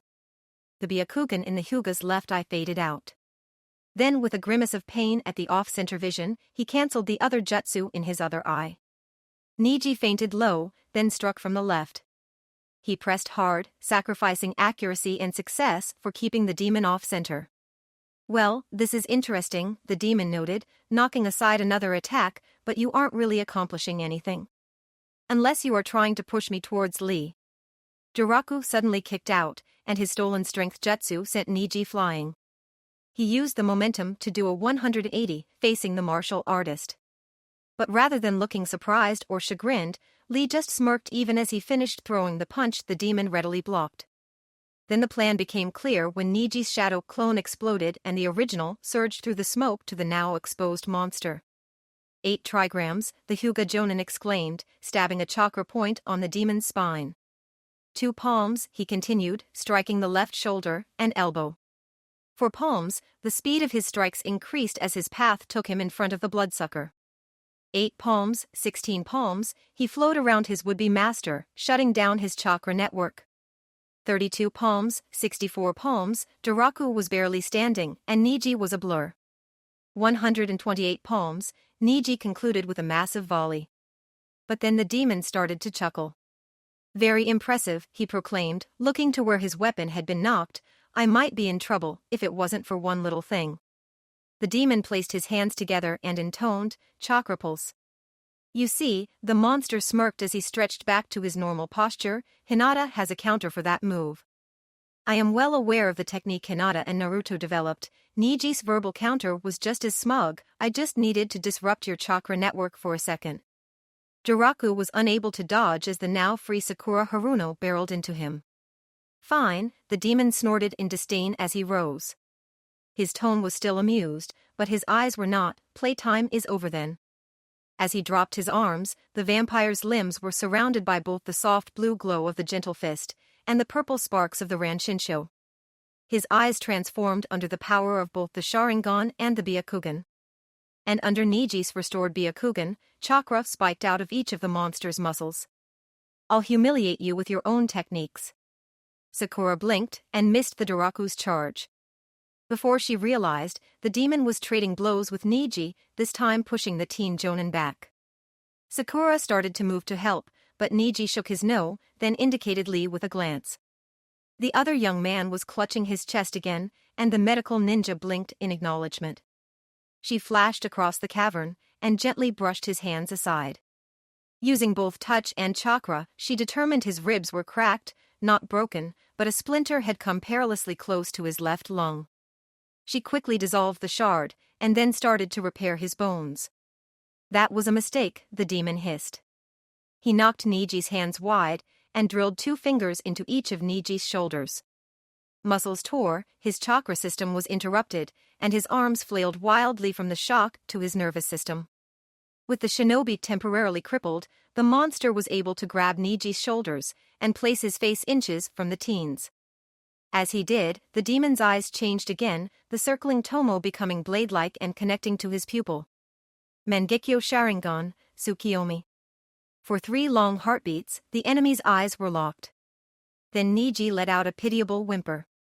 The demon released him, and Hyuga collapsed to the floor, eyes open yet seeing nothing.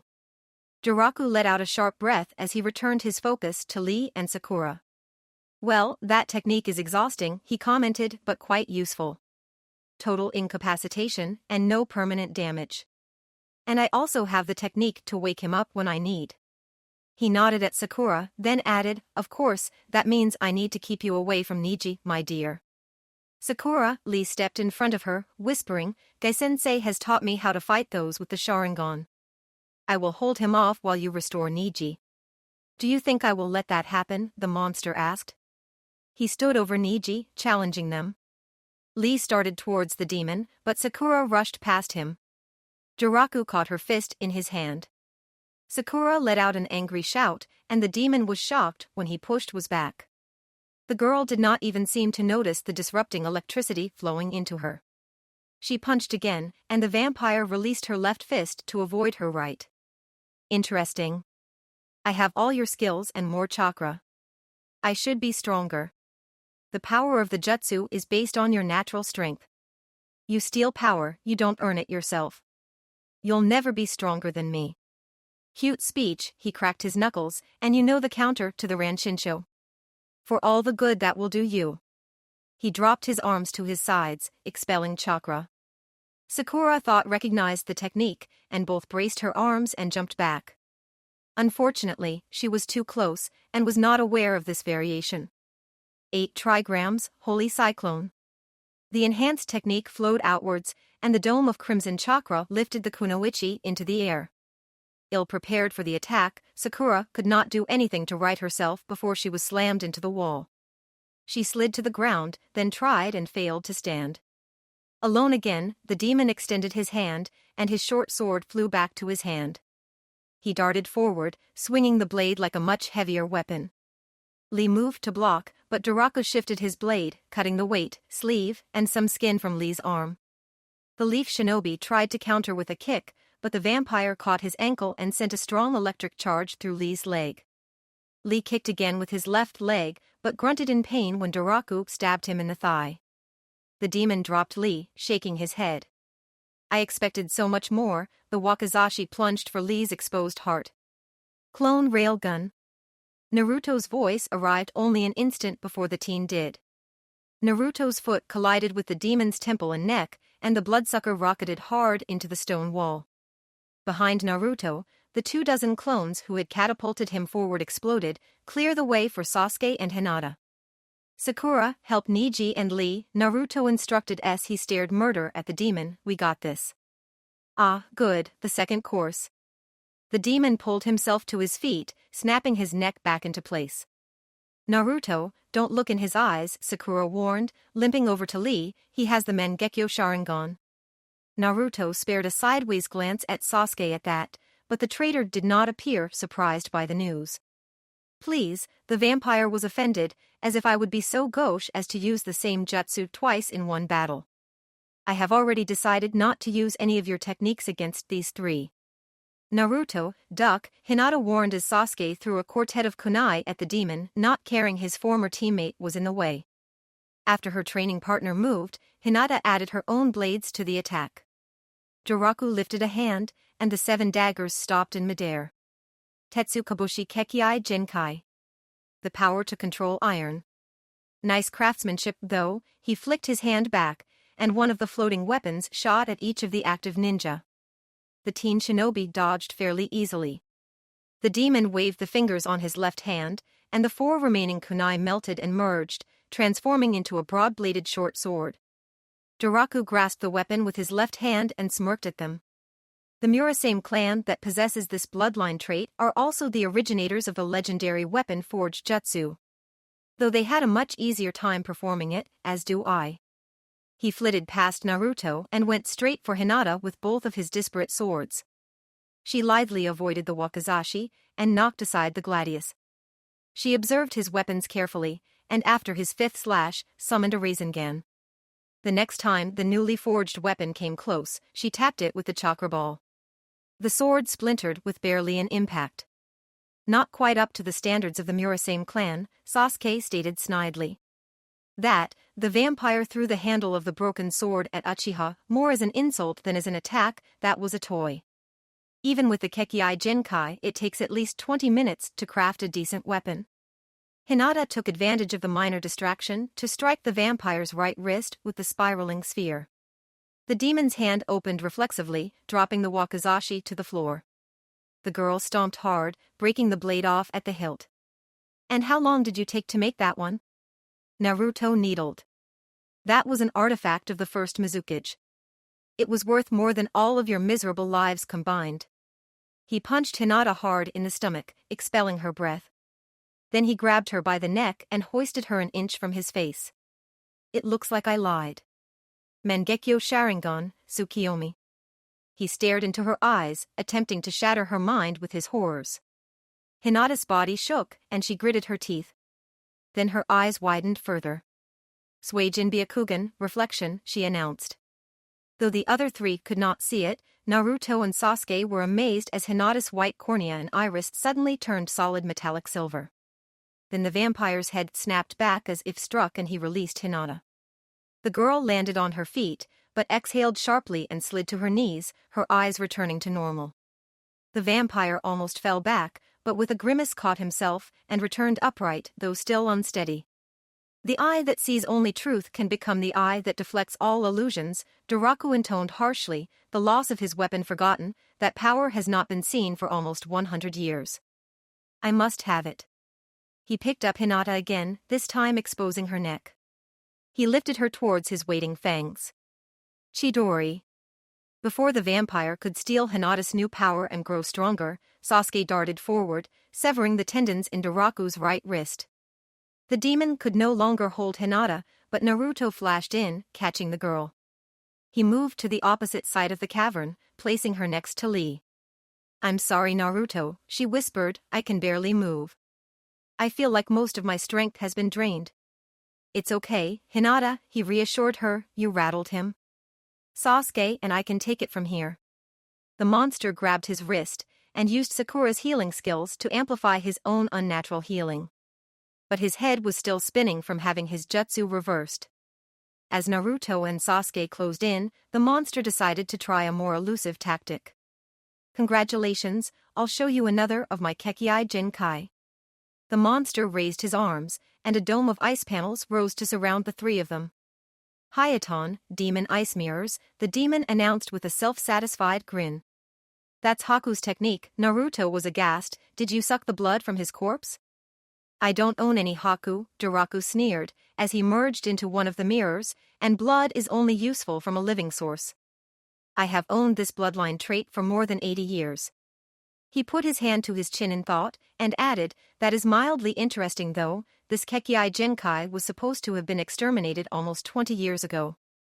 A left hand emerged from 11 of the mirrors, and each threw a single icy shuriken.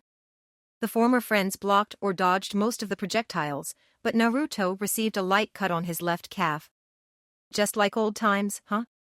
Naruto asked, closely watching the mirrors. And you wonder why I left, Sasuke responded, with only the slightest hint of a grin. He flashed a series of hand seals, and then announced, Katen, Phoenix Flower Jutsu. Uchiha exhaled dozens of fireballs, and each struck a mirror dead center. But to no one's surprise, the ice didn't melt even a little. You didn't expect that to work, did you? The demon asked. Not really, Sasuke shrugged, but it was worth a try. So what's the plan? Naruto asked when the next barrage of ice shuriken drove them back to back. I'm pretty sure my Rasengan can bust these mirrors. The same goes for my Chidori. But he knows it, and knows our attacks are short range. That's why he's keeping us corralled in the center. So how do we reach the edges? Why ask me? Sasuke snapped, you're the brilliant strategist who came up with the way to free Kakashi from Zabuza and defeat Neji during the Chunin exams. All right, Naruto's eyes narrowed, give me a minute.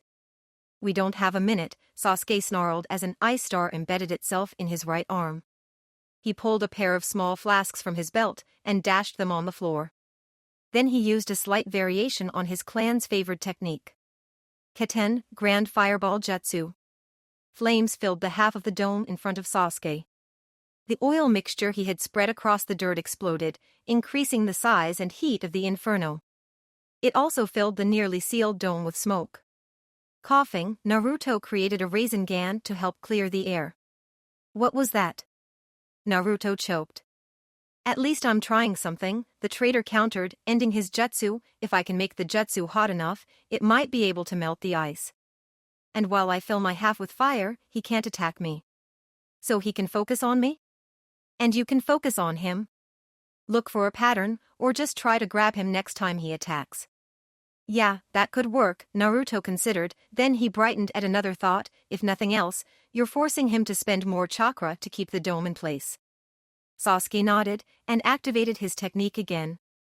Now that the oil was burned off, the smoke from the cloud of flame was manageable. As predicted, all of the demon's attacks now emerged from Naruto's side. But they were not focused on Naruto. Instead, the blonde ninja was forced to stop a constant barrage of ice blades aimed at the back of his former teammate. Looks like there's a flaw in your plan. After half a minute playing bodyguard, Naruto spoke. His voice was twinged with sarcasm, if I try to get close to the dome, he'll just hit your exposed back. I still haven't heard your plan.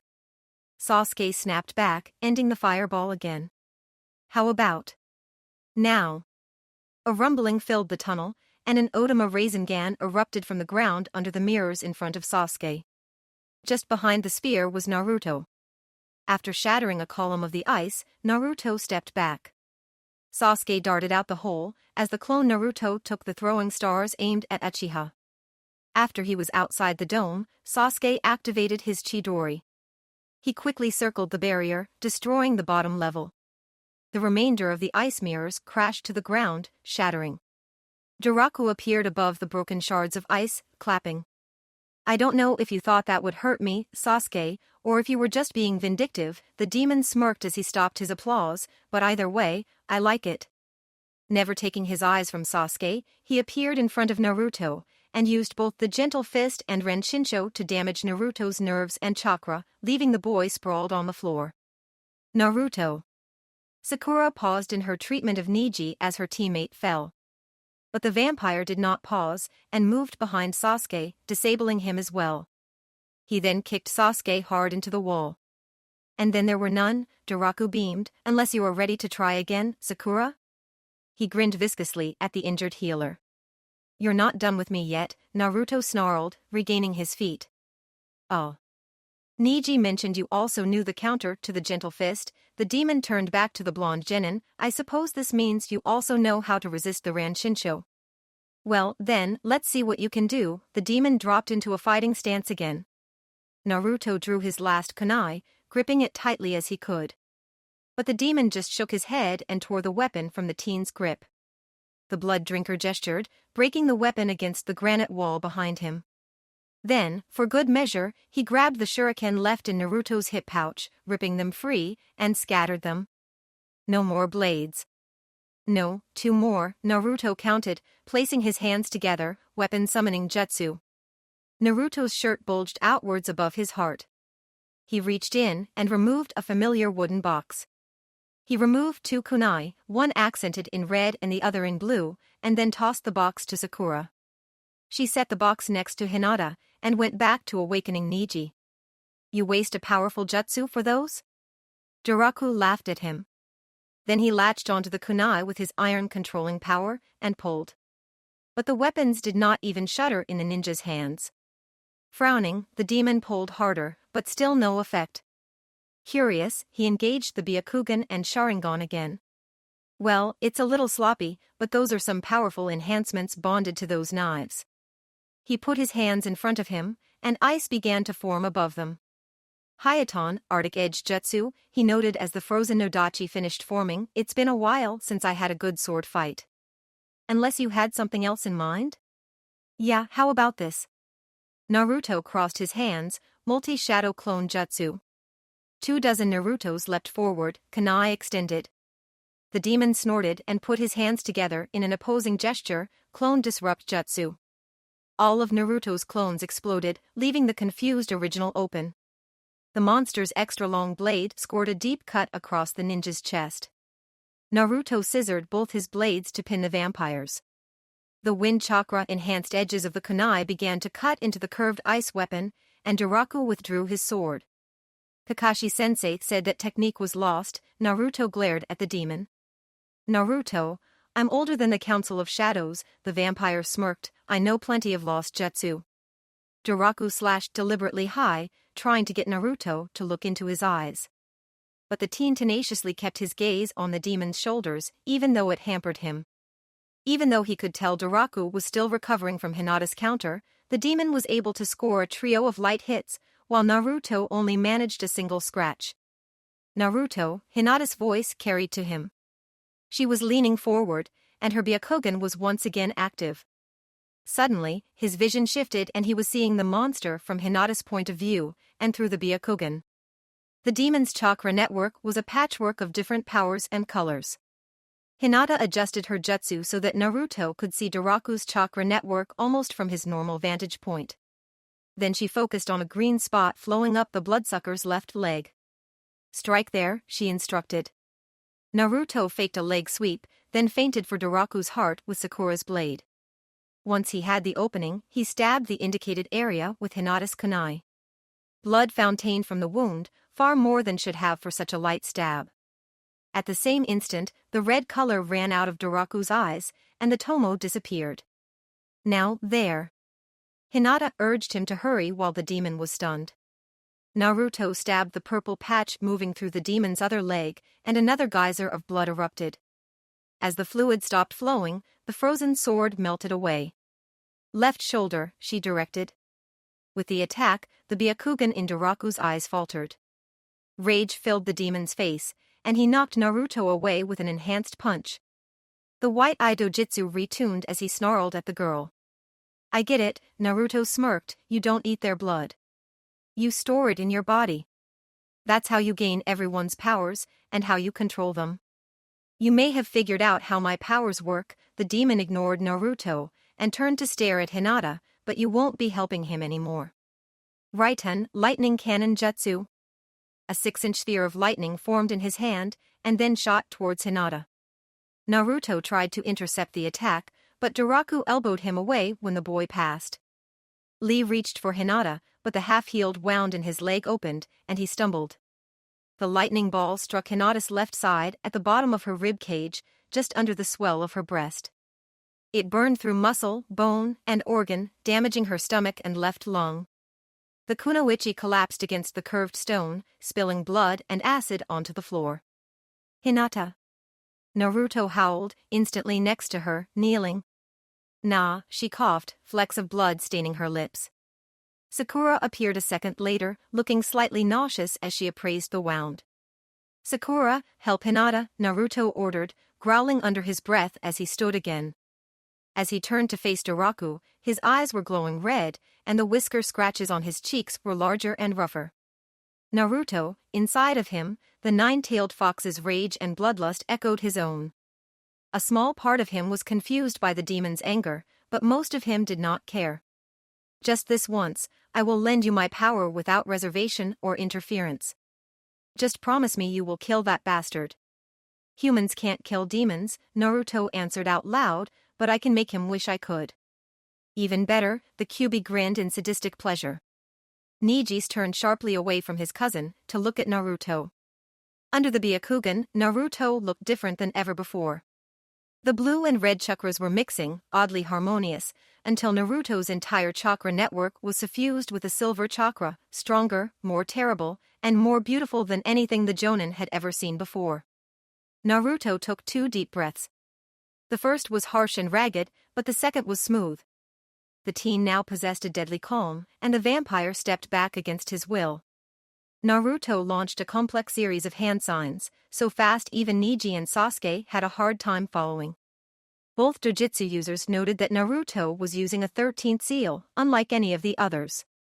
After 30 gestures, he completed the jutsu, placing his hands together. Ascendant Fox Jutsu. Naruto's arms grew longer, and his fingernails lengthened into razor claws. His face distorted, his nose and mouth distending into a vulpine muzzle. The scratches on his cheeks became true whiskers. His ears moved higher on his head and stretched into sharp points. Short fur erupted from every inch of his skin. Finally, a fox tail ripped out the back of his pants. Unlike his tailed forms, Naruto's eyes remained human and blue, and his fur was the same light blonde color as his hair. Impressive, Daraku's banter was more than slightly forced. Shall we start? Not yet, Naruto answered forcefully. He stuck Sakura's kunai into his belt, and then quickly slit his wrist with Hinata's gift. Well, now that I've mastered elemental manipulation, what should I work on next, Kakashi-sensei? Naruto beamed at his teacher. I would hardly say you have mastered it, the Jonin smiled indulgently at the energetic student, but if you are looking for something to work on, let me ask you a question. Okay. You have used the Shadow Clone Jutsu more than most shinobi 2, or even 3, times your age, Kakashi prefaced the question. What are the weaknesses of the technique? Naruto's face screwed up in deep thought at the query. I guess there are 2 major drawbacks, the genin finally said. It takes a lot of chakra, and the clones are pretty fragile. Can you elaborate? The teacher guided his student. When making solid clones takes a decent amount of chakra, even if you're as good at it as I am. And then I have to split my chakra among the clones, both so they can use jutsu, and so that chakra detection doesn't give me away. And on top of that, when the clones die, I don't get back all the chakra. Some of it is always lost. All correct. Kakashi was proud of his normally slow student. And the second weakness? Well, that's a lot simpler. 1 or 2 good hits will take out a clone. And how would you fix that? Well, the Mist and Rain Ninja make clones from water. And Gaara uses sand. And those clones are both more durable than shadow clones, in their own way. Having something other than pure chakra as the base of the clone makes them harder to kill. Naruto's face scrunched again. The chakra thing is tougher. I suppose the best thing might be to make sure all the chakra from the clones comes back to me. And how would you achieve those goals? Kakashi prompted. Naruto frowned. Well, then, maybe that would be something you could work on, the copy ninja suggested. Naruto's blood sprayed into the air, but almost immediately, the wound healed. Sheathing Hinata's blade, Naruto flashed another series of seals even as the life liquid started to fall. Blood clone jutsu. The blood in the air gathered into 8 spheres, the silver chakra swirling around it. The blood began to expand and change, taking human form. After a few seconds, 8 more fox-shaped Narutos joined the original. The clones began to quickly circle the vampire, hiding which one was the real ninja. Didn't we already do this dance? The demon asked, configuring his hands again. Clone disrupt jutsu. None of the 9 Naruto copies so much as shuddered. Fine, then I will just find the original myself. Daraku seemed unnerved by Naruto's quiet rage. He ran forward, pulling the broken blade of the wakizashi into his hand. The monster landed before one Naruto, and carved into the ninja's left arm. Blood flowed freely from the wound, and Naruto paused long enough for the demon to land a solid backhand to the ninja's jaw. The vampire pulled his broken knife back, and the wound closed even as the metal cleared. Well, found the real one first. Daraku jumped back to avoid the genin's counterattack. The bloodsucker quickly jumped at the next Naruto and sliced him across the chest. Again, the wound bled, but the teen did not explode. Instead, he caught the weapon before it could cut too deep and tore it from his opponent's hand. What is this? The demon demanded. In answer, Naruto stabbed his claws into Daraku's right bicep. The fox's ring finger triggered another gusher. The vampire retreated before the human could strike again, only to find he was surrounded by a tight circle of orange and yellow. Naruto's darted from one side of the circle to the other in random turns. Each one slashed the demon as he passed. For the first few dozen passes, nearly every attack caused a spurt of blood, and closed as quickly as Naruto's own injuries. With each pool of blood, Daraku lost chakra and jutsu, and one zombie was granted peace. But in the 4th second, the red fountain slowed, as did the demon's recovery. Then, Daraku started to laugh. Your power is impressive, he crowed, but this is futile. The villain's mirth faded. After you leave, I will just gather my power again. I will rebuild my army, and find new jutsu and Kekkei Jinkai. And then I will come to the Konohagakure and I will drink the blood of every person in your village. You can't kill me, so you can't stop me. 18 ice blue eyes narrowed. 8 of the Naruto clones extended their right hands, only the one currently in front of Daraku did not. What? The vampire smirked. Futen, Rasengan, 4 of the teens announced. An 8-inch green chakra sphere formed above each of their hands. The elemental Rasengan whipped the air, flapping the clothing of even the injured ninja. Raiten, Rasengan, the other 4 ninja clones intoned. These spheres were deeper purple in color than the normal Rasengan. Sparks crackled across the surface, and the fur of the clones holding the spheres stood up. As one, the clones attacked. The first wind sphere tore into the demon's left arm, just below the shoulder. It sliced through the limb until it hung on by only a thread of skin and muscle. The first lightning Rasengan struck the demon's right shoulder blade. The third clone stabbed his Futon Rasengan into the demon's left knee. 2 copies sandwiched the vampire's right side between a pair of Raiten Rasengan.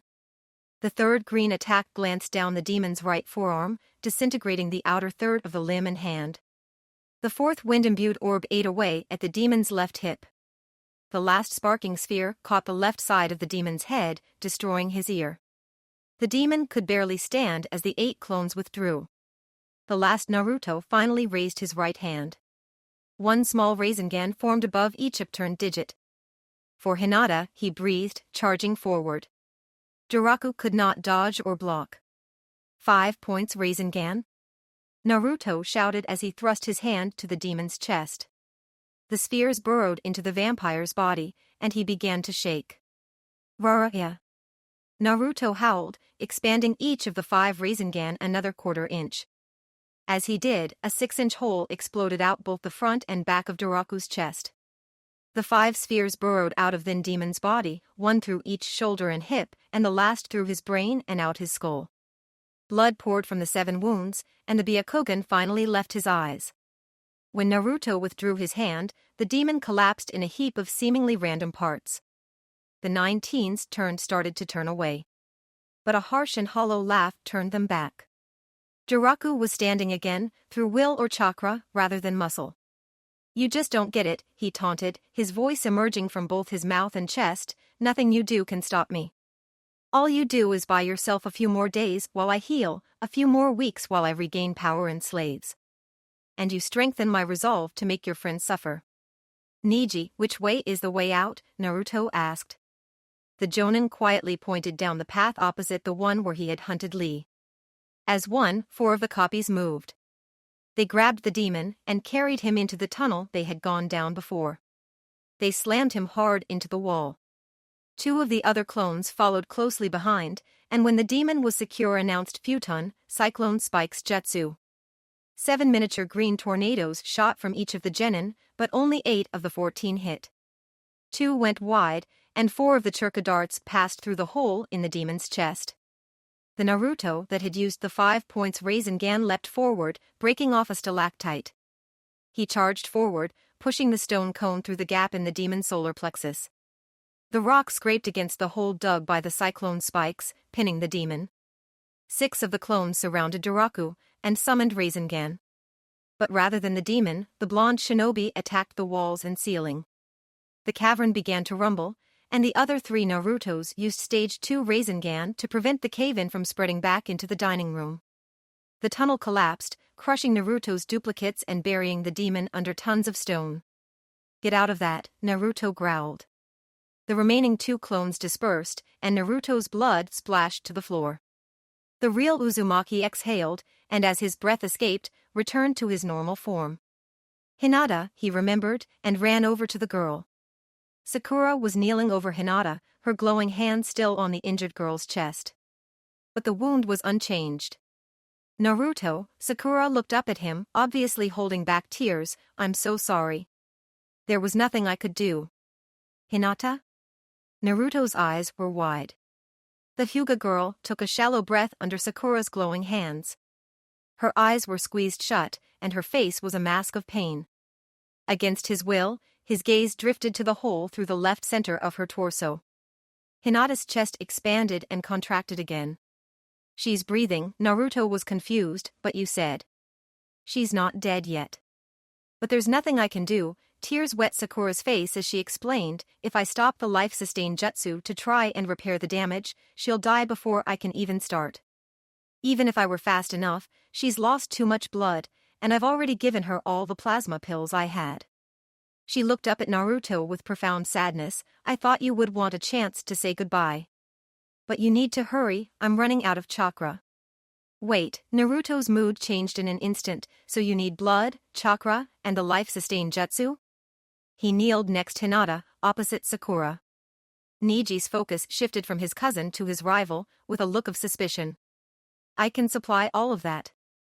Naruto looked into Sakura's eyes with determination. But you don't have the same blood type as Hinata, the medical ninja object. Right, he agreed, let's start there. Naruto flashed a series of hand signs, and then placed the first 2 fingers of his right hand just below his left elbow, stating, Type O Jutsu. Okay, he looked physically uncomfortable, blood, check. Start the transfusion. Sakura's surprise faded as she looked down at her hands hopelessly. Right. He grimaced, and slowly went through another group of seals. Life-sustain jutsu, he said, placing his now shining right hand beside Hinata's injury. The dying Kunoichi's face cleared, slightly. Now take my blood. The blonde ninja instructed. With a nod, his teammate released her own support jutsu. Sakura found the vein and inserted the needle. She found appropriate vessel on Hinata's arm and connected the two shinobi. Naruto, Sakura looked at him in concern. How long can you keep up those jutsu? As long as I have to, the genin gasped. Now, you need chakra. Naruto moved slowly to avoid dislodging the cannula in his arm. He gently grabbed Sakura's shoulder and began pouring his chakra into her. Sakura's head snapped up and her eyes dilated. Naruto, she gaped, do you always have this much power? No, he growled, I just finished a fight, and I'm sustaining 2 jutsu. Then his flash of anger turned to contrite sadness. Please hurry. Right, the doctor turned her attention back to her patient. She crafted a chakra scalpel and carefully carved away the charred outer layer of tissue. As she finished, blood began to leak from the now open veins. Cellular trace jutsu. Sakura stimulated Hinata's circulatory system, and the veins, arteries, capillaries regrew and reconnected. Examining the damage to the lung, liver, and stomach, the healer decided she needed support first. So, she touched the jagged edges of her ally's ribs, regenerating the bones. With the skeleton back in place, her jutsu started to repair the damaged organs. Suddenly, Hinata's eyes popped open, and she tried to sit up. But Lee was quicker, and he gently restrained the injured girl. The teen's pale eyes darted widely about, seeing nothing. Hinata, Sakura said firmly, you have to relax. Her pupils focused, and when she realized what was happening, the heir of the Byakugan forced herself to go limp and closed her eyes again. With the major damage repaired, Sakura took a deep breath and wiped the sweat from her brow. But she knew at this point, Hinata could still die from the same shock that had woken her. And Naruto's immense power could not last forever. Initiating the regeneration jutsu again, she restored Hinata's toned muscles. Finally, the pale skin healed over what should have been a fatal injury. With a sigh, Sakura rocked back to take her weight off her knees. She removed the transfusion tube. Hinata opened her eyes. Sakura, Naruto, think, she started to say, but as she looked down at her restored abdomen, she turned bright red and trailed off. All other eyes followed her gaze. The outside edge of Naruto's still radiant right hand was pressed firmly against the partially exposed bottom swell of Hinata's ample left breast. Naruto, Sakura shouted, her eyes burning, you pervert. Naruto yanked his hand away, and all 3 men turned away. I wasn't thinking about that, Naruto argued, hiding the goofy grin as he looked at his hand. I was worried about keeping Hinata alive. Naruto staggered slightly as he removed his jacket and handed it over his shoulder to the girl. Thank you. Hinata was still red as she covered herself. It's okay, Sakura. I know Naruto wasn't thinking anything bad. Were you, Naruto? Naruto? The ninja could not defend himself as he pitched forward onto the stone floor. Naruto. Sakura and Hinata shouted in unison. Well, it's about time, a familiar voice said. Naruto slowly opened his eyes and looked up. Grandma Tsunade, he croaked, where am I? The hospital, she answered. I would think you'd recognize it by now. You've been out for 5 days. Then her face turned angry. Do you know how incredibly lucky you are? If anyone else had given away that much blood and chakra, they would have been dead. As it is, if Iruka and Anko hadn't found you, you would have died. Iruka-sensei and Anko-sensei? Why? I told you I was sending Jonin to observe the tournament. Fortunately for you, Iruka always carries a handful of plasma pills. It was enough to keep you alive until they could get you back. And Hinata, his voice was little more than a whisper, how is she? The Hokage turned away, so he wouldn't see her expression change. Her eyes softened and she smiled slightly. But she forced her voice to remain harsh. She's fine. I examined her myself. If it weren't for her hair and her jacket, I would never have believed she had a 6-inch hole burned through her chest, no matter the testimony. She is in perfect health, not even a scar to mark the wound. What you and Sakura did, it was nothing sort of a miracle. Then she turned back and stalked towards him, and if you ever try it again, I've given orders to let you die. Do you understand me? Yes, ma'am. Good, she stepped back, smiling triumphantly. Now, there are some people waiting to see you. She stepped out of the room and said, he's awake. You can see him now. But he still needs rest, so one at a time. As the leader of the Leaf Ninja stepped out of the doorway, Naruto already knew who his first visitor would be. For the first time since he had returned to the Konoha, Naruto saw Hinata Hyuga without her oversized lavender jacket. Instead, she wore a medium gray shizoku with short sleeves and knee-length leggings. The garb was fitted more tightly than what she normally wore, and Naruto was surprised and impressed. When she saw him, her eyes became moist. You cut your hair, he said, lightly. She laughed at the off-the-cuff and utterly normal comment. Well, she touched the tips of her locks with a slight smile. I was suddenly missing a large chunk, so I didn't have much choice. He grinned back for a second, but the conversation died out and they stopped smiling. After a few seconds staring at each other, both started fidgeting. How could you? She finally asked. He blinked. How could you put yourself at risk like that? Hinata, I didn't. I was there, she interrupted. Lady Tsunade taught us the life-sustain jutsu at the same time. And I was with you when you learned the type O jutsu. You knew the danger, but you did it anyway. You put yourself at risk for me. Hinata, ninjas save each other's lives every day. I've taken hits for lots of people, it may have been his weakness, but he didn't sound so sure. This wasn't the same as jumping in front of a kunai. She shook her head. I heard some of what Sakura said back then, and talked to Lady Tsunade when she was examining me. I was essentially dead. You didn't just put yourself at risk to save me, you did it to bring me back from the dead. I had to save you, he said, and she drew closer. I just couldn't let you die, no matter what. Hinata sat down on the side of the bed, staring intently at him. What is it? He asked, uncomfortable. I was just thinking, there is something I haven't said to you. I threw it in your face once, as a weapon, but since that day, I've held it back. She leaned over him, holding his blue eyes with her white ones. I love you, Naruto. Hinata, he started to answer, but she put her finger on his lips to stop him. SSHHH. I know you can't say it back, not yet. And I don't want you to. She drew closer. You wanted me to see you differently, you told my father that. And I do. I have seen more of your darkness and humor than I ever did before. You've shown me your strength and your sadness. And I love you still. She was close enough now that her hair was a veil around them. He could smell her hair and her lips. She continued to lean closer, and he knew what she intended. She was all he could see. Hinata. Don't, she whispered, I don't want to lose my nerve. Her lips parted slightly. Naruto didn't have the strength to stop or avoid her, and he was not sure he wanted to. Naruto. Hinata pulled back so fast, for a second Naruto was not sure she had ever been that close. Sakura had burst into the room and was in a rage. You pervert, Tsunade's apprentice shouted, how dare you take advantage of Hinata like that? I saved your life, and now I'm hurt. Kiss me and make it better. Then she turned on Hinata. And you?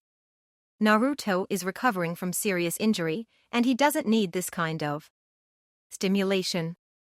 Hinata's eyes narrowed as she considered Sakura. Then she stood and walked to the door. You are right, Hinata told Sakura, and I will leave you for your visit. She glanced back at Naruto. I'll see you later, Naruto. Hinata closed the door, and Sakura's face changed. The anger was replaced by worry. You idiot. Lady Tsunade told me about that blood jutsu you used. Extreme pain, increased heart rate, and reduced blood supply. Never to be used in an uncontrolled transfusion. You must have known how dangerous that was. Using that jutsu for an extended time, and while maintaining other jutsu? I regenerate because of the demon fox. Lady Tsunade taught me the type O jutsu because she knew it was well suited to me. Well, now she told us that if you ever use it that recklessly again, we aren't supposed to help you. I know, he managed another weak smile. She said that, too. Would you actually do it? Idiot, she said again, tearing up. Like I've said before, I already lost Sasuke, I'm not going to lose you. But you have to be more careful. Then she laughed derisively. Look at who I'm talking to. You don't know how to be careful. He chuckled, and they both relaxed. He asked her a few questions about what had happened after he had lost consciousness. She told him Sasuke had disappeared during the healing. He learned that they had taken him out of the cave, where Anko had found them. After Irika had administered the plasma pills, he, Lee, and Neji had taken turns carrying Naruto back to the Konoha. After she finished filling him in, she had taken her leave. Lee stood to take his turn, but a tall figure slid in before him, stating, "I only need a minute." Naruto blanched when Hayashi Hyuga walked into the room and closed the door. The lord of the Hyuga clan chuckled when he saw the teen's response. "Last week, I would have given almost anything to see that look on your face." Naruto's panic faded at the enigmatic statement. "What can I do against that?" Hayashi asked, further confusing the teen. "You put your life at risk for my daughter.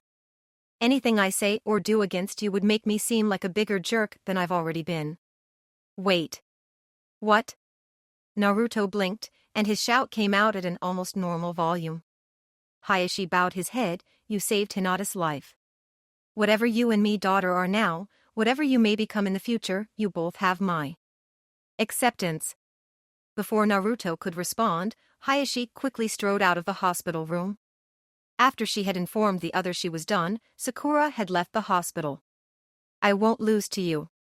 Sakura stopped when she heard Hinata address her. Hinata, she was surprised by both the other kunoichi's unexpected appearance and her unusual statement. "What do you mean?" "It's funny, everything has reversed. All those years he watched you, and you didn't notice him. Now, he's finally seeing me, and you have started to look at him. You think I like Naruto?" Sakura's counter was not as smooth as she would have liked. "You're wrong. He's just a friend, a teammate." Hinata frowned. "Then why interfere, just now?" "Like I said at the time, I was just worried about you both. I did want Naruto to stain himself, or you to get hurt emotionally." Hinata considered her carefully. Then she walked back towards the hospital. "I won't lose to you," Hinata repeated as she re-entered the medical center. As Rock Lee regaled him with a blow-by-blow account of his battle with the demon, Naruto began to worry. Sakura and Sasuke already knew about the Kyuubi. And by his tale, Lee hadn't figured it out. But what about Neji? And how much had Hinata seen and heard in her injured state? She had already said she was aware of at least some of what had occurred. His fears were at least partially confirmed when Lee had exited and Neji Hyuga entered. The blonde genin had not expected his rival. But Neji had not stayed long. "It seems I am in your debt, again," the Hyuga jonin had said, "and you needn't worry. I will keep your secret, even from my cousin." Having said his piece, Neji left Naruto to think and to fret. Finally awake, and able to take solid food, Naruto's recovery hastened. The next morning, Naruto was feeling somewhat better, and tried to leave. But Tsunade put him in his place, pinning him to the bed and insisting he stay at least 3 more days. When he tried to protest, she offered to give him a reason to remain in the hospital longer. Seeing her face, he acquiesced. Choji came to visit him that morning, bearing a box of snack foods. Of course, before he left, the chubby Chunin had consumed almost a quarter of the box himself. After lunch, Hinata had arrived with Shino and Kiba. After a few minutes of conversation, her teammates left Hinata alone with Naruto.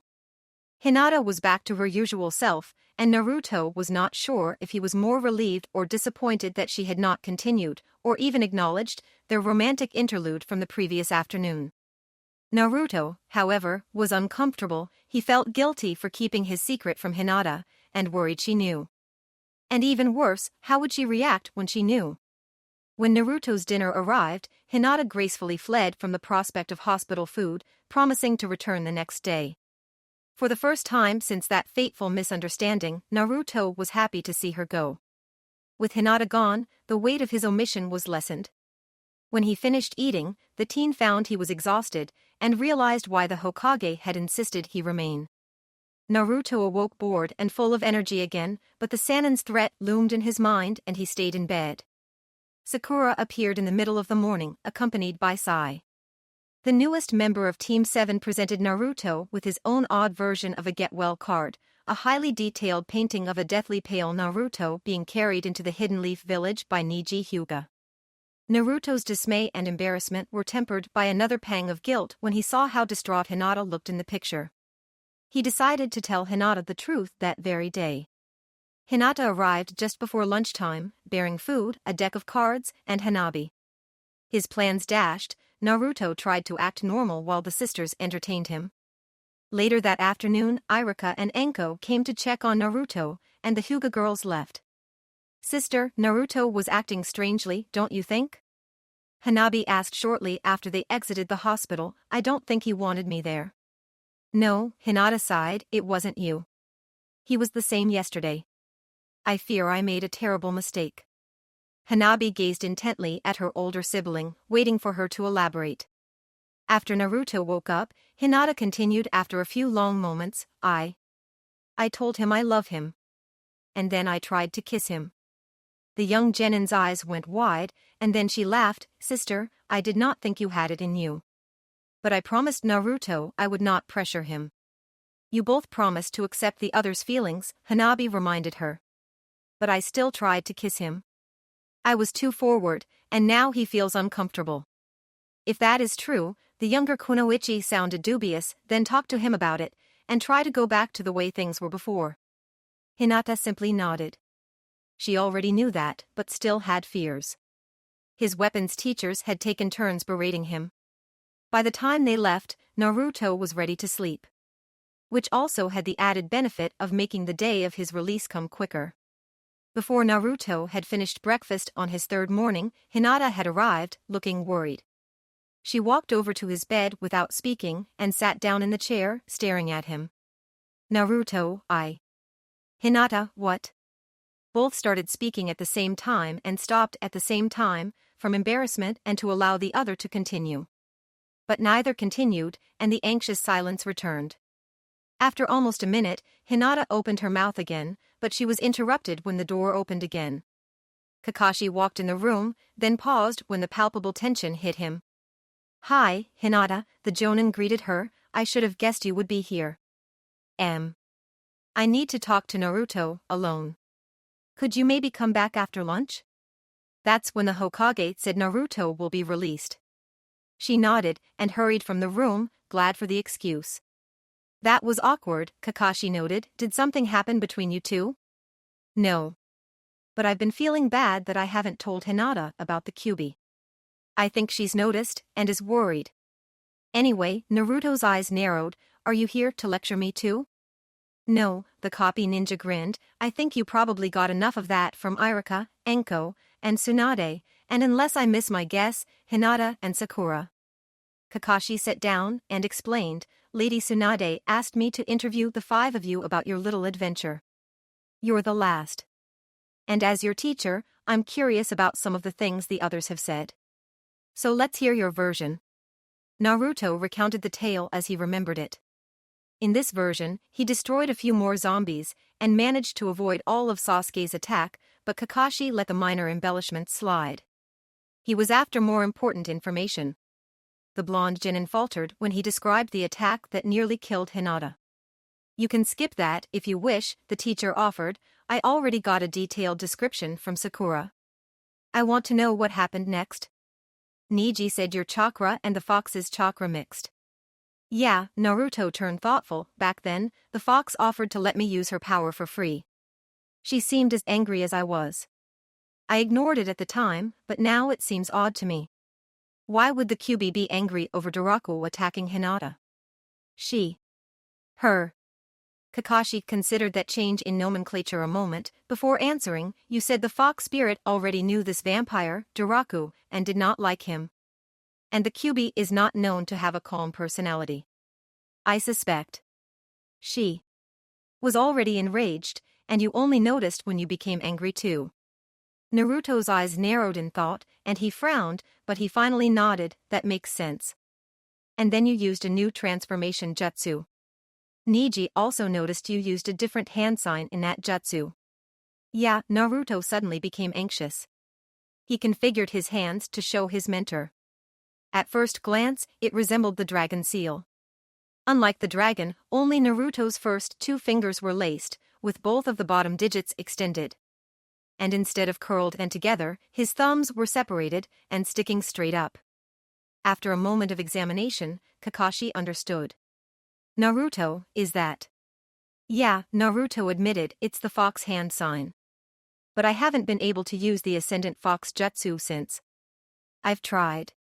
And I can't do the Futon or Raiton Rasengan alone either. I need clones again. And that other new jutsu, Kakashi masked his relief carefully. The blood clone jutsu? Naruto clarified, I guess it's new, but that wasn't the first time I used it. Only the first time I used it in front of other people. I've been working on it like you suggested. Using blood for the base makes the clones more stable, and almost as tough as the original. And thanks to the link between blood and chakra, I always get all my energy back from the clones. Unfortunately, it does take more chakra to form the blood clones. A jutsu only someone with your regenerative powers and high level of chakra could use effectively, Kakashi thought to himself. Well, what happened next? Naruto finished the tale of his one-sided battle with the demon and healing Hinata. Kakashi asked him a few more questions, and then stood up to leave. I hope the Hokage releases you, the Jonin offered. We have a mission tomorrow, and it won't be the same without you. Then just before he exited, he stopped. Oh, one more minor thing, Kakashi pretended to remember a minor detail. When Hinata defeated the Tsukiyomi, did you notice anything unusual? Oh, I had forgotten that, Naruto nodded, his lips pursed, her eyes turned silver. Like real metal, not just gray. And then Daraku said something about truth eyes reflecting illusions. All right. I'll see you tomorrow, Naruto. Just after noon, Tsunade stopped in and pronounced Naruto fit to leave.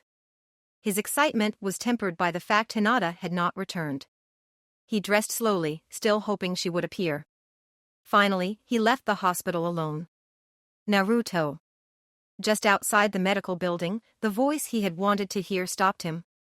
Hinata emerged from the hospital behind him, slightly out of breath. I thought I was too late, she said. I need to talk to you. Will you come with me? He nodded and followed her. His unease grew. If he truly meant to tell her, he was out of excuses. She led him back to the park where they had commiserated after becoming Tsunade's students. She found a bench in the wooded area and sat. Naruto followed suit. I'm sorry, Naruto, she began to talk quickly. I broke out agreement.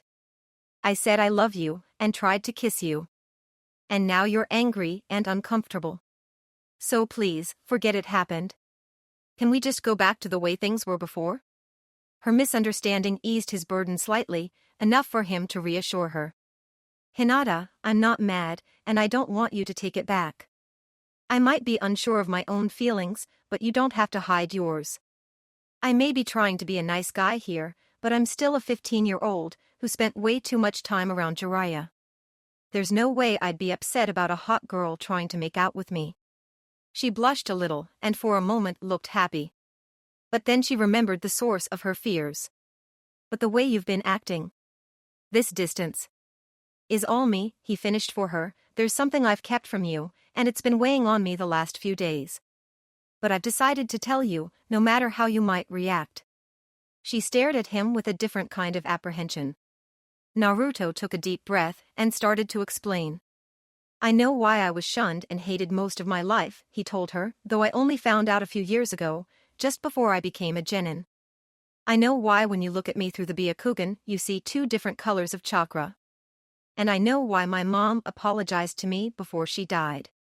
Naruto lifted his shirt, and as a testament to both the gravity of the situation and her own personal growth, Hinata did not even blush. Naruto focused his chakra, and the 8-trigram divination seal became visible across his stomach.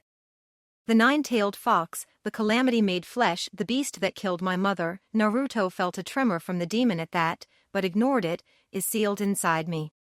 I am still not comfortable with you knowing this, Hayashi Hyuga addressed Kakashi Hatake roughly. No one in the Konoha Corps is supposed to know this, outside of the Hyuga clan leaders and the Hokage.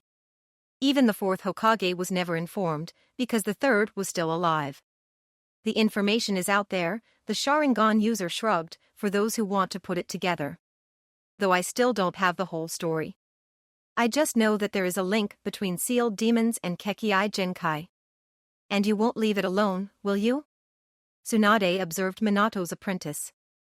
Not when it could impact my student. Kakashi's previous humor had faded. If we are going to tell him, I will have a blood oath of silence, Hayashi demanded.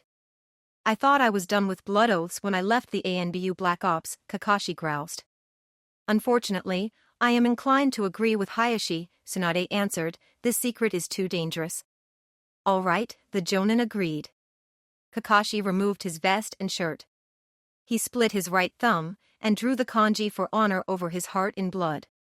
I, Kakashi Hatake, swear not to discuss, reveal, or use anything I know about the origins of Kekkai Genkai or the link between demons and bloodline traits, except with Hayashi Hyuga or the Hokage, or Naruto Uzumaki, should becoming necessary for him to know.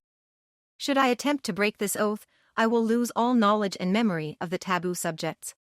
The blood started to glow and faded into his chest. Satisfied, the copy ninja asked, dressing. I suppose that will do, Hayashi sighed. Tsunade smirked at his attitude. Then tell me all of it.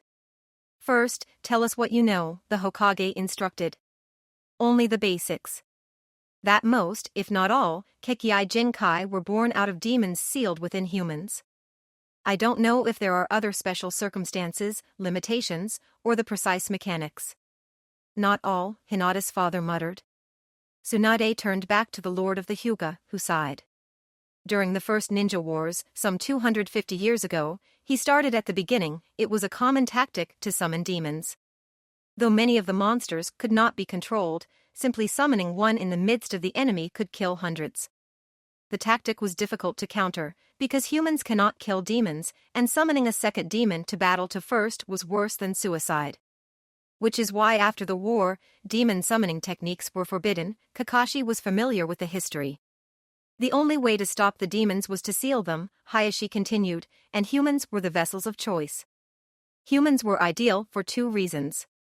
The demon's host always gained at least a measure of the spirit's power, and when the human died, there was a chance the demon would die too. Not a large chance, Tsunade added, and the longer the demon was trapped the better. So during the war, thousands of demons were confined in human bodies. And that was when they started to notice. Hayashi stared at the floor. Most of those with demon essences were taken over, or went completely insane.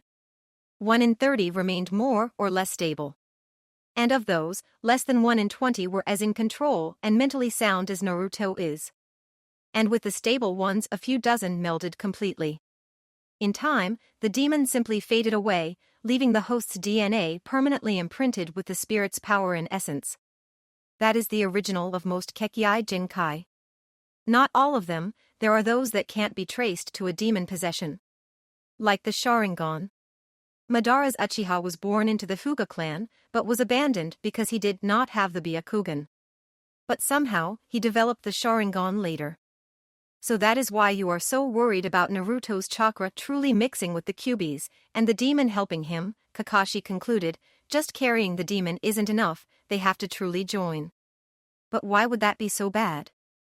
After the first ninja war, there was a demonic arms race, the Hokage explained. The various clans and villages continued to seal away demons, hoping to give birth to another bloodline trait. Eventually, the elders of the various groups came together, Hayashi noted, and crafted a jutsu to erase this knowledge from the minds of all other ninja. They retained the information themselves, so they could prevent any future abuse. And then the Council of Shadows was convened, Tsunade concluded, and the 5 Kage, along with 3 leaders of Kekkai Genkai clans, became the guardians of the secret. The 4th Hokage just wanted everyone to treat me normally. And the 3rd forbid anyone to talk about the demon.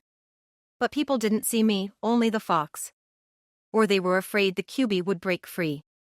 Though no one told their kids, the hatred rubbed off anyways.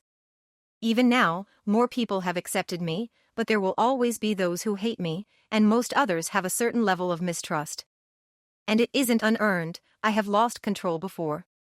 When my normal chakra runs out, I tap the fox's power, and sometimes she has gained control of me. That's what your dad meant. If you are with me, they will probably view you the same way. And if the QB takes over while I'm around you. Naruto almost told her he would understand if she did not want to spend time with him. He realized he would just be pressuring, taunting her to stay. Hinata just looked at him, not saying anything. Then she took his hand, allowing his shirt to fall back into place. You are Naruto Uzumaki, ninja of the Hidden Leaf Village. No monster inside you will change that. Then she hugged him, not in romance, but in comfort. You trusted me not to hurt you while in the control of a demon. I believe the same of you. Thank you, Hinata, Naruto whispered, returning her embrace. Is everyone here? Tsunade asked. She looked around, tallying off the teen shinobi filling her office. Naruto took note of the 7 chunin present. Tenten was standing next to Tsunade's desk, while Ino, Shikamaru, Choji, Rock Lee, Sakura, and Hinata stood against the wall. Also present were the newly promoted Irika, and a 20-something Kunoichi. She had long purple hair and deep purple eyes. Naruto thought she looked familiar, but could not recall her name or where he had seen her before. We can begin then, the Hokage continued. As you may know, Tenten has been on a mission for the past month. I can now tell you that she has been undercover as a high school student. We have heard rumors of an attempt to kidnap the daughter of the daimyo of the Land of Fire. So, Tenten was sent to pose as an exchange student. And sure enough, she was able to thwart an attempt to take the girl.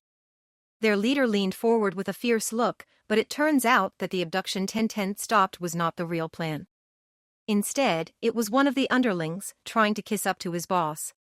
Unfortunately, he is too much of a peon to know who is orchestrating this crime, but he did know when the real kidnapping is to take place. She leaned back again, with a slight grin. The daimyo's daughter is going on a school trip to Daikyo Villa in the Land of Waves. They will be outside the Land of Fire, and are not the only school visiting.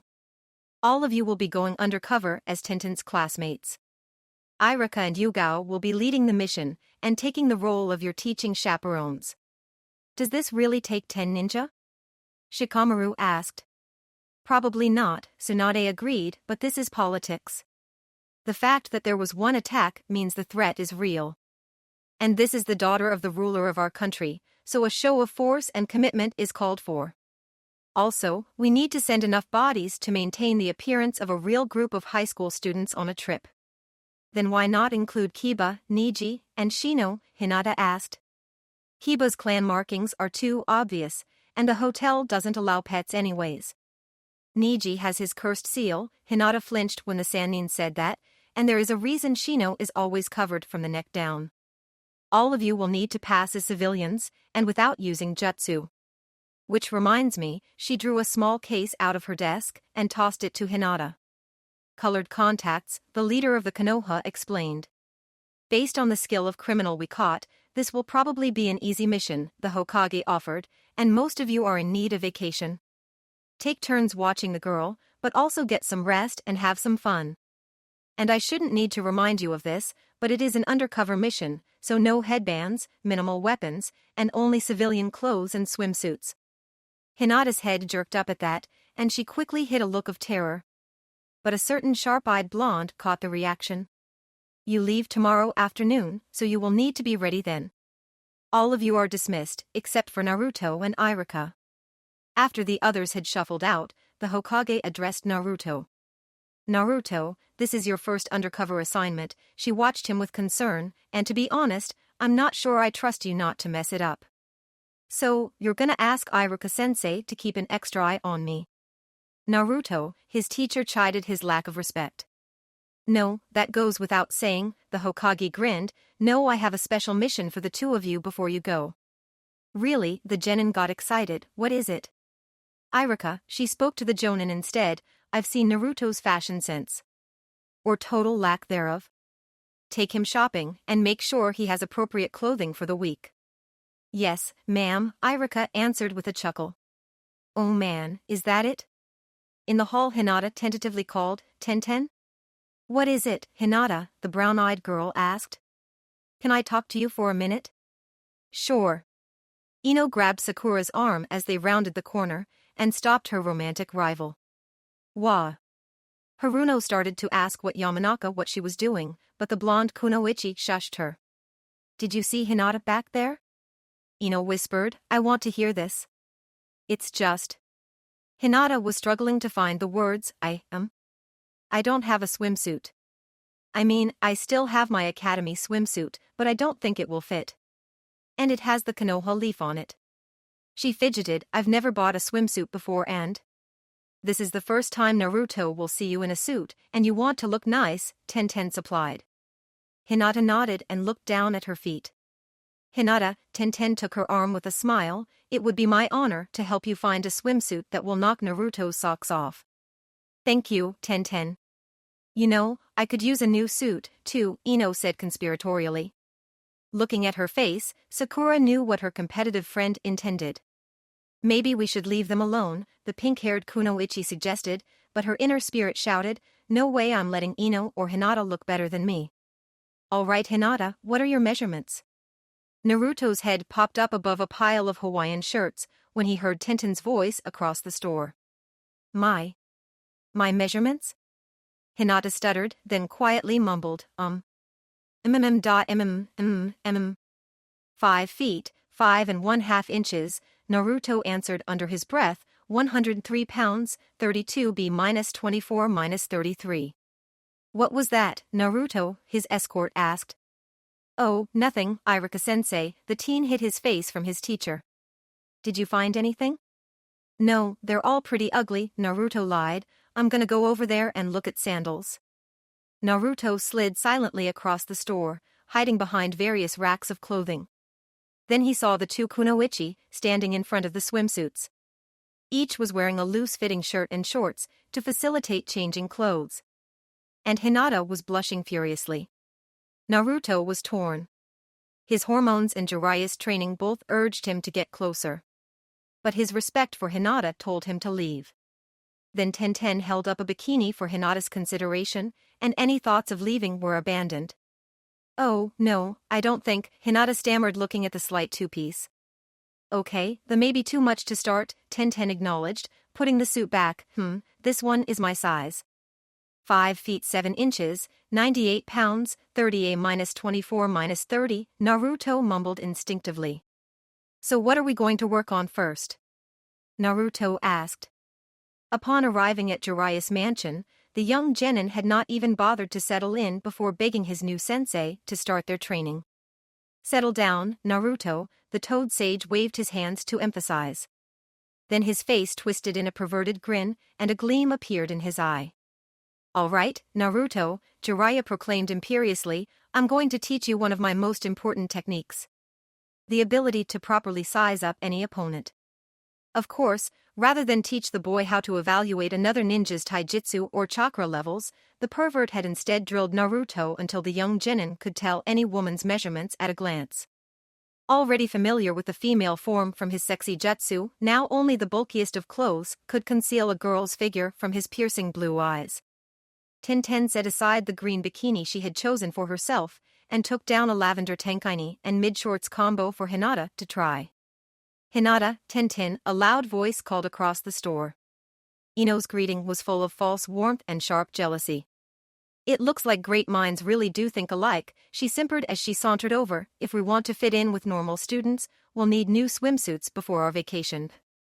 She looked at the swimsuit Tenten had handed to Hinata and smirked. I didn't think that was exactly your style, Hinata. The Hyuga princess's eyes narrowed. She snatched up the string bikini Tenten had first offered her and strode proudly into the dressing room. So Sakura and I were talking. Ino suddenly realized she was alone. Where is Sakura? Uh-oh, the genin knocked over a stack of sandals as a panic gripped him. As he bent over to pick up the footwear, he felt a sudden, murderous intent pushing down on him. Naruto, Sakura growled. When he looked up, he could have sworn he could see fire in the Kunoichi's eyes. Are you spying on Hinata and Tenten? Trying to see them changing? Sakura demanded, raising her fist to prepare to wallop him. No, Naruto insisted, Grandma Tsunade sent me here with Iruka to buy new cloths for the mission. She doesn't think I have anything suitable to wear. His answer was both honest and plausible. Sakura turned and caught sight of their teacher looking at shirts. Some of her anger faded and was replaced by equal parts doubt. Then what are you do looking at them? She lowered her hand slightly, but did not stop glaring at him. I was over here looking for flip-flops, when I heard Ino shouting, and naturally I looked. All right, Sakura nodded. Then she grabbed a pair of blue sandals in his size and thrust them into his hands. These will be fine for you. Then she grabbed Naruto's collar and dragged him back to Iruka. Sensei, you lost something, she said, dropping Naruto next to the newly minted jonin. Oh, thank you, Sakura. Iruka eyed Naruto suspiciously. Please keep him over here, okay? She requested. Naruto, what were you doing? The teacher asked after Sakura left. I was just trying to see what kind of swimsuit Hinata is going to pick out, the genin answered defensively. Naruto, you'll get to see Hinata's new swimsuit plenty over the next week, Iruka lectured. You need to show some more respect. Come on, sensei, don't you want to see what kinds of tastes those girls have? First off, Iruka answered, they are all my students. Second, I have respect for women. And then he trailed off, mumbling under his breath, and if she heard I was looking at teenaged Kunoichi, I probably wouldn't survive. Naruto's ears twitched, then he smirked at his teacher, who, Iruka-sensei? Lady Tsunade, Iruka tried to cover his deception with a cough, the Hokage charged me with undoing Master Jiraiya's influence on you. Now, come on, let's hurry up and get out of here. Fine, Naruto grumbled, trying to catch a glimpse of the Kunoichi as he picked out shirts. Naruto was the first in front of the ninja operations building the next morning. He wore a simple blue shirt and khaki shorts. He set his overstuffed backpack on the ground and sat down next to it to wait. He did not have to wait long before Hinata joined him. Good morning, Naruto, she offered, placing her bag next to his. Hey, hi. Wow. Naruto turned to look at the girl, and his greeting was interrupted by his exclamation of amazement. The Kunoichi wore a simple yellow camisole sundress, fitted tightly on top, and flaring at the waist down to just above her knees. Her hair was pulled back in a loose braid, highlighting the shape of her face. She blushed slightly under his amorous gaze. What do you think? She twirled to give him the full view, then asked, will I pass for normal? No, Naruto answered as if the question was foolish, and Hinata blanched. Then he grinned and continued, you look way better than normal. She blushed again and smiled, you don't look so bad yourself. Naruto was surprised and happy when he realized Hinata was flirting with him. Then he noticed something else. Hinata, your eyes. Oh, I'm wearing the contacts Lady Tsunade gave me. Then she looked a little worried. Do they look all right? Are they straight? I like your real eyes better, but blue isn't bad. Hinata carefully tucked her dress under as she sat next to him. She continued to regard him with a happy grin. Sakura arrived next, garbed in a pink tank top and blue jean shorts. She looked at the two ninja with a touch of annoyance. Good morning. I should have guessed you two would be the first here, she said, then inner Sakura added, or rather Naruto would be the first one here, and Hinata would be trailing after. Have either of you two been to the beach before? Hinata asked as Sakura settled in across from them. On missions, Naruto answered, but I've never had a vacation before. Oh, of course, Hinata's joy diminished at her faux pas. Same here, Sakura answered, regarding Naruto with veiled pity, my family never went to the ocean. How about you, Hinata? Just once, not long after Hanabi was born, Hinata offered, I don't remember it well. The trio lapsed into silence. Before long, Rock Lee appeared, and then Tenten. The young shinobi started to talk about what they had heard about the resort, and what they hoped to do. Naruto grew more excited by the minute, only barely noticing when Yugao, Ino, Choji, and finally Shikamaru arrived. Ugh. I can't wait. Naruto leapt to his feet suddenly, let's get going. He started walking west, until he noticed no one else was moving and that they were all staring at him. What? Naruto, Iruka-sensei is not here yet, Hinata offered. Shikamaru placed his hand to his forehead in dismay. Hey, idiot, the lackluster genius stabbed his finger into his palm to emphasize, you don't think we're walking all the way to the land of waves, do you? Why not? I've done it before. Civilian high school students don't have the speed or stamina of ninja, Sakura explained, they wouldn't travel to the resort on foot. Iruka is getting our transportation, you go inform them, and unless I miss my guess, there he is now. The teens heard a low rumbling, and a 20-foot bus rolled into the square. The younger shinobi gawked, but Yugao just walked over to the automobile. A bus? Where did it come from? Naruto darted around the conveyance, examining it.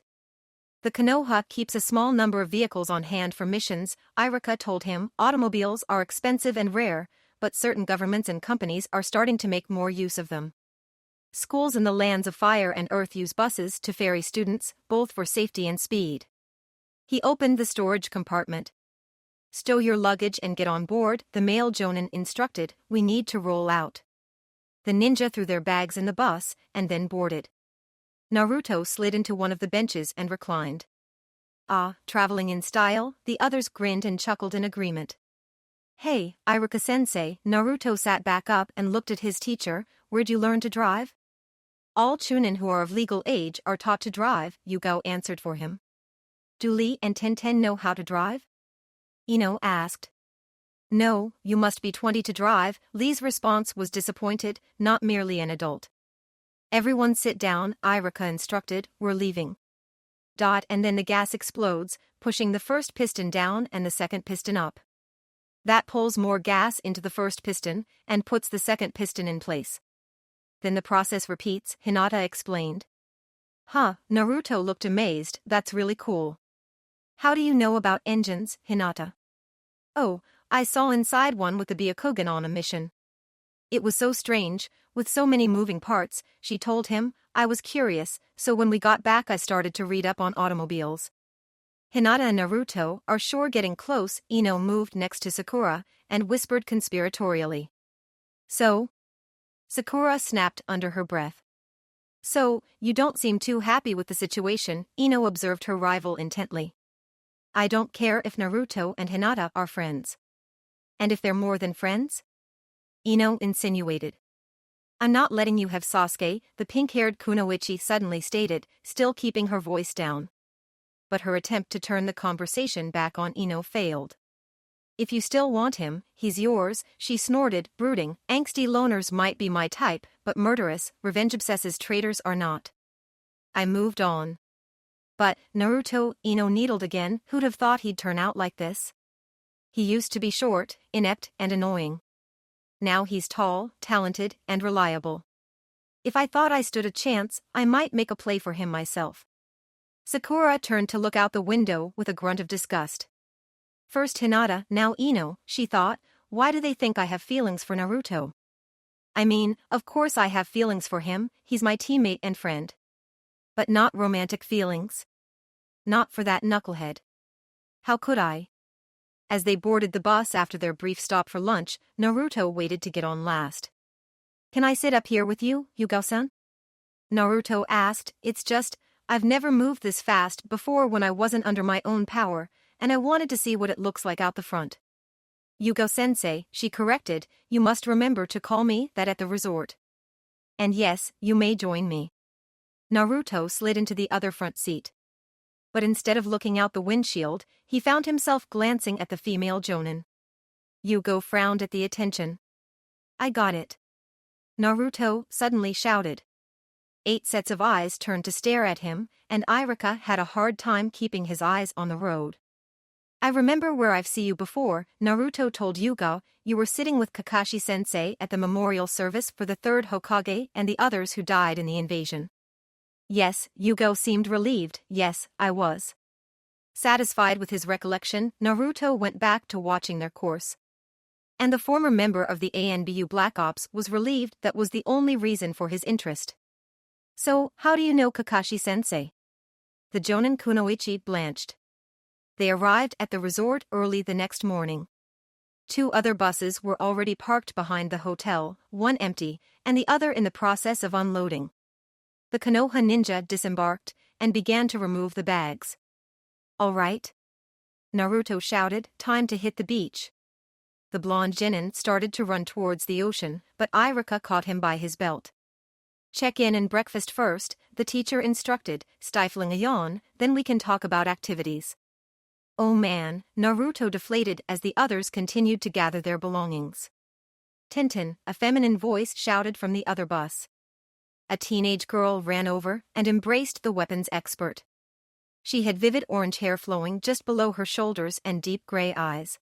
Her face and figure drew looks of wonder from Lee and Choji, and jealousy from Sakura and Ino.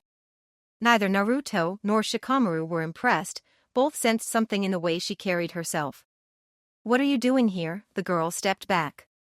"I told you I'd see you again soon, Nyoko," Tenten answered, smiling at the other student. "But I didn't think this soon," Nyoko punched her in the arm. "You knew you were coming here." Tenten shrugged, with a knowing grin. "So, these must be your classmates." The girl turned her attention to the other undercover ninja. "So which one is the boyfriend you spoke so highly of?" Tenten coughed as her companions looked at her. None of them," Tenten answered sheepishly. "He couldn't make it. He had to take remedial math over the break." Niji Huga sneezed violently. "Are you all right, Niji?" Guy asked grandiosely. "I am fine, Gai-sensei." "I'm starting to doubt he exists." The orange-haired girl squinted at Tenten.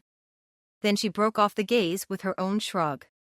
"Well, then, introduce me to your friends," Nyoko ordered. "This is Ino, Sakura, Hinata, Lee, Shikamaru, Choji, and Naruto. And our teachers Irika and Yugo." Nyoko walked down the line, shaking each of their hands and openly appraising each. She offered Hinata a kind smile and a nod.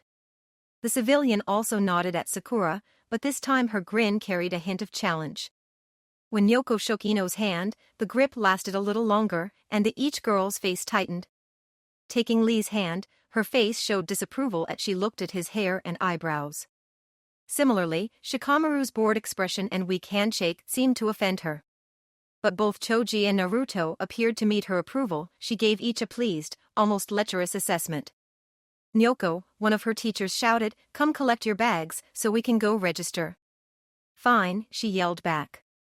Then she gave Tenten a sad smile. "I'll find you later, Tenten." After she left, Yugo fixed a stern eye on Tenten. "You did not report that you had cultivated a relationship with her," the Jonin said evenly. "She approached me," the Kunoichi explained. "It would have blown my cover if I hadn't tried to make friends with my classmates." "Then that was?" Shikamaru asked.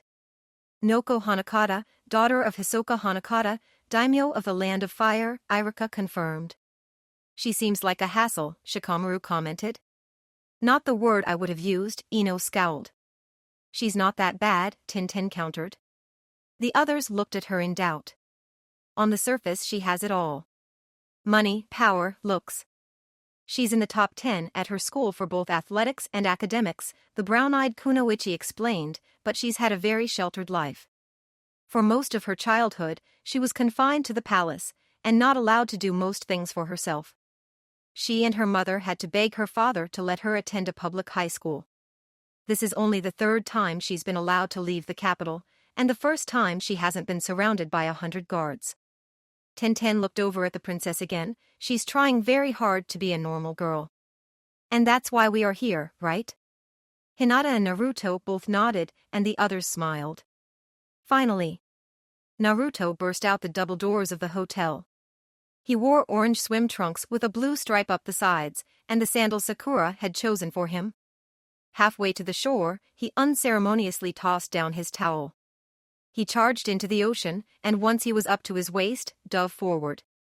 He erupted back out of the surf and turned back to his companions. "Come on, guys," he shouted, "what's the hold up?" Choji shook his head, and Shikamaru scowled in mock dismay. "Maybe we should wait for the girls," Lee suggested. A goofy, lecherous smirk crossed Naruto's face. He returned to the beach, spread his towel across the sand, and sat down to wait. But he would not have to wait long. Ino strode out of the hotel first. She was barely clad in a black triangle top-string bikini and matching Brazilian bottom. Her hair was pulled back in a ponytail, and her eyes shone with confidence and promise. Wolf whistles and catcalls crossed the beach, and the proud beauty drank them in. Sakura followed closely behind her rival. She wore a red camisole tankini, cropped an inch above her navel, boy shorts in the same color with a front tie string, and a scowl.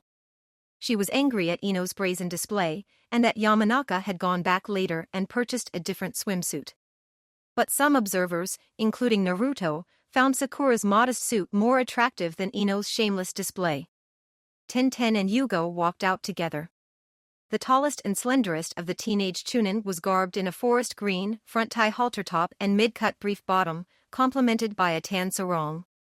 The 25-year-old jonin wore a white one-piece, with high-cut legs, and a neckline that plunged to her belly button, held together across her bosom by crisscrossing straps.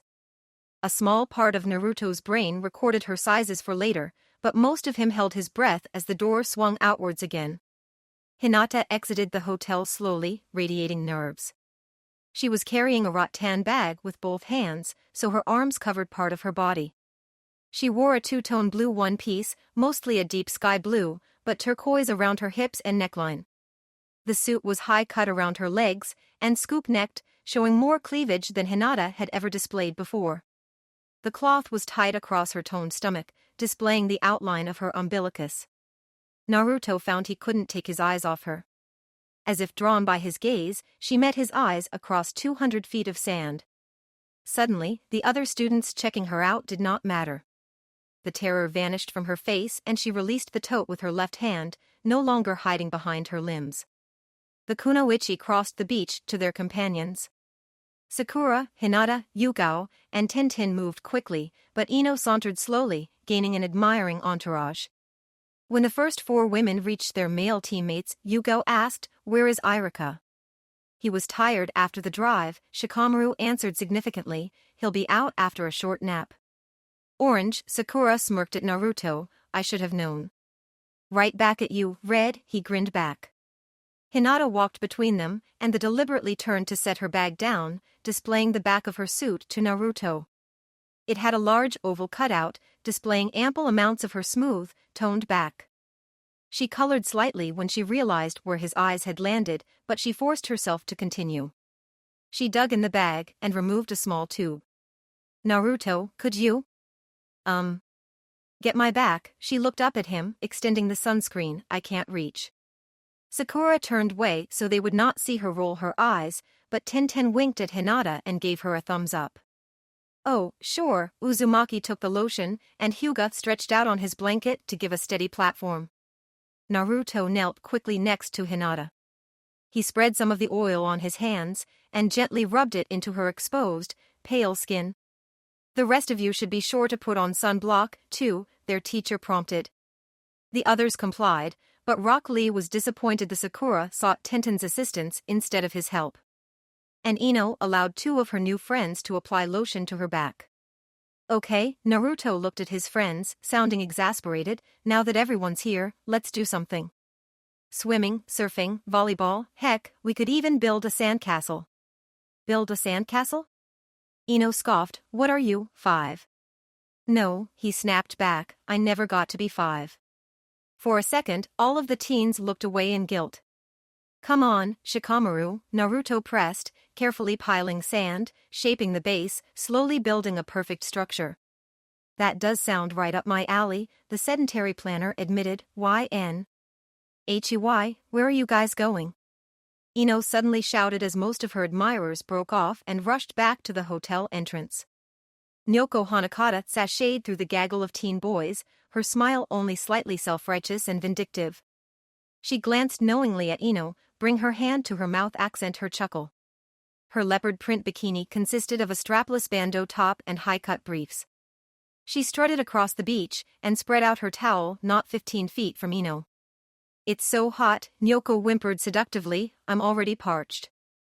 "Drinks," the cry spread through the hormone-driven throng, and half of them raced madly to the various vendors dotting the coastline. "There's an open court," Tenten pointed, "how about a few games of volleyball before lunch?" The others all agreed, from Naruto's enthusiastic shout to Shikamaru's blasé nod. Except for Ino. When the others turned to look at her, she looked down at her suit, chagrined, then scowled. "No, thanks," she waved then off, running and jumping around the sand. "Count me out. Besides, I haven't lost this battle yet." Tenten shrugged, but Choji looked at his teammate in concern and a touch of pity.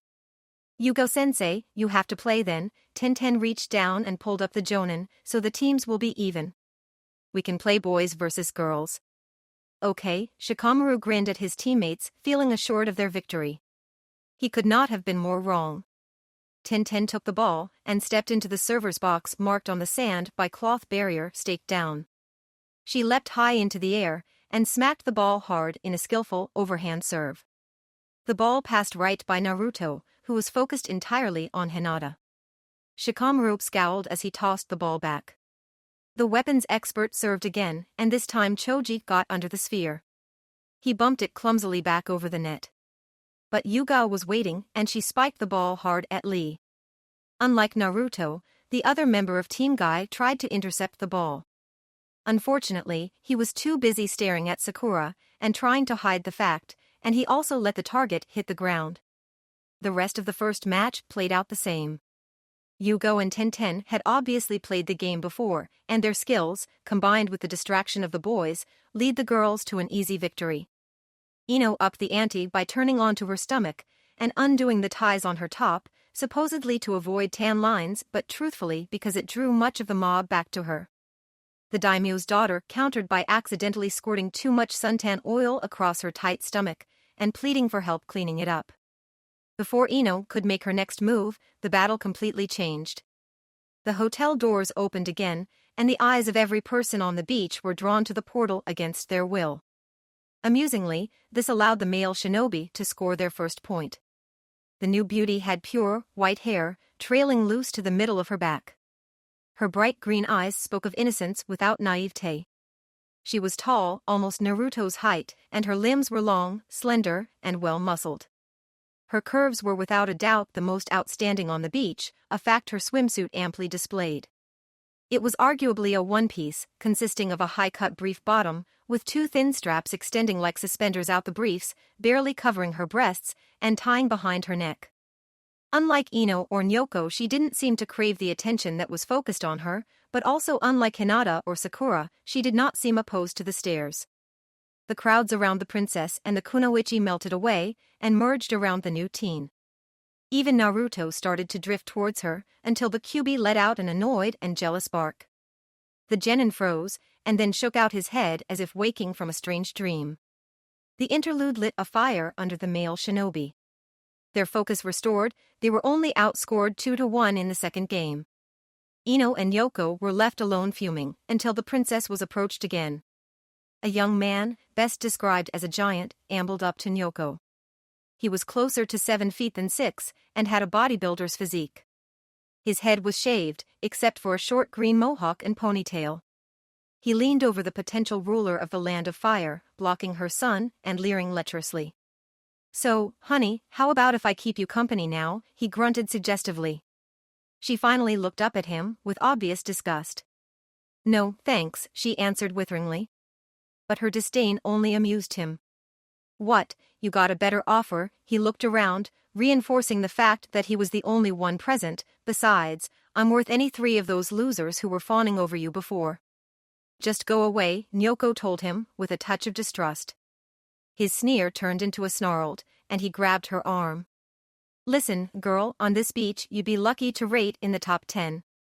I'm doing you a favor." He started to pull her up, and she let out a loud, "ow." "So be my arm candy for the afternoon, and maybe I'll give you a prize tonight." "Leave her alone," Naruto growled behind the muscleman. The bully looked back and then frowned in confusion. "Get lost, kid." "I said, leave her alone." The blonde genin took another step closer into the large youth's personal space. The Lothario looked down at Naruto with a snort of derision. He released Nyoko and turned to face the princess's champion. He put his hand on the teen's chest to push him down. But the shinobi was faster. He wrapped both hands around his opponent's wrist and spun. Naruto boosted the jerk over his shoulder and planted him lightly into the sand. The bully's face twisted in anger, and he quickly regained his feet. He raised his fist to strike Naruto until he realized the boy's friends were also approaching, and the beach goddess and her followers had also taken notice. "That will be enough," Iruka yawned, finally making his way through the crowd. The troublemaker glared at the authority figure, and then turned away with a harumph. "Not worth my effort," he kibitzed as he disappeared into the throng. "Why did you do that?" Nyoko asked Naruto. I used to be short, and I got bullied a lot. So, I learned martial arts to defend myself. That is how you did it. I want to know why, she probed, you did not seem to like me very much earlier. I really don't like bullies, he answered, and besides, Tenten is friends with both of us, so we should be friends too, right?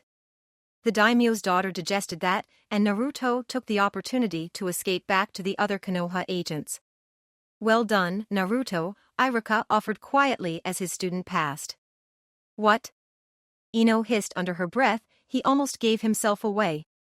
He used taijutsu on that guy. If Naruto thought that was taijutsu, I'd bust him back to the academy, Iruka countered. His form was terrible, Lee agreed, and like a trained amateur, he set his opponent down instead of releasing him at the apex. Naruto grinned, and Ino scowled as she settled back down. Iruka appeared to drift off to sleep again, and the others resumed their game. After a short period of deep thought, Nyoko walked over to Ino. The narcissistic Kunoichi regarded their unknowing client with suspicion. He's right, you know, the orange-haired girl offered amicably, there's no reason we shouldn't all be friends. Then she dropped her voice, and continued in a conspiratorial tone, and if we work together, we might be able to take her. Both girls looked over at their mutual adversary. And Iruka groaned internally. Where is the girl? A shadowy figure asked. I couldn't get her, the giant from the beach answered. You had the perfect distraction. Not that perfect, he complained, some kid interfered. He attacked me, and it attracted all kinds of attention. A bodyguard? Or a shinobi? Probably not. He moved more like someone who attended a few martial arts classes. If there hadn't been other people watching, I could have taken him. All right, the shadow reclined, calming, I honestly did not expect you to succeed. This was to test the girl's defenses. After lunch, all the attending schools competed in a series of physical and mental challenges provided by the hotel. The Konoha ninja purposely restrained themselves, taking no better than third in any competition. Nyoko, however, lived up to Tenten's description, and led her class to first or second place in most of the games. After the contest, all of the students retired to the hotel for dinner. A low din filled the room from all the kids talking, and the Konoha teens eagerly discussed their first day at the beach. Not long after the first platter was placed on their table, the princess walked over to the ninja. Can I join you? She asked. What about your classmates? Shikamaru looked dubious. They're too busy gossiping about Ino and that platinum blonde, she shrugged, masking her annoyance, and we're not just here to view the meteor shower, we're supposed to be here to establish new connections with other schools. We would be honored to eat with you, Yugao told the girl. Nyoko sat down next to Tenten, and helped herself to one of the sandwiches. Only Tenten resumed speaking, the other shinobi all ate in an uncomfortable silence.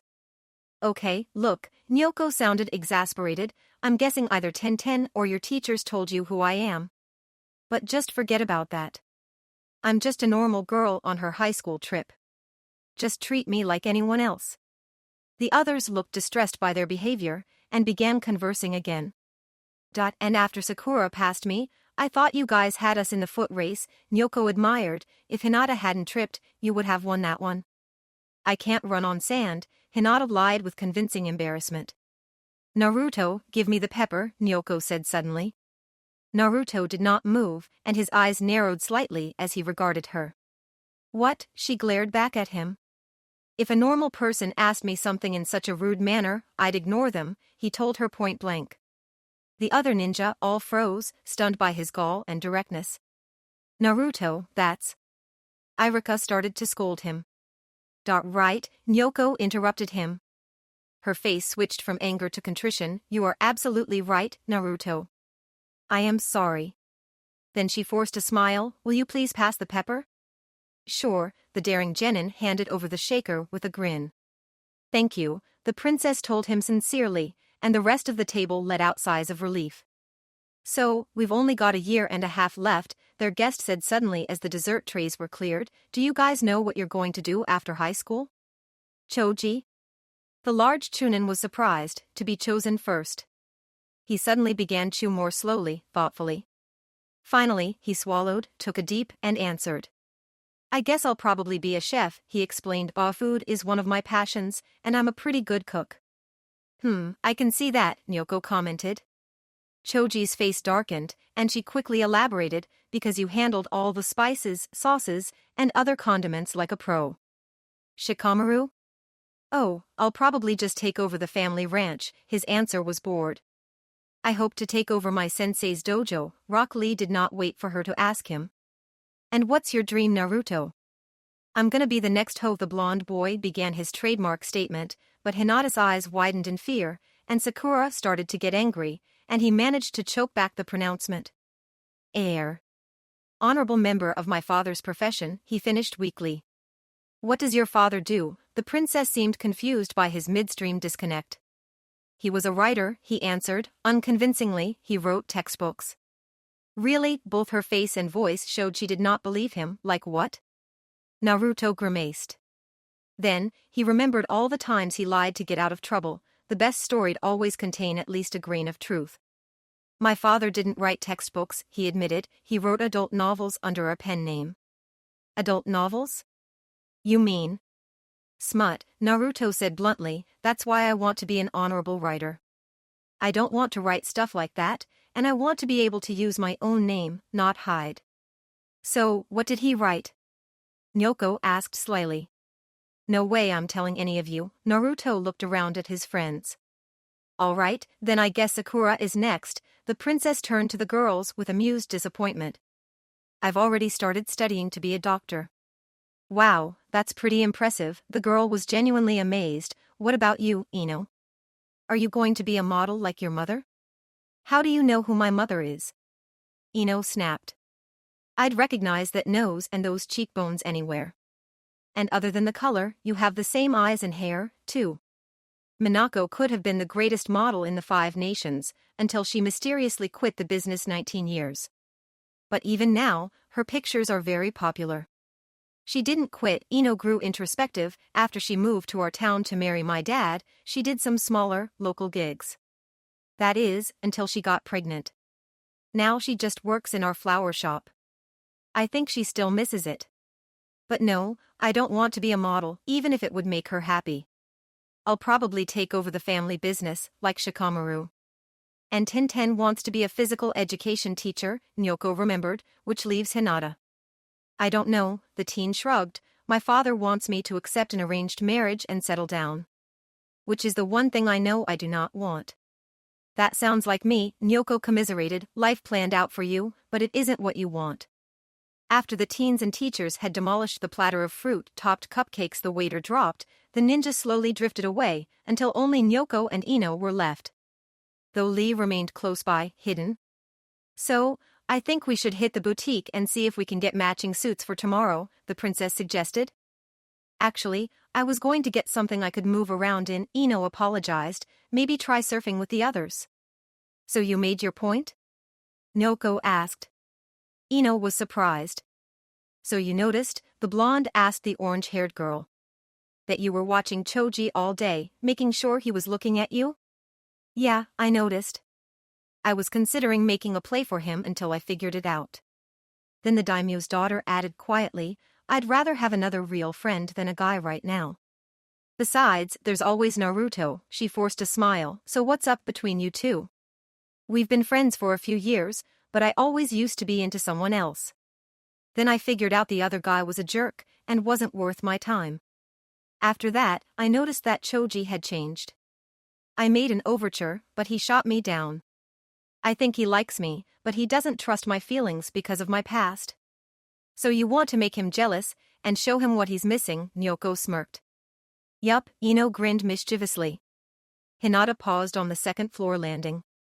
Nyoko and her classmates had individual rooms on the second floor of the East Wing, while the Konoha ninjas had 2 group rooms on the 3rd floor. The observant young woman noticed the door to Nyoko's room was slightly open. She knew the daimyo's daughter was still on the 1st floor with her new partner in crime, so she activated her dojutsu to get a better look. Choji, she directed her voice up the stairs. Choji had been just ahead of her when she stopped, and he stuck his head over the railing. What? There is someone in Yoko's room. Someone wearing shinobi stealth gear. Choji leapt over the railing and, belying his girth, landed silently beside her. The pair padded quickly down the hall. They paused outside the door, and Hinata looked through the wall. She's planting something. Her clothes are laced with chakra, so I can't see through them. Then Choji's stomach let out a loud burble. The intruder's head shot up, and she darted out the window. Come on, Choji tore open the door, we can't let her get away. The two ninja jumped out the window, landing just behind the intruder.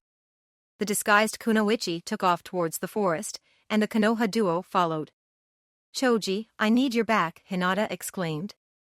Huh, the larger Chunin grunted in confusion, but partial understanding dawned when she leapt onto his back. He leaned forward, and wrapped one of his hands behind to give her a somewhat steady platform. She bit her thumb and spread the blood to her other digits, before placing her hand on his back. Summoning jutsu, Hinata whispered, and Choji nearly tripped as Soul appeared on his back. Soul, there was a ninja in Lady Nyoko's room. Choji and I are in pursuit. Find Naruto and the others, and tell them. But don't let the civilians see you. Right away, Lady Hinata, the white-furred rodent hopped down, and scrambled back towards the hotel. Hinata also skipped back to the grass, and resumed her pace beside Akimichi. Thank you. That was a good idea, Choji complimented, but where's the other one? Kiba said you always have two squirrels. I purposely restricted the flow of chakra, so Loon could not follow. I was afraid both of them together would knock you down. He nodded, and they lapsed into silence to save their breath. After a few long minutes, Hinata spoke again. Stay behind her, she counseled, I'm going to try and cut her off. Fool, their opponent thought, as Hinata peeled off to the right. She veered to the left, deeper into the forest. But before she could travel too far down her chosen path, she had to stop as a tree branch snapped out in front of her. Skidding under the limb, she came to a halt just in front of Hinata. Fine, she growled, launching a punch at the Hyuga Scion. Hinata dodged, and fired back. After a brief exchange, Choji appeared between the trees, and the prowler tried to escape again. Hinata attempted to grab her, but the shinobi slipped between her fingers. The young kunoichi managed to snag the trespasser's mask. The woman's head snapped back, and she tried to twist out of Hyuga's grip. All she managed to do was loosen the veil enough for Hinata to pull it free. Lustrous white hair, tied in a ponytail and tucked into her shirt, shone in the twilight. And her wide green eyes regarded the two Chunin with annoyance. You. Choji instantly recognized the girl who had trumped Ino and Nyoko that morning. I guess it's come to this, she frowned, and flashed the signs for a jutsu. Ninja arts, infinite infatuation jutsu. A mass of pink mist emerged from her lips, and wrapped around Choji. The young man's eyes went blank, and his mouth opened in a loopy grin. Choji, darling, the opposing ninja simpered, I need to leave now, but Hinata won't let me. Will you please stop her for a few minutes? Don't hurt her if you don't have to, but don't let her follow me, okay? The size-altering ninja turned on his friend. Hinata took a step back and put her hands together. I can do this, she whispered under her breath, please, work. She held her breath and focused her power. Unseen under her contacts, her eyes turned silver. Absorption, she incanted, activating the second power of the Suijin Byakugan. The genjutsu detached itself from Choji, and the cloud flowed into Hinata. How did she do that? The enemy ninja pondered. I guess it doesn't matter, this works just as well. Hinata, honey, can you stop Choji for M? Her request was cut short when Hinata punched her hard in the stomach. You're not my type, Hinata growled. Then she copied Daraku, using the gentle fist and Ranshinsho together to disable their opponent's chakra and nervous systems at the same time. She rapidly tapped the kunoichi's arms and shoulders, before finally hitting each ankle once. I have completely disabled your arms, and if you try to run on those feet, you will almost certainly trip, Hinata informed the intruder coldly, so you have two options. You can walk back with us, or we can knock you unconscious and carry you back. Unable gesture, the defeated woman sighed in acceptance and nodded once. Nyoko had returned to find both her door and window wide open. Understandably shaken, she asked Tenten to stay the night with her, and the slender kunoichi complied. Lee stood watch outside her door at Tenten's request. The remaining Konoha shinobi had gathered in the men's room with their prisoner. They all stood around the attractive teen, who sat with her legs folded under her, and her arms tied behind her at both the wrist and the thumb. She appeared unconcerned that she by her capture. "Just who the heck are you?" Naruto demanded, "and why were you in Yoko's room?" The captured Kunoichi smiled gently at him, but did not answer. "Her name is Kid Mizuno," Yugo said. "She is a hunter nin from the Kirigakure."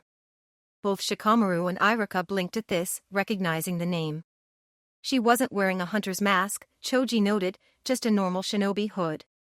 "She doesn't wear a mask," the violet-eyed woman told them. "She is called the Face, because she does not wear a mask. Her looks are her greatest weapon. She uses seduction and deception, and counts on her enemies underestimating her." Kid turned her attention to Yugo, staring concertedly at the purple-haired jonin. She carefully examined the eldest Kunoichi's figure and stance, until finally a realization filled her face. Her eyes drifted to Yugo's right shoulder, and displayed mild surprise at finding it unmarked. The mist ninja smirked and looked down at the floor. "But that doesn't explain why she is here," Ino said harshly, obviously still bearing a grudge. "I suppose you could say it is both the same reason you are here, and the opposite reason," their prisoner finally spoke. "You are here to protect the daimyo's daughter, and I am here to capture the kidnapper. Which is a good thing for you."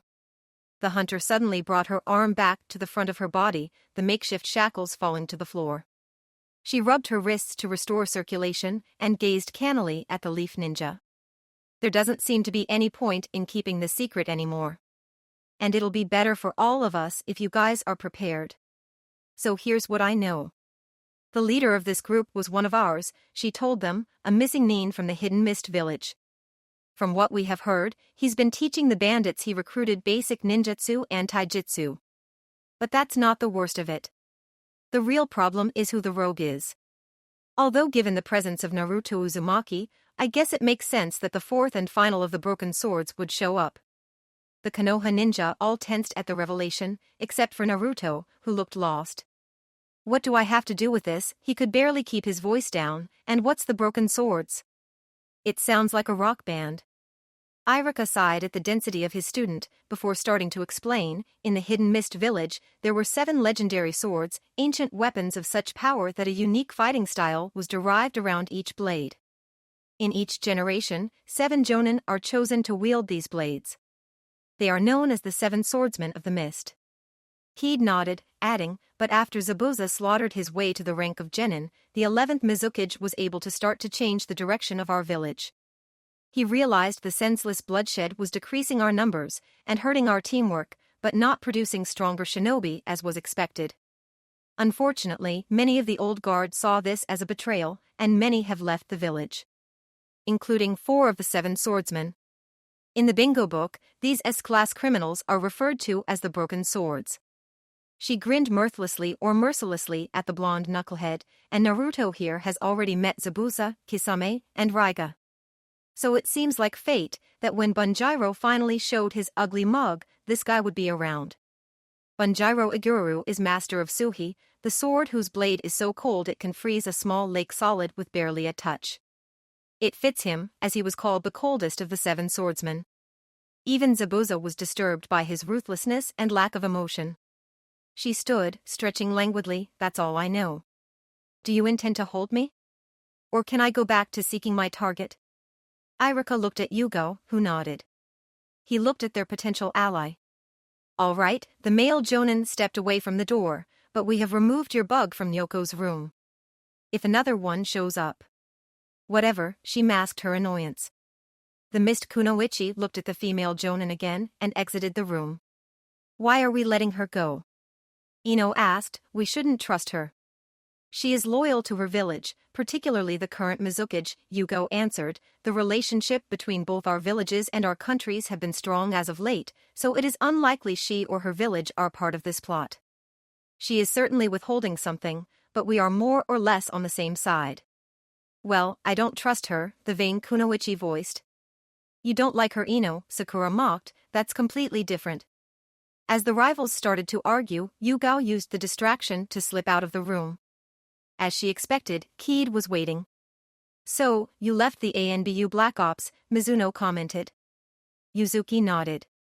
"I heard about Hey 8. I am sorry, the beauty was genuinely sad. Is that why you quit?" "Partly," Yugo said softly, then quickly changed the subject. "It took you longer than I expected to recognize me." "That was 6 years ago." Keed was now slightly defensive, "and unlike your boyfriend, I never saw you without your mask." "Has it really been that long?" the Leaf Kunoichi asked in surprise. "You haven't changed one bit." "Well, like you said, this is my greatest weapon." The Mist Ninja swept her hair back, showing pride in her appearance for the first time. "The jutsu that stops me from aging may shorten my life, but it's worth it not to lose my edge or hide my age like certain other shinobi." "So what didn't you tell us?" "Nothing relevant, I swear," Keed answered, "and nothing you couldn't guess. Bunjiro is hoping to use the incident to foster animosity between our countries. And he will use the ransom to finance his attempt to overthrow my father." Yugo nodded. She had suspected as much. "I will keep you informed, if you'll do the same," the former Special Forces shinobi stated. "I don't think that will be a problem." The girl looked back at the boy's door with interest. "I plan to stay very close." Yugo sighed. "If you have to play, could you stick to Shikamaru or Lee? Naruto, Choji, or Iruka would overcomplicate things." "Really?" Yugo groaned inward, wondering if she had made things worse. By the time she hit the beach the next morning, the princess was feeling much better. The hotel had formally apologized. The maid cleaning Nyoko's room had been called away for an emergency involving one of the other schools and 2 bottles of stolen sake. Or at least that was the story Shikamaru had concocted, and the hotel manager expertly conveyed. Unfortunately, her peace of mind was not shared by Konoha teens. Having learned what they faced, and how dangerous their enemy was, the shinobi were in no mood to enjoy their time at the beach. With 2 exceptions, one obvious and one notable. Naruto hit the beach with his normal enthusiasm. He was not the least bit reserved or worried. He snagged his rented surfboard and dove straight into the ocean. Nyoko and Lee quickly followed, though the taijutsu expert's enjoyment was forced. The blonde genin was able to catch a wave for a few seconds, before he pretended to lose his balance, and tumbled to the shore. The princess chuckled at his outrageous display, as did Sakura, but the rest were too busy, pretending they were happy, to laugh at his pain. "What is wrong with you guys?" Sakura hissed at her fellow kunoichi. Once Nyoko was out of range. "Naruto's only putting on this show because all of you are in danger of blowing our cover." "I know," Hinata countered, an edge of annoyance entering her depressed face. "What's wrong with you?" Ino asked sharply. "We are facing an S-class criminal. One with a sword that can disable or kill with a scratch. Why aren't you more worried? First of all, if we include that mist hunter, there are 11 of us, and only one of him.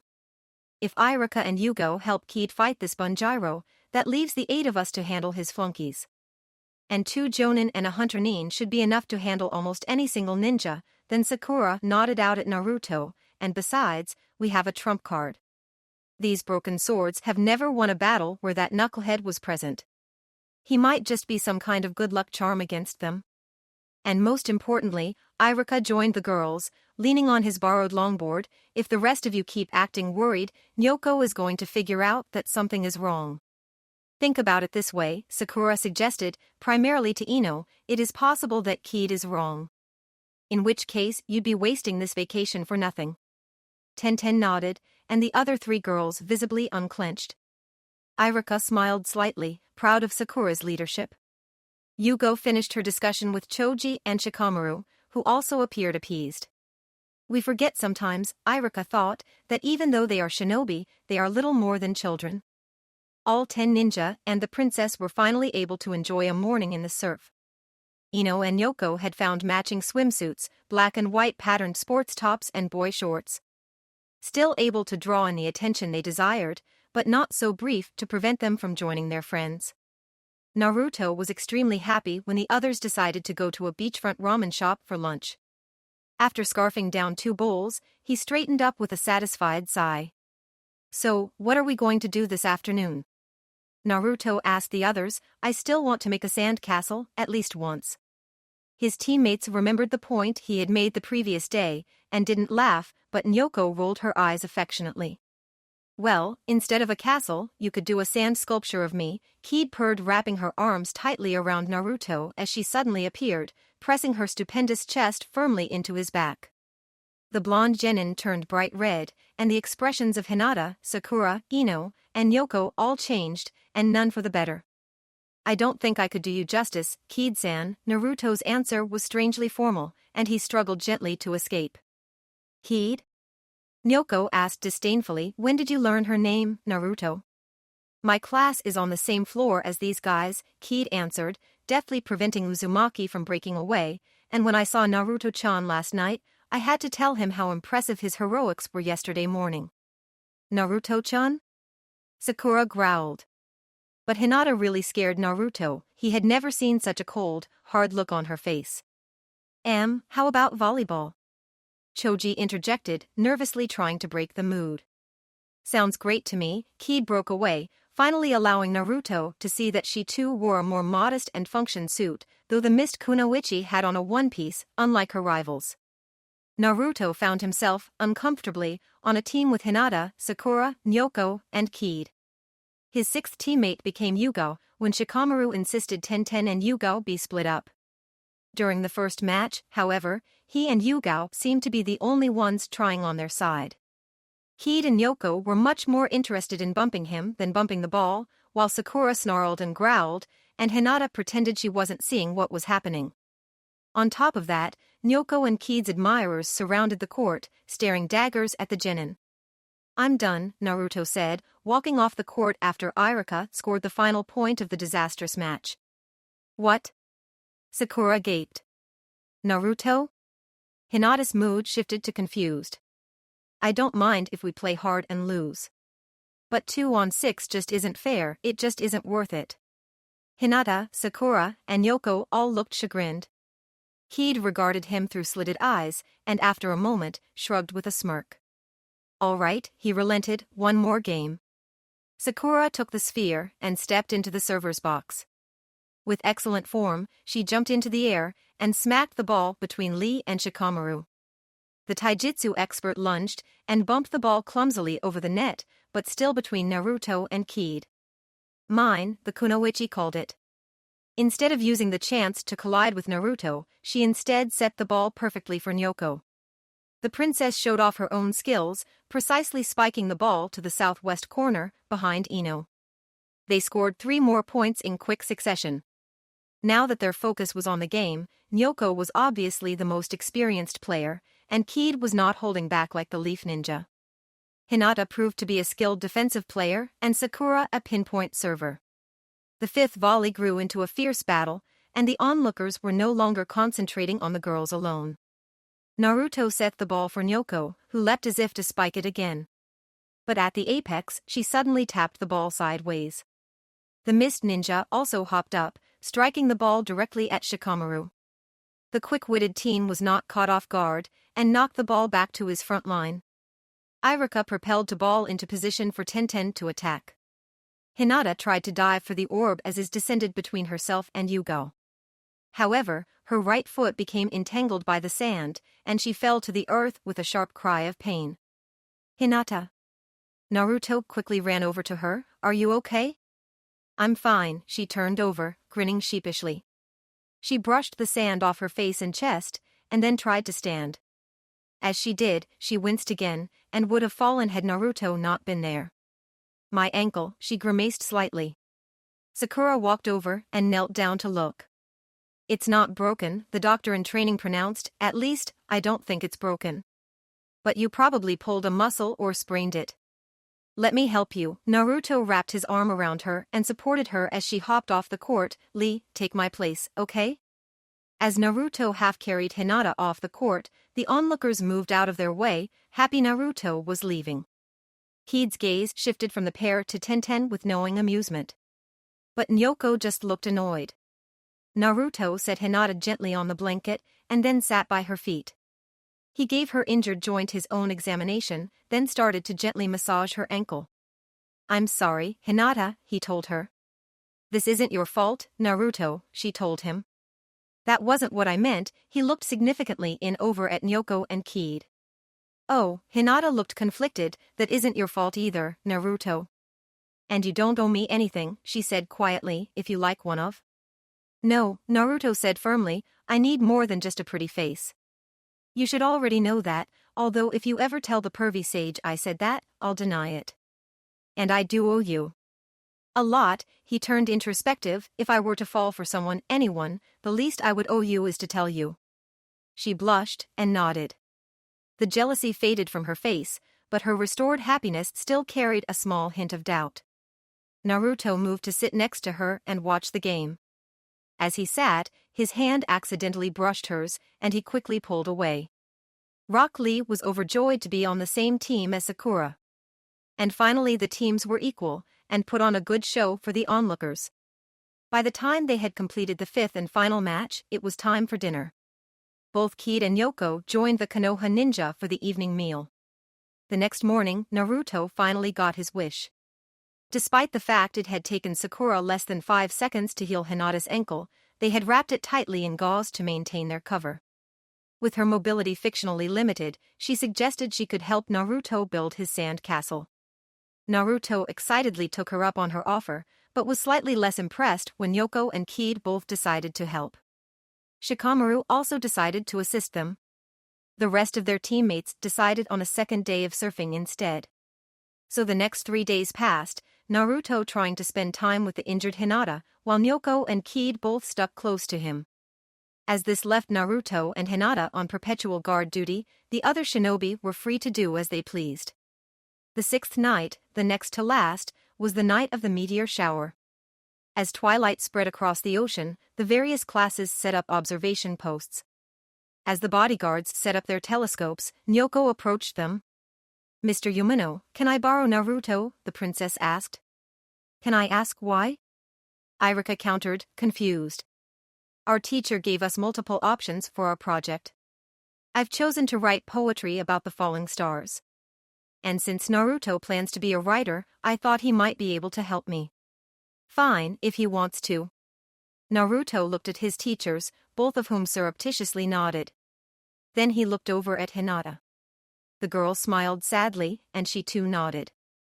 Okay, sounds like fun. Naruto collected his bag and followed the orange-haired beauty. Naruto, Irika stopped him. The blonde boy turned back, and the Jonin said, I will expect to see your poetry as well. Naruto blanched slightly, and Ino Shikacho all chuckled at him. Sure thing, Irika-sensei. She led him not back to her class, but instead to a quiet spot at the edge of the forest, far from the hotel and the other classes. As the space rocks began to streak across the sky, the pair began taking notes and talking about meter and rhyme. Naruto was not sure which surprised him more, how much she knew about poetry or how much he knew about poetry. As the astrological event ended, the other classes began to drift back to the hotel. But Naruto and Yoko remained outside, working on their sonnets.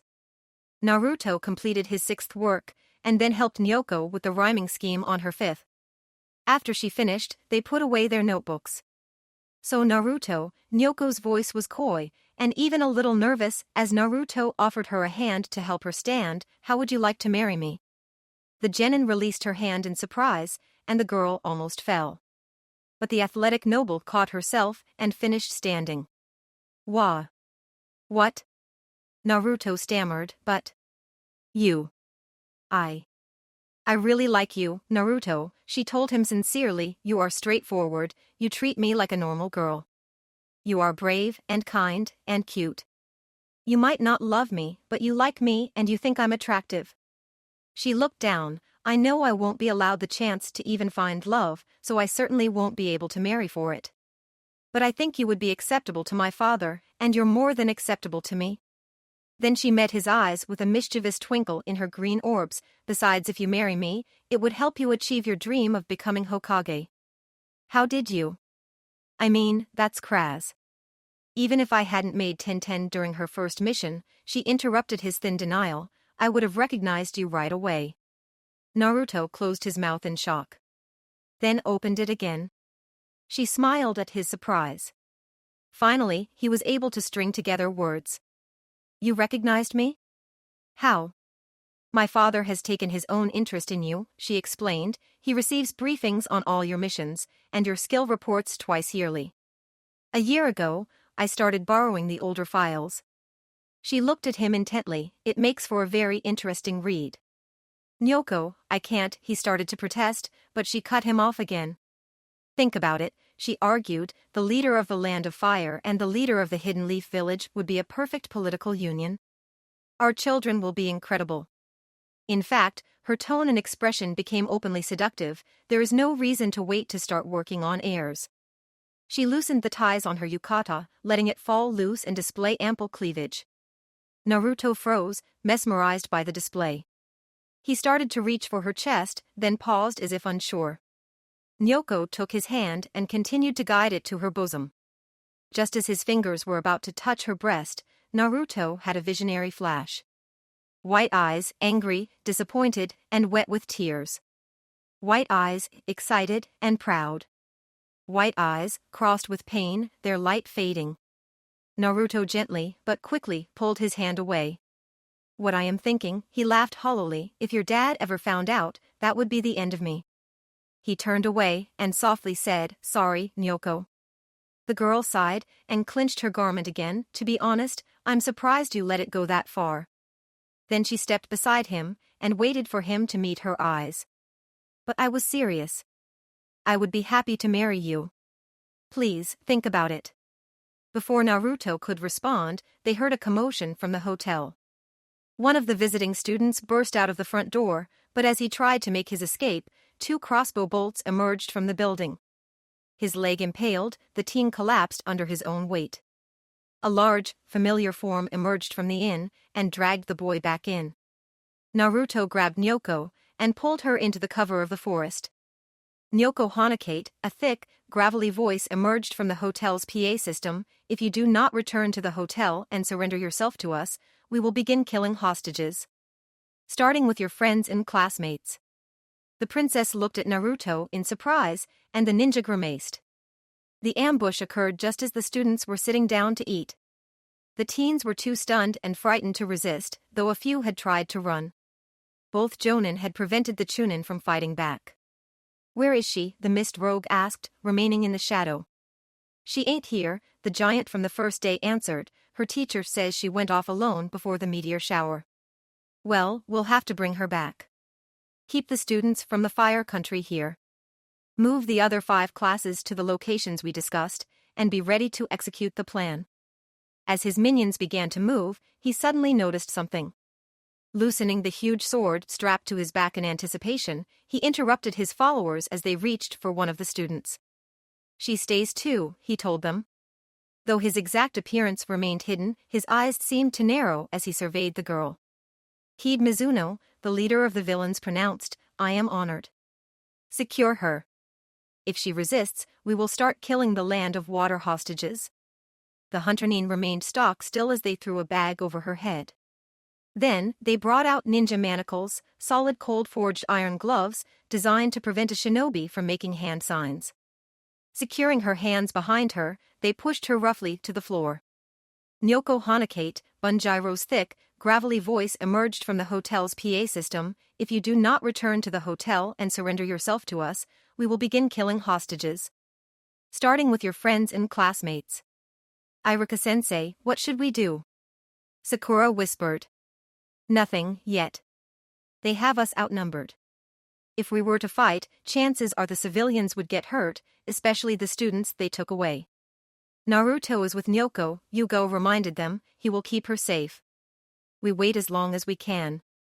Naruto, let me go. Nyoko struggled to break free. I can't let them kill my classmates. No way, he held her gently, her arms pinned to her sides. If this guy is half as nasty as I read, he'll kill all the hostages just to cover his tracks. And who knows what he'll do to you before he gets his ransom. One of his old buddies once suggested cutting off my leg so I couldn't run away. She seized up in fear and then went limp. What do we do then? She turned to look at him when he finally released her. The blonde ninja's face crinkled in thought. Well, I guess plan A is out. Plan A, she considered that. You mean creating hundreds of shadow clones and sending them to attack en masse? That's the one, he confirmed. So why not use it? The hostages. I don't know the enemy's numbers, or location, or anything. So starting a pitched battle would just put all the students at risk. Then he looked a little browbeaten. Besides, Iruka-sensei would lecture me and Sakura would probably sock me. Okay, then what about plan B? Improvise a new attack based on something I saw someone else do. He looked confused. I would need someone to fight first. Wait, you actually consider that your plan B? The princess almost let her jaw drop. I need more information about what's going on inside. He frowned slightly as he let the crack pass. I guess that means it's time for a little recon. He put his hands together and announced, multi-shadow clone jutsu.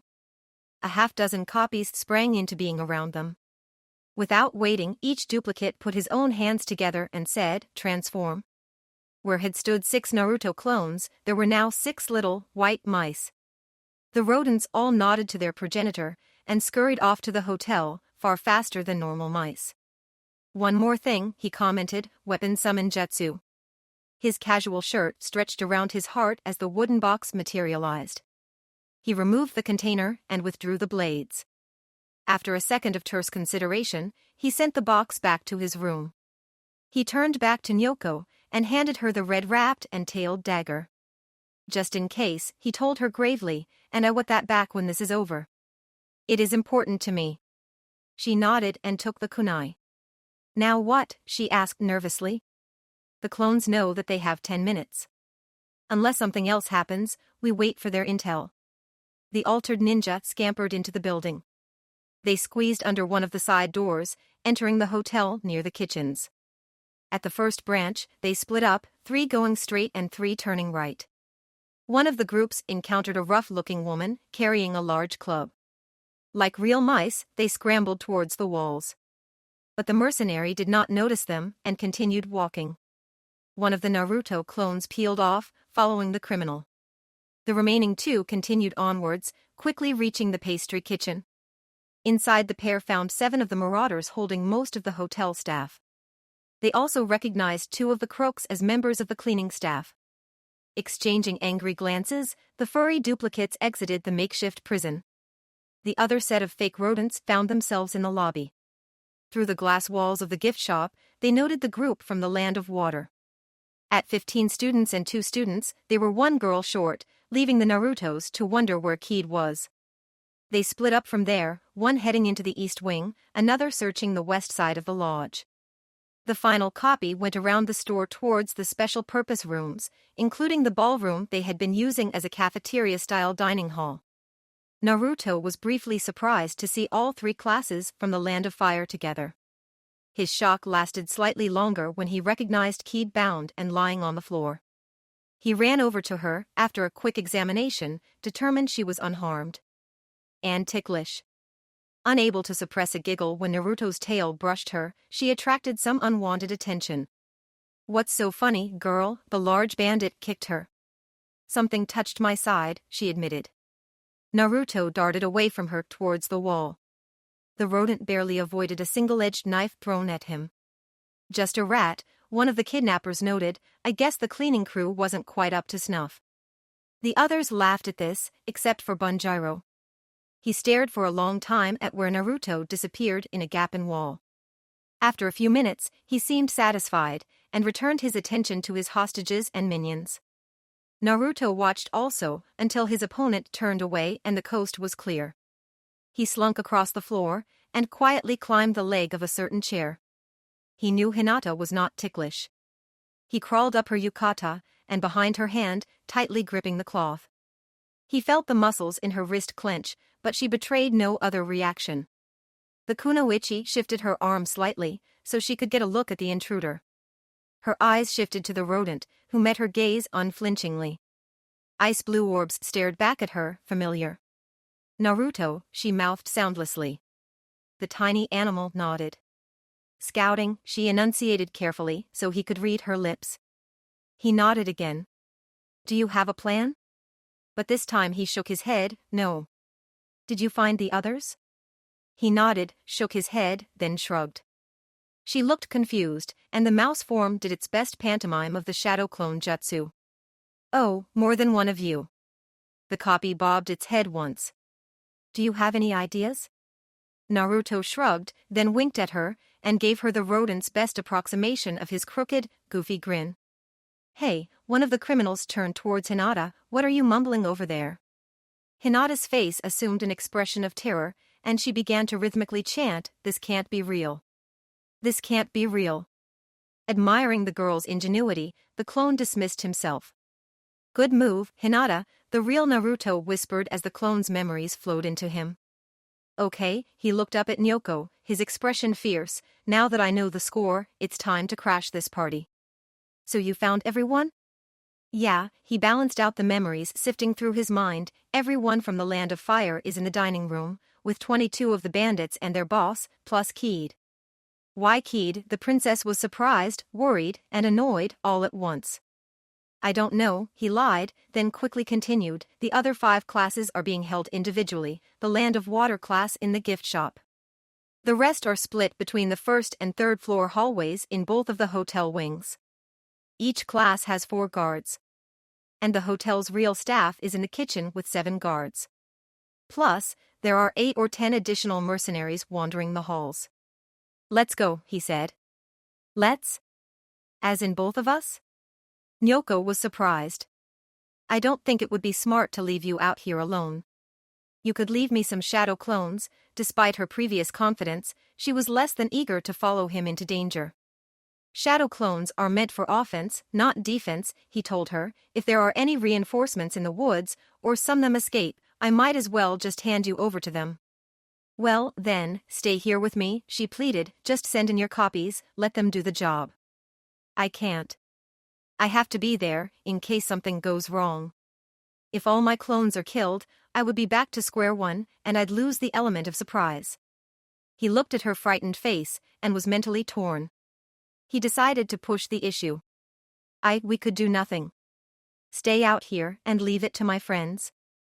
I can try to find some way to get Iruka-sensei what I've learned, so they can save as many lives as possible, she finished with a sigh. You think I'm being selfish. No, I think you're scared.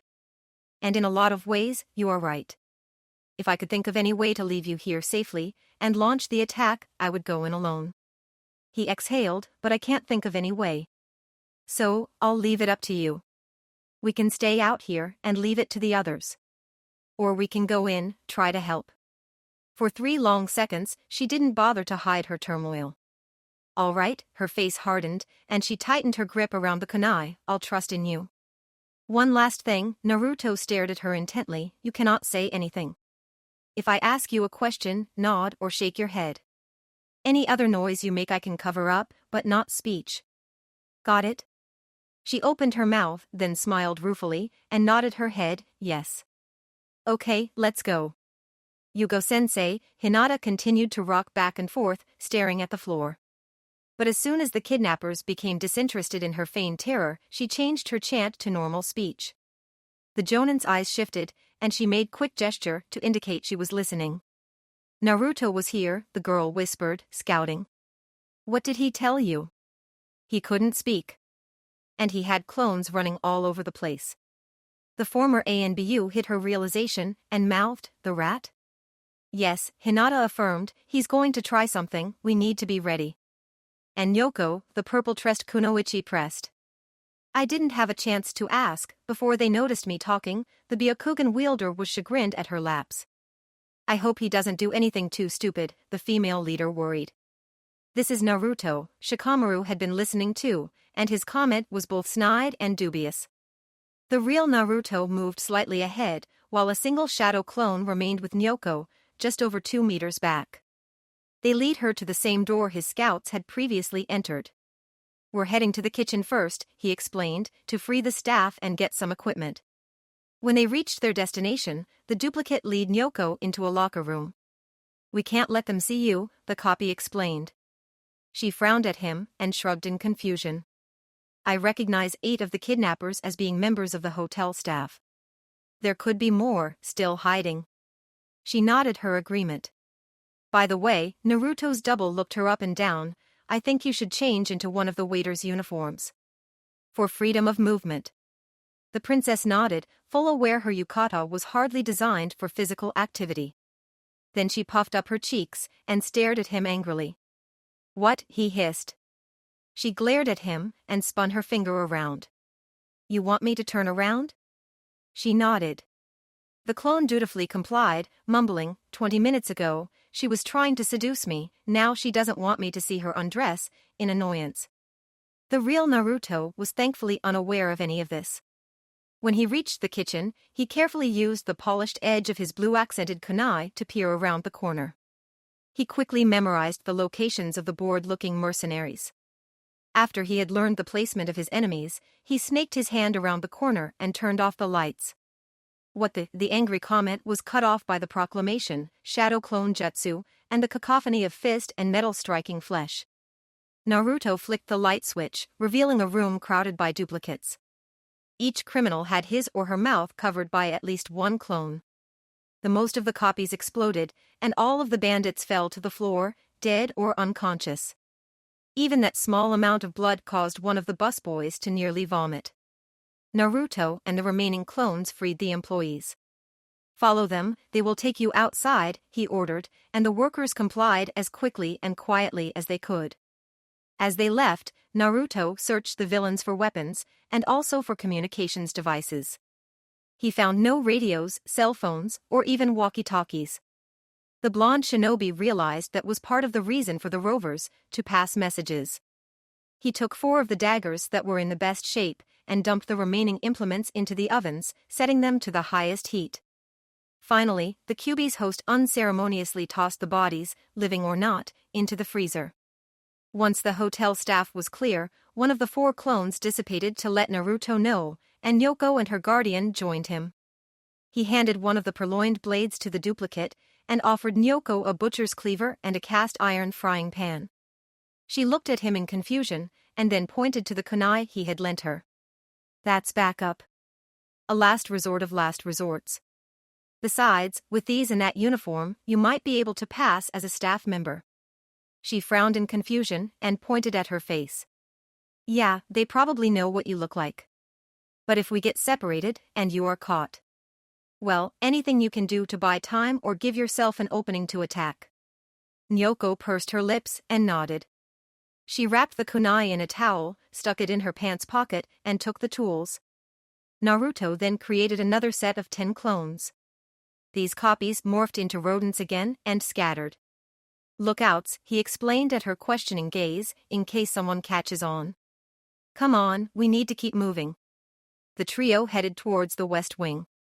Along the way, Naruto eliminated 2 of the floaters, carefully hiding the bodies.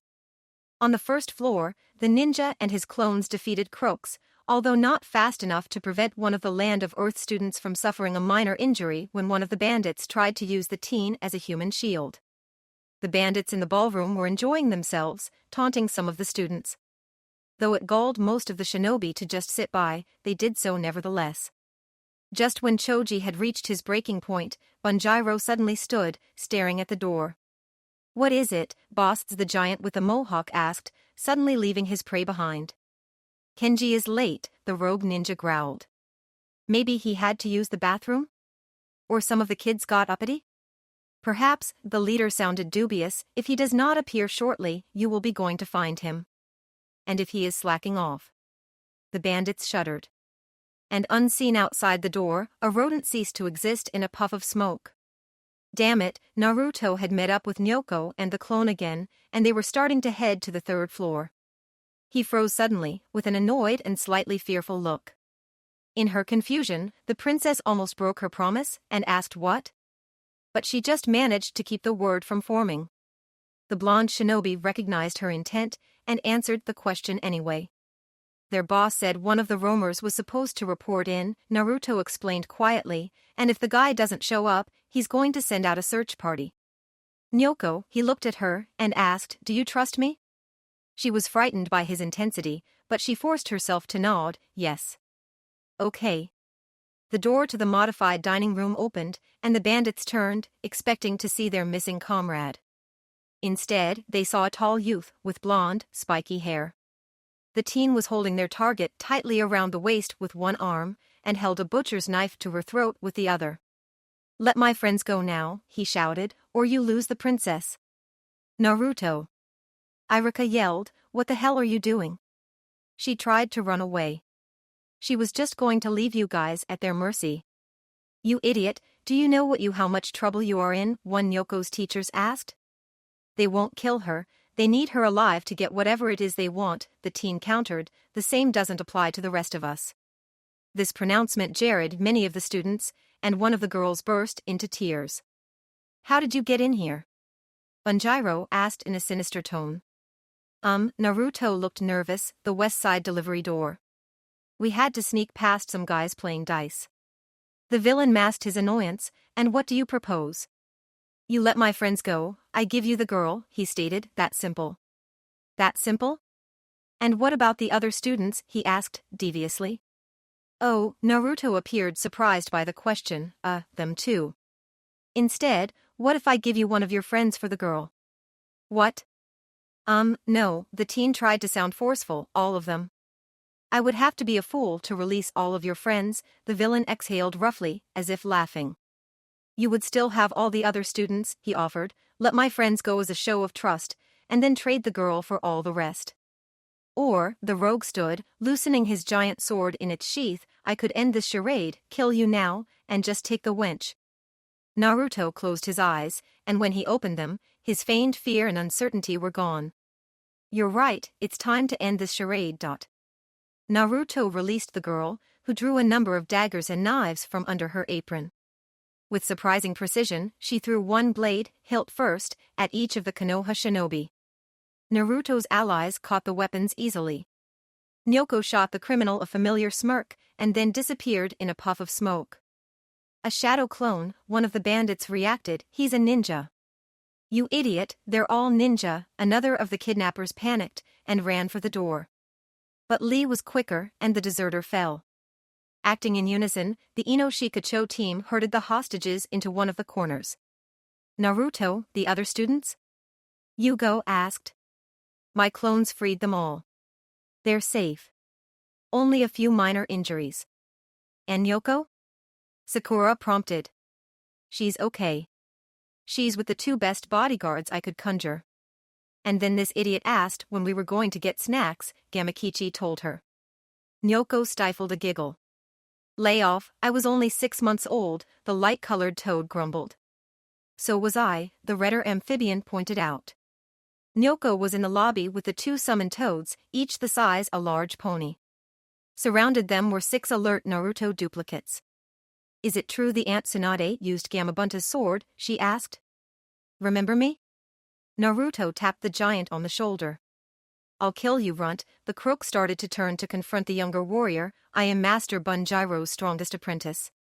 Rasengan, as his opponent faced him, Naruto thrust the roiling sphere into his midsection. The big man shot away from the genin, spiraling head over foot, until he crashed hard into the wall. The villainous lieutenant slid to the ground, and did not stand again. With all of his men defeated, Bunjiro faced the Konoha shinobi. He panned his eyes across them, and then erupted in a sardonic laugh. He pulled his sword, scabbard and all, over his shoulder, and held it ready to draw, all but taunting the leaf ninja. Not one of them blinked, flinched, or faltered in any way. Finally, the villain made his move. Please don't kill me, he begged, throwing down his sword, and dropping to his knees. The Chunin all displayed obvious shock, and Naruto nearly fell over. Only the Jonin remained ready, expecting treachery. But the hidden mist renegade started sobbing in fear. Naruto collected their enemy's weapon. He drew the sword part way from its sheath. The edge was chipped and rusted. This is the legendary Suhi, the blonde youth asked in confusion and dismay. No, Keed stated, after Tenten freed her, and that is not Bunjiro Agururu. She grabbed the whimpering man and demanded, Who are you? As her words sank in, the would-be kidnapper's face seemed to melt. Bunjiro Agururu, he rambled, you thought I was? If he ever finds out, he'll kill me. Please don't tell him. Your name, Keed seemed torn between anger and pity. I'm Bunjiro Akikazunoko, he said quickly. Keed dropped him and produced her copy of the bingo book. After flipping through the list of criminals, she let out a sigh. Bunjiro Akikazunoko, rogue ninja from Kirigakure, she read out loud, rank Genin. After barely passing the graduation exam on his 7th attempt, Akikazunoko was caught shoplifting a pack of cigarettes and fled the village. Considered a D-rank criminal deviant. What? Naruto shouted angrily, after all that, this guy's just some small fry? He rounded on keyed, you said he was one of those bent swords.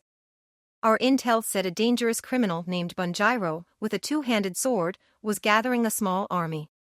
We never thought to check any other Bunjiros, she shrugged in defeat, he did try to ransom your princess. And a rogue is a rogue. Though I'm sure the Mizukage will be disappointed. No, I won't go back, the thief rose to his feet aiming a kukri dagger at Keed's chest. She effortlessly disarmed him, and then knocked him unconscious with a single uppercut. She groaned in annoyance, and retrieved the ninja manacles. She tightened them severely around his wrists, then turned to face her allies. So much as I'd like to hang around, I really need to get back, the mist huntress lifted her prisoner with ease, my people need to know that Agururu is still out there. And I can't wait to get rid of this worm. Yugao, it was almost as much fun as last time, she gave the former ANBU member a two-fingered salute. Deciding she did not want to carry him, she dropped Bunjiro to the ground and dragged him towards the door. As she exited, she looked back and offered, and I'll be seeing you in a few weeks, Naruto. Why, he stuttered at her abrupt statement. Well, the Hidden Mist Village is hosting the Chunin exams next month. I would assume you're tired of being behind the rest of your friends. Before he could retort, she was gone. Though both Nyoko's class and the Land of Water class stayed until morning, the other 5 schools quickly packed and left. And as soon as the sun crested the horizon, Keed's group loaded their bus and drove off. Except for Nyoko, the remaining Land of Fire civilians were also ready to quit the resort, but their transportation, and the additional guards with it, had not returned. The 2 Jonin stayed with them, giving the princess and the teen warriors one last day to play. But the day went by far too fast, and by mid-afternoon a quartet of very large guards escorted Nyoko to their bus. They did not even give her time to change out of her bikini. Naruto, the princess opened her window, think about my offer. What offer? Sakura's voice was dangerous as the bus pulled away. She asked me to be her personal bodyguard? You're lying, Naruto, the redhead was half annoyed, half amused, what did she offer you? After dinner, Naruto slipped away. When Hinata noticed he was missing, she went to find him. It did not take her long. The normally hyper Genin was sitting on the beach, staring up at the stars. May I join you? She asked quietly. Oh, hi Hinata, he looked over at her, startled, sure. She did not sit down, but stood next to him. What's wrong? She asked. Not wrong, he said, I was just thinking, tomorrow we go home. My first vacation is almost over. And how was it? Well, I don't really have anything to compare to, he considered, but I had a lot of fun and got to try all kinds of beach sports. How about you? Did you get to do everything you wanted to? She paused for a second and then answered honestly, mostly. Though I had been hoping to watch the meteor shower with you. Naruto grinned apologetically, then brightened, well, they may not be falling, we can look at these stars together. She was surprised by his offer, and her reaction in turn made him nervous. Come on, sit down, he said gently. The kunoichi nodded, and slowly descended to the sand. With deliberate precision, she accidentally put her hand over his. This time he did not pull away. Instead, he shuffled hand so their fingers were intertwined. Welcome back, Kabuto offered sarcastically. He ignored Sasuke's venomous gaze. Lord Orochimaru has been waiting for you.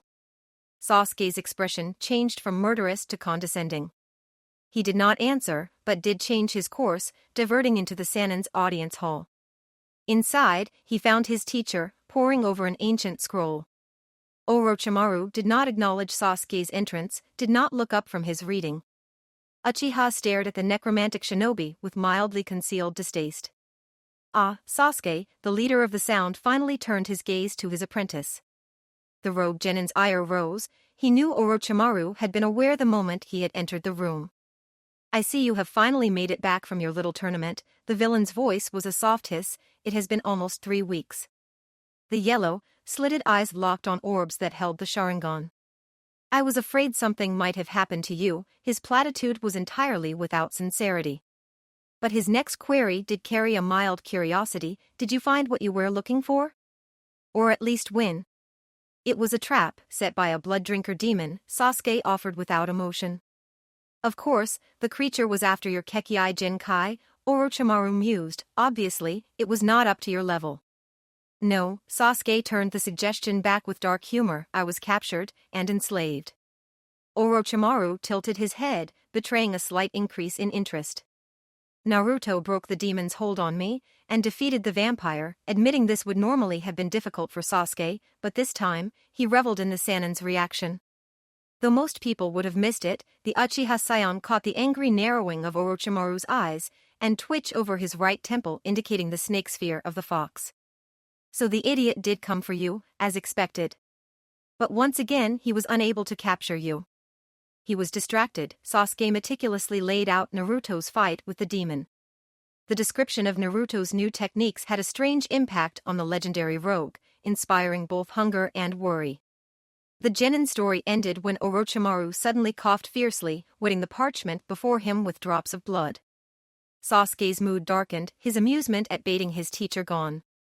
It is interesting, he told the body thief. I don't remember most of what happened to me while under the creature's control.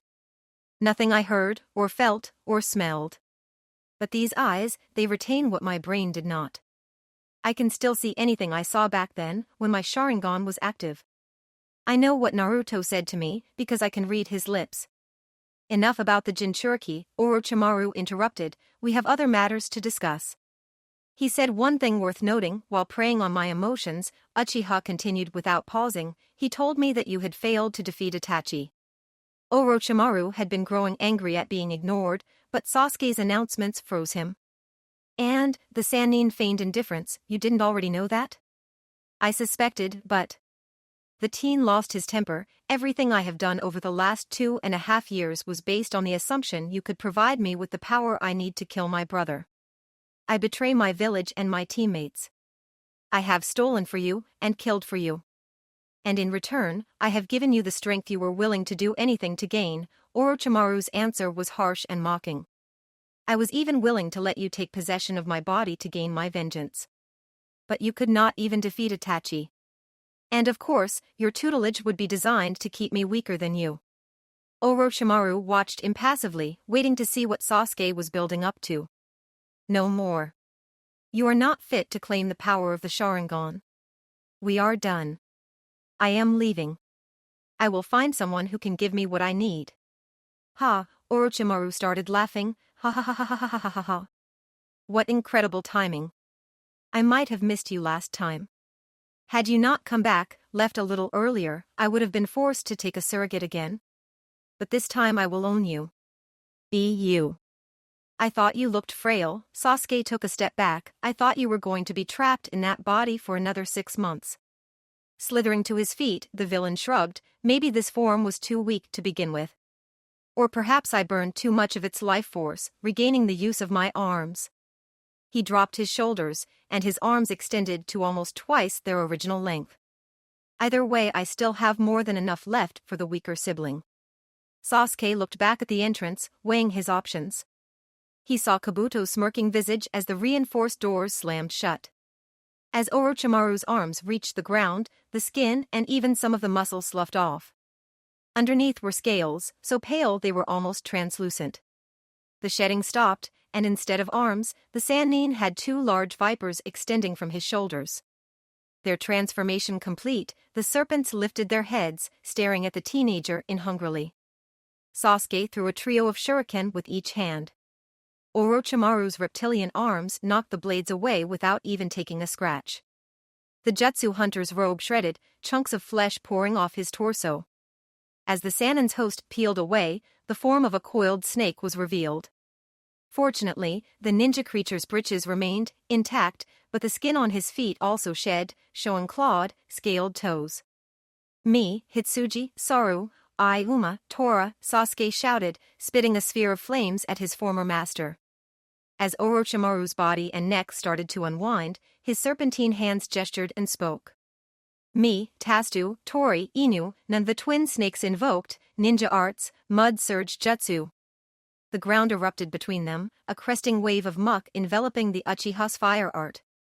The rebel team was forced to abandon his attack to avoid being dashed against the wall. Wind release, vacuum blade, he drew his Chikuto and cut upwards through the mire in a single stroke. Behind the wall, he saw Orochimaru's molting was complete. His legs remained covered, and mostly unchanged. But from the waist up, he was a 20-foot-long constrictor. 5 feet below his head, the two 10-foot vipers jutted out as his arms. The Sannin's face was mostly unchanged, except his canine teeth had lengthened into hypodermic fangs. This is what you have chosen to become? Sasuke sneered, allowing his obvious disgust to show. This, oh foolish boy, is my soul shell, Orochimaru hissed in triplicate. It is the natural form my spirit takes when it manifests outside a body. It is much more powerful than a physical body. Then why steal bodies?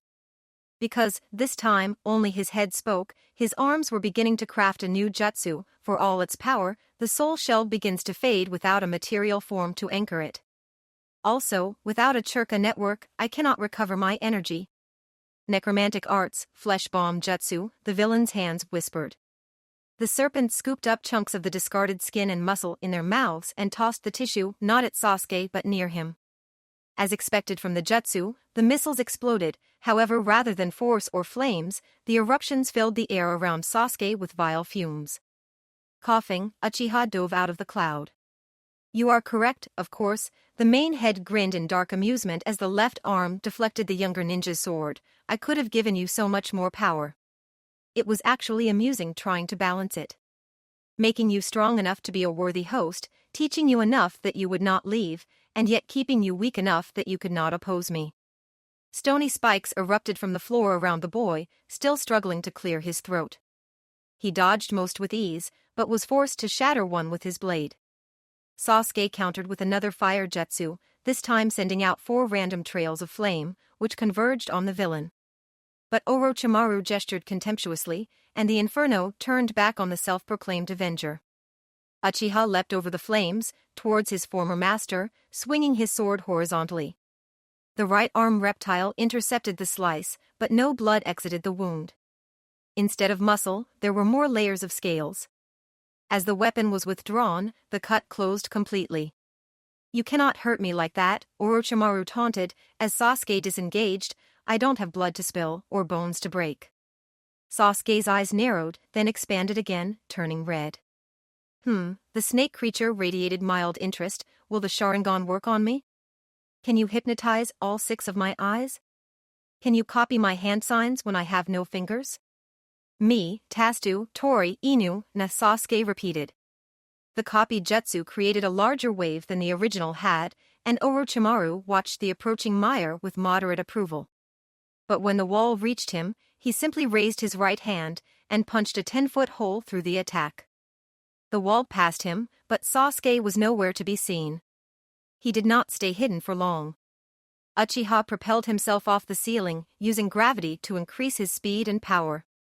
The teen aimed his Chikuto at the serpent's main head, swinging with both hands. The right hand opened its mouth, and the Kusanagi appeared. Tracing a glowing path, the legendary blade sliced upwards, and Sasuke's weapon was cleft in 2 long ways. The next instant, his left hand closed over the base of the damaged sword, breaking off the blade. The Sharingan user discarded his broken tool with a grunt of disgust. He landed lightly before his master, and quickly began to retreat. Before he could get out of range, the fangs of the left-hand serpent clipped the boy's right arm. Smoke rose from the wound, and Sasuke gripped his arm in pain. Despite the pain, as soon as he was out of range, Sasuke launched into another set of chakra seals. Raiten, he proclaimed at the end, lightning cannon jutsu. An 8-inch sphere of electricity congealed in Sasuke's hand, and then shot at the soul shell of the Sannin. Orochimaru displayed definite surprise, and was unable to fully dodge the ball. Instead, it burned a substantial chunk out of his right leg. Even though the wound quickly vanished, the slitted eyes regarded the teen with newfound respect. I did not teach you that jutsu. I wonder where you learned it. The Avenger did not respond, and watched the immortal warily, planning his next move. His lung still burned, and his arm was starting to go numb from the poison. Before the younger traitor could act, the body thief took a step forward. Then, before his apprentice could react, almost faster than the Sharingan could follow, he moved behind Sasuke and slashed twice. The long blade cut the tendons in the back of Uchiha's knees and ankles. I had hoped you would be better than this, the hissing was truly disappointed. I will have a much greater distance to make up. After swallowing the Kusanagi once more, Orochimaru's right arm joined his left in constricting the genin. The monster's jaw distended, and the arm vipers lifted the teen so that Orochimaru could swallow Sasuke feet first. The last Uchiha kicked feebly as his injured legs were enveloped. Kabuto's face lit with vicious joy as he watched his arrogant junior consumed. As the Sannin prepared to make the final gulp, his lieutenant started to turn away from the monitors. But something caught his eye, and he spun back. He punched buttons rapidly, and the image feed paused, and then started to crawl backwards. And there it was. Just before the boy's face disappeared behind the fangs, Sasuke grinned triumphantly. Sasuke Uchiha found himself inside of a featureless white cube. He stepped towards the wall, and the sound of his boots was unlike wood, stone, or metal. He tapped the side of his prison. Nothing happened, so he placed his hand on the barricade. As with the sound, the feel was unlike anything he was familiar with. He pushed outwards, but there was no give, and he felt a slight tingling in his palm. "What is this?" Sasuke shouted at the ceiling. "I suppose you could say it is my spiritual stomach." Orochimaru's face, his normal human face, formed in the top of the cube. "In the past, I have usually just destroyed previous inhabitants' soul, to make things easier. But the Sharingan is as much a part of your spirit as it is your blood, so I will break you down slowly in here. As your memories and personality are stripped away, I will absorb your soul bit by bit. That way, I will gain the full power of these cursed eyes. I also believe this will help your body to last longer, until I find the last secret I need to maintain this form forever." Sasuke started laughing. The expression of Orochimaru frowned. "What is so funny?" the villain demanded, tritely and contritely.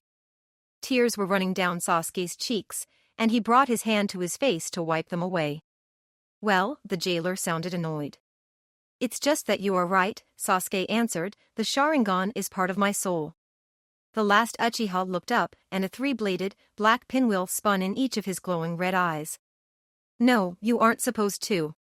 The snake's protest was cut off by his near scream of pain. The face on the ceiling shrunk and was pulled into the room. Heartbeats later, shoulders emerged. Finally, Orochimaru's human form crashed to the floor of the prison. "What have you done?" "The Mangekyo Sharingan manipulates space, time, and thought," Sasuke taunted as he started to fade away, "a soul prison that is nothing more than space and thought." Orochimaru charged the teen, but passed right through him. Sasuke smirked even more broadly as he vanished. The Sannin cast a fire jutsu, but the cage did not change. Grunting, the would-be immortal bit his thumb, and began writing on the floor of the cube in his blood. "Well, isn't that interesting?" Kabuto told himself. On the screen, he watched as Orochimaru's soul shell faded away instantly, leaving only Sasuke behind. In the past, the transfer had been slow, taking almost half a day as the snake digested its food. On the screen, Sasuke looked directly at the camera. "Your master is done.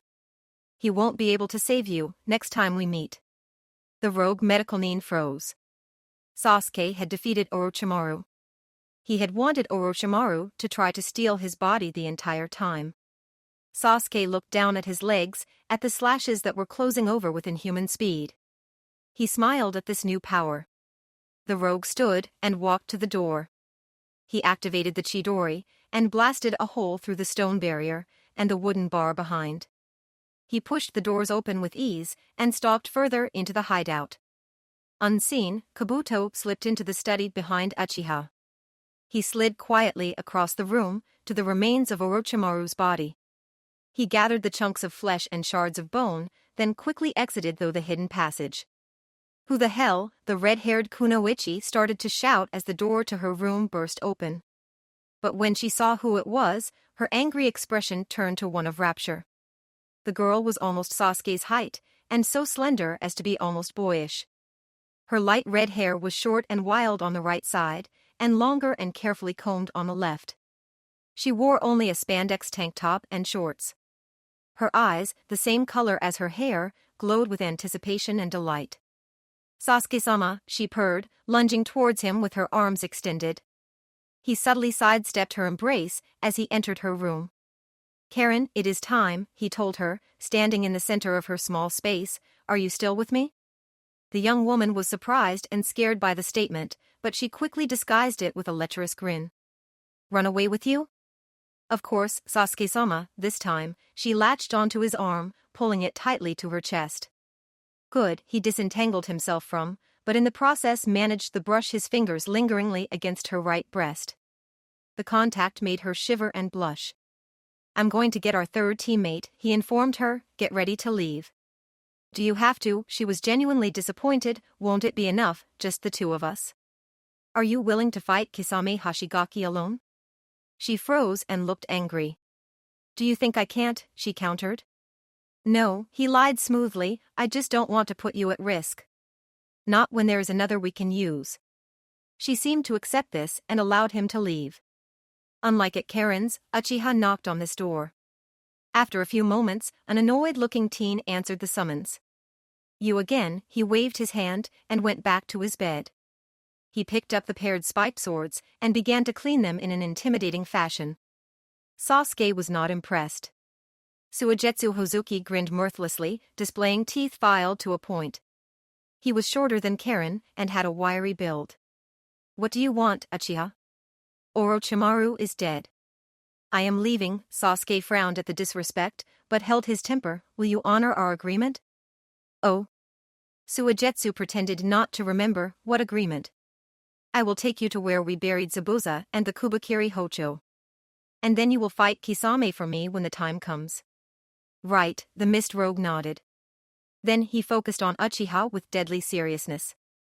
"You know I want to kill you," the swordsman said. "Why will trust me to watch your back?" Enlightened self-interest, the dojutsu user answered, "You already have Raiga's swords. If you want Zabuza's blade, you will need me to show you where it is. And if you want Kisame's sword, you need someone to fight Itachi. Just as the reason I am willing to work with you because I need someone I know will fight Kisame all out." Then Sasuke smiled mockingly. "Besides, if you try to betray me, you know what Karen will do to you." The shark-toothed grin returned. "All right. I'll work with you until I have Kisame's Samahata." 5 minutes later, Sasuke and his two new teammates quietly left the sound. Karen had added a shirt and thigh-high boots, and both she and Suigetsu carried backpacks. The swordsman also had lightning swords strapped to his back. "Hey, Kakashi-sensei." Naruto shouted as he ran up to the gate, "Are you coming with me?" "Good morning, Naruto," the silver-haired jonin greeted his student. "No, I've got teaching duties today. Lady Tsunade is busy, so she asked me to relay the mission to your team." "Team?" Naruto asked. Then he looked past the copy ninja and waved. "Hey, old man." "Long time no see," Naruto greeted the familiar merchant. The trader set down the cart and shook Naruto's hand. "Well, I kept a skin for ya," the client explained, "but first you were always busy, and then you were on some trainin' mission. I guess that means you probably haven't gotten rusty." "Nope," Naruto grinned confidently, "I'm stronger than ever." "Great. You're ready to go, kid?" "Actually, we are still waiting for the two other team members," the jonin interrupted. "Two more?" The merchant was surprised. "Well, there's been a lot bandit activity in the area," Kakashi offered, and given both the importance and value of the cargo, the Hokage decided better safe than sorry. "Naruto, Sakura, and Hinata?" Kakashi asked, looking at the folio. Naruto used to handle transport missions like this solo. That was before the Akatsuki were actively seeking him. But I can't send a jonin on this mission without arousing suspicion. Sakura and Hinata are both briefed on the danger of the Akatsuki. After Hinata had come to her to discuss the nine-tailed fox demon, the Hokage had told the girl about the rogues pursuing the spirit. "So is Sai, and he would be better protection," Kakashi countered. "Maybe, but he wouldn't defend Naruto as fiercely." Besides, there is another reason, the leader of the Hidden Leaf told him. There has been a tension between Hinata and Sakura lately. And you're hoping by putting them together, they will work it out. Tsunade nodded. Sakura? Naruto was surprised when his teammate walked up. What are you doing here? I'm on this mission with you, she told his, despairing obviously at his denseness. And so is she. Sakura hiked her thumb over her shoulder, her annoyance growing. Behind her Hinata was jogging to catch up. Naruto waved to the kunoichi, who smiled broadly. Good morning, Hinata, he greeted her. You're on this mission too? Yes, she nodded. Lady Tsunade asked me to help guard this shipment. So, what is it this time, old man? Naruto asked. Oil? Art? Medicine, he answered. A village in the south of the Land of Fire had its water supply contaminated. So we are bringing them relief supplies. Shizune is already at the village, Kakashi told them, and she was able to clean up the river. But she needs this medicine to treat those already infected. Then what are we waiting for? Naruto jumped into place behind the pole bar of the cart. Hinata took up position by the left wheel and Sakura by the right. The merchant walked by the front of the cart, next to Naruto. After a few hours of walking in silence, the merchant moved closer to Naruto and whispered, So which one of them is your girlfriend? What? Naruto was surprised by the question. I saw how they look at you, and you looked at them. Is one of them your girl? Not really, Naruto answered. Sakura's a friend and teammate. And Hinata and me. Well, let's just say that's complicated. Heh, their client chuckled. I remember complicated.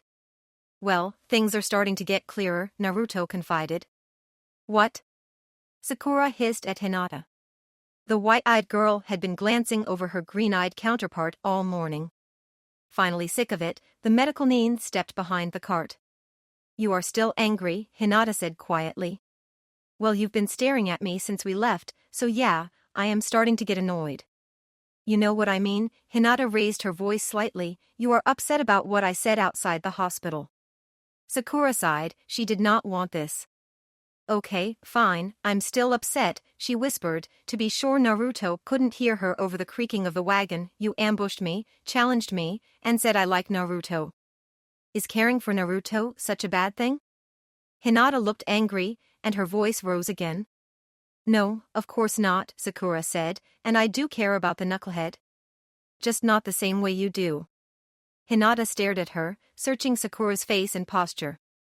The pink-haired kunoichi tried to maintain a strong front, but found herself fidgeting under the appraisal. Naruto, Sakura shouted, breaking away, switch out, I'll pull the cart for a while. Hinata smiled a small, sad, yet satisfied smile as the other woman stalked to the front of the cart. As the sun began to pass the horizon, the quartet stopped for supper. The merchant estimated they were slightly ahead of schedule and would make it to the village mid-afternoon the next day. Given the importance of the cargo, the three teens all suggested they could press on into the night, but their client begged off. So, they made camp. Hinata drew the first watch, and just as Naruto was drifting off to sleep, she slid over and touched his shoulder. There is something hiding, she told him, her Byakugan active, outside the light of the fire, just outside my 100-meter limit. He nodded, loosening his bedroll even as Hinata moved to rouse Sakura. The blonde teen crept over to the merchant and gently shook him away. Hey, old man, it looks like we might have company soon. Naruto, Sakura whispered, stay with the cart and the client. Hinata and I are going to greet our guests. He nodded, preparing a kunai in his right hand and 3 shuriken in his left. After a few seconds, the sounds of battle erupted in the forest. Jiraiya's student tensed in anticipation, but he did not have to wait for long. 2 roughly dressed bandits burst out of the woods. When they saw Naruto, they charged him, raising their battered clubs. The boy threw the throwing stars, downing the first bandit, then stopped the second cold with a punch to the stomach, followed by a spin kick to the head. A third figure emerged from the forest, slowly. Though the shape revealed she was female, but she remained hidden in the darkness. He could feel her eyes scanning him. Finally, her eyes settled on his headband. Shinobi, she said, placing her hands together, her left palm against the back of her right hand, forming a sort of X. Die. As she said this, a spear of lightning shot out from her palm. Naruto instinctively channeled his chakra into his forearms and crossed them in front of his chest. He shook the jolt, but managed to deflect most of the energy. The woman paused to consider this, and then stalked forward. What the? Naruto exclaimed as she stepped into the light of the campfire. The woman was bound head to toe, like a mummy. But instead of linen, her wrappings were made up of dozens of ninja headbands. Naruto saw leaf, sand, star, mist, rain, sound, and other familiar insignia, plus some he did not know. Who are you? Naruto growled. She seemed surprised by the question. I am the Reaper of Ninja, Demon Spawn. She did not offer anything more, but leapt towards him. She aimed a punch at his head, and Naruto was awed by her speed and power. But more, he was put off balance by how she had addressed him. Did she know who he was? What do you mean, Demon Spawn? He demanded in the midst of their taijutsu exchange. You are a ninja, a user of jutsu. Chakra is the energy of evil, the power of demons. You are like them. And that is why I will kill you all. Wait, you used a jutsu. Naruto protested, blocking a kick and having his own strike deflect by her armor. I have surrendered my soul to gain the power to destroy all shinobi. When I have cleansed the earth of your kind, I will gladly slay myself to finally eliminate this power from the world. Chilled to the bone by her arctic vehemence, the teen realized there would be reasoning with this foe. He aimed a kick for her left knee, while he jabbed her right shoulder with his dagger. She shifted her leg to dodge, and the blade skidded off the metal of a hidden grass shield covering her joint. Her fist grazed him, and Naruto was again impressed by the damage she did with a glancing blow. He felt one of his ribs crack from the incidental contact. Doten, Stone Claw's Jutsu. Naruto exclaimed, jumping back. 3 rocky hands attempted to grasp the killer, but to no avail. Earth drown, she countered. Water condensed around the limbs, and the dirt and sand cementing the stones washed away, causing the jutsu to collapse. She didn't use any hand signs? Naruto thought to himself, worried. He stabbed again, this time managing to find a gap in her armor and draw blood. He continued aiming a kick at her chest. The Reaper jumped back, studying him again. She placed her hands together as if praying, then made a forward-cutting motion with her right hand. Tornado lock. As she quietly announced her maneuver, a wall of swirling wind spun up around the ninja. Naruto struggled to breathe as the air was sucked out of the vortex. Then his attacker put her fingers to her lips in a familiar gesture. Fireball, she exhaled, sending a sphere of fire into the cyclone holding Naruto. But when she finished, what collapsed to the ground was a charred log. Naruto appeared behind her, driving his left elbow into the back of her skull. The mystery woman pitched forward, and Naruto was left rubbing his arm from the impact with the steel covering her head. The concealed killer corrected her fall, rolling in the air and landing facing the Leaf Warrior. Jiraiya's student had shifted his kunai to his left hand and formed a Rasengan over his right palm. He did not pause, but ran straight for her. She put her wrists together in front of her chest, palms out, fingers splayed. She pushed her hand out, and Naruto felt a force move past him. The Rasengan melted and the teen was engulfed by a sudden exhaustion. What was that? He stopped moving, assuming a defensive position. I can channel my darkness to counter yours, she panted slightly. Her direct stare continued to unnerve him. Then, she started to perform a set of hand signs for a jutsu Naruto recognized. Weapon summon jutsu, she intoned. The Reaper held out her hand, and a 7-foot glaive appeared. The entire weapon was made of a dull blue metal, though it was slightly reflective where the 2-foot-long blade was sharpened. She caught the pole arm and immediately rotated it, sending the edge in an arc towards Naruto's throat. He raised his kunai to block, but the throwing knife only offered a second of resistance before being carved through. The time bought Naruto enough time to dodge, but the loss of his weapon put him at a disadvantage. He tried repeatedly to draw kunai from his pouch, but she cut him off at each attempt. She was faster, stronger, and had the reach advantage. Only Naruto's luck and the shadows cast by the fire kept him from receiving a serious injury. Knowing he could not dodge forever, Naruto turned part of his attention inside. He tried to pull out the fox's power. "Come on, lend me your power, you stupid vixen," the human shouted at the demon. "You seem to be misunderstanding something." The fox was not amused. "I am not your ally, and I am not here to help you." "And if she kills me, you die too," the teen shot back. "You are not even close to that point," the demon growled, "and maybe I am tired of this existence. Maybe I don't mind if we die." Disgusted and surprised, Naruto went back to focusing entirely on the external world. A stab scratched his left earlobe, far too close to a beheading for his taste. Inferno, the Reaper twirled her glaive, sending a cone of fire at the shinobi. He dove to the side, taking advantage of her jutsu to implement his newest desperate idea. He ran his fingers over one of his many minor injuries, spreading blood over the digits. He flashed the seals and tagged the ground, shouting summoning jutsu. A cloud of smoke erupted, and Gamakichi materialized. "Hey, Neru," the toad started to greet the human, but Uzumaki bowled into him, pushing the larger amphibian out of the path of the Reaper's moving bonfire. "What the heck is going on?" Kichi yelled, after spitting a stream of water to counter the flames. "She says she's the Ninja Reaper, and she's trying to kill me." "Summoning a monster will not save you, Shinobi," the woman noted, jumping forward with her blade extended. "Hey, who you calling a monster, wench?" The toad was angry. His tongue lashed out, striking her shoulder.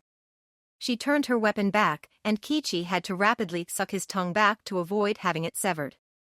Naruto used the chance to use the Cyclone Spike's jutsu, but her pole arm blocked the attack without taking a scratch. Naruto and Gamakichi attacked in unison. The human ninja aimed a series of quick jabs, designed to corral the woman, without giving her a chance to destroy his weapons. He pushed her into the toad ninja's path, and the summoned animal expectorated a stream of concentrated water at the slayer. Deflection, the Reaper moved her glaive into the path of the spray, redirecting it towards Naruto. The teen was thrown back, and the woman followed up with, "Freeze." The mass of water surrounding Naruto instantly turned solid, trapping his legs and right arm. He dropped the kunai, and gritting his teeth, started to form a Rasengan. The killer turned her attention to Gamakichi. She leapt at the toad, jabbing rapidly with her long weapon. The amphibian danced to avoid the pole, without realizing he was the one being driven this time. Kichi bumped into a tree, and the armored girl incanted, "Mire." The dirt around the tree turned into thin mud, and when the ninja toad landed, he started to sink in. He splayed out to slow his descent, but without a firm purchase he could no longer avoid. "Die, beast," she said, swinging her glaive horizontally. "Gamakichi," Naruto shouted. He dismissed the partial Rasengan, and grabbed his right hand with his left. Dismiss, he released the summoning, and Kichi disappeared. But Naruto could not tell if he had been soon enough. The Reaper of Ninja strode over to him. Against the paralyzing chill, he tried to form the spiraling sphere. But before he could complete the fourth jutsu, she was standing over him. "It is over, ninja," she said as she walked over to him. "Give me your name, that I may remember it." "My name is Naruto Uzumaki," he grunted through the cold, "and there's no way I'm going to die here. I'm going to be the next Hokage." She shook her head, raising her glaive. But before she could swing, the merchant bowled in her. "Leave that kid alone," he yelled at her. She backhanded him away. "Don't worry, I will free you from the yoke of this ninja." She drew back her glaive again. No, not yet, Naruto thought, then he saw where she was aiming and told himself, just one chance. He focused his chakra but was too slow, or unsuccessful. Nothing seemed to happen as her blade stabbed into his heart. The ninja cried out in pain, blood pouring from the wound. He coughed weakly, then lay still. "Naruto," the returning Hinata screamed. The Reaper looked surprised as Hinata and Sakura both started running towards her. "I don't have enough left for 2 more, she told her victim, "but you were enough for today." She ripped the headband off his forehead and fled into the forest. "Hinata, help me get this ice off him," Sakura shouted, kneeling next to Naruto. The other kunoichi nodded. She formed her own Rasengan and began to scour the frozen water around Naruto's right leg and arm. Haruno instead shattered the ice with enhanced strength. Working together, they quickly released him. Take off his jacket, the medical expert instructed. She noticed something odd about the way his coat was resting as she struggled with the zipper. When they removed the jacket, they recognized the remains of a familiar box resting over his heart. Hinata gently removed the splintered wood, blood-soaked orange velvet, and the shards of the 2 destroyed kunai. She placed the wreckage on his coat.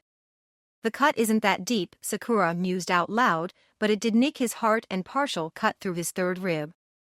The slice in his heart is already starting to heal because of his regeneration, but it might not be enough. He's lost a lot of blood from all these cuts. She reached into her pouch without looking away. She handed Hinata 2 small pills. Make him swallow these. The medical nin placed her left hand over the chest wound, and her right over the slash that trailed down most of his right bicep. Sakura channeled her chakra, starting to repair the damage. Hinata placed the plasma pills in Naruto's mouth and gently rubbed his throat to make him swallow. After he took in the medicine, and knowing there was nothing else she could do, the quiet girl moved over to their client, who was sitting up with a groan. "Are you all right?" she asked. "You," he grimaced, feeling the lump forming behind his left ear. "I've had worse." "How's Naruto?" "Sakura is working on him." Hinata carefully maintained her composure. "He is tough, and Sakura is a skilled healer." As if he heard her, Naruto suddenly sat up. Sakura almost fell back from his sudden movement. Despite the interruption of his teammates' jutsu, the wound on Naruto's chest continued to close. "What happened?" Naruto asked groggily. "You tell us," Sakura snapped, going back to work on his other injuries. "You're the one who almost got killed." "She said she was the Reaper of Ninja and that she was gonna kill all shinobi," Naruto responded as his head cleared. Then he recognized something and put his hand to his uncovered forehead. "She took my headband. She's gonna make it part of her armor." "Her armor?" Hinata's question echoed Sakura's confusion. Yeah, she had armor made out of a bunch of headbands. Each one had 1, 2, or 3 says carved into it. "Now she's gonna add mine. I gotta get it back." Naruto jumped to his feet, but he was standing. He started to weave slightly. Sakura pulled him back down and none too gently. "Oh no, you don't. You just got stabbed in the heart. You're not in any shape to go chasing after her." Sakura finished treating him and went to see to the merchant. "My heart." "Yeah, I summoned my special kunai to block that." "Where are they?" "I'm sorry, Naruto." Hinata carried over his jacket with the remains of her and Sakura's gifts. "If it's any consolation, they probably saved you." She said it in front of him.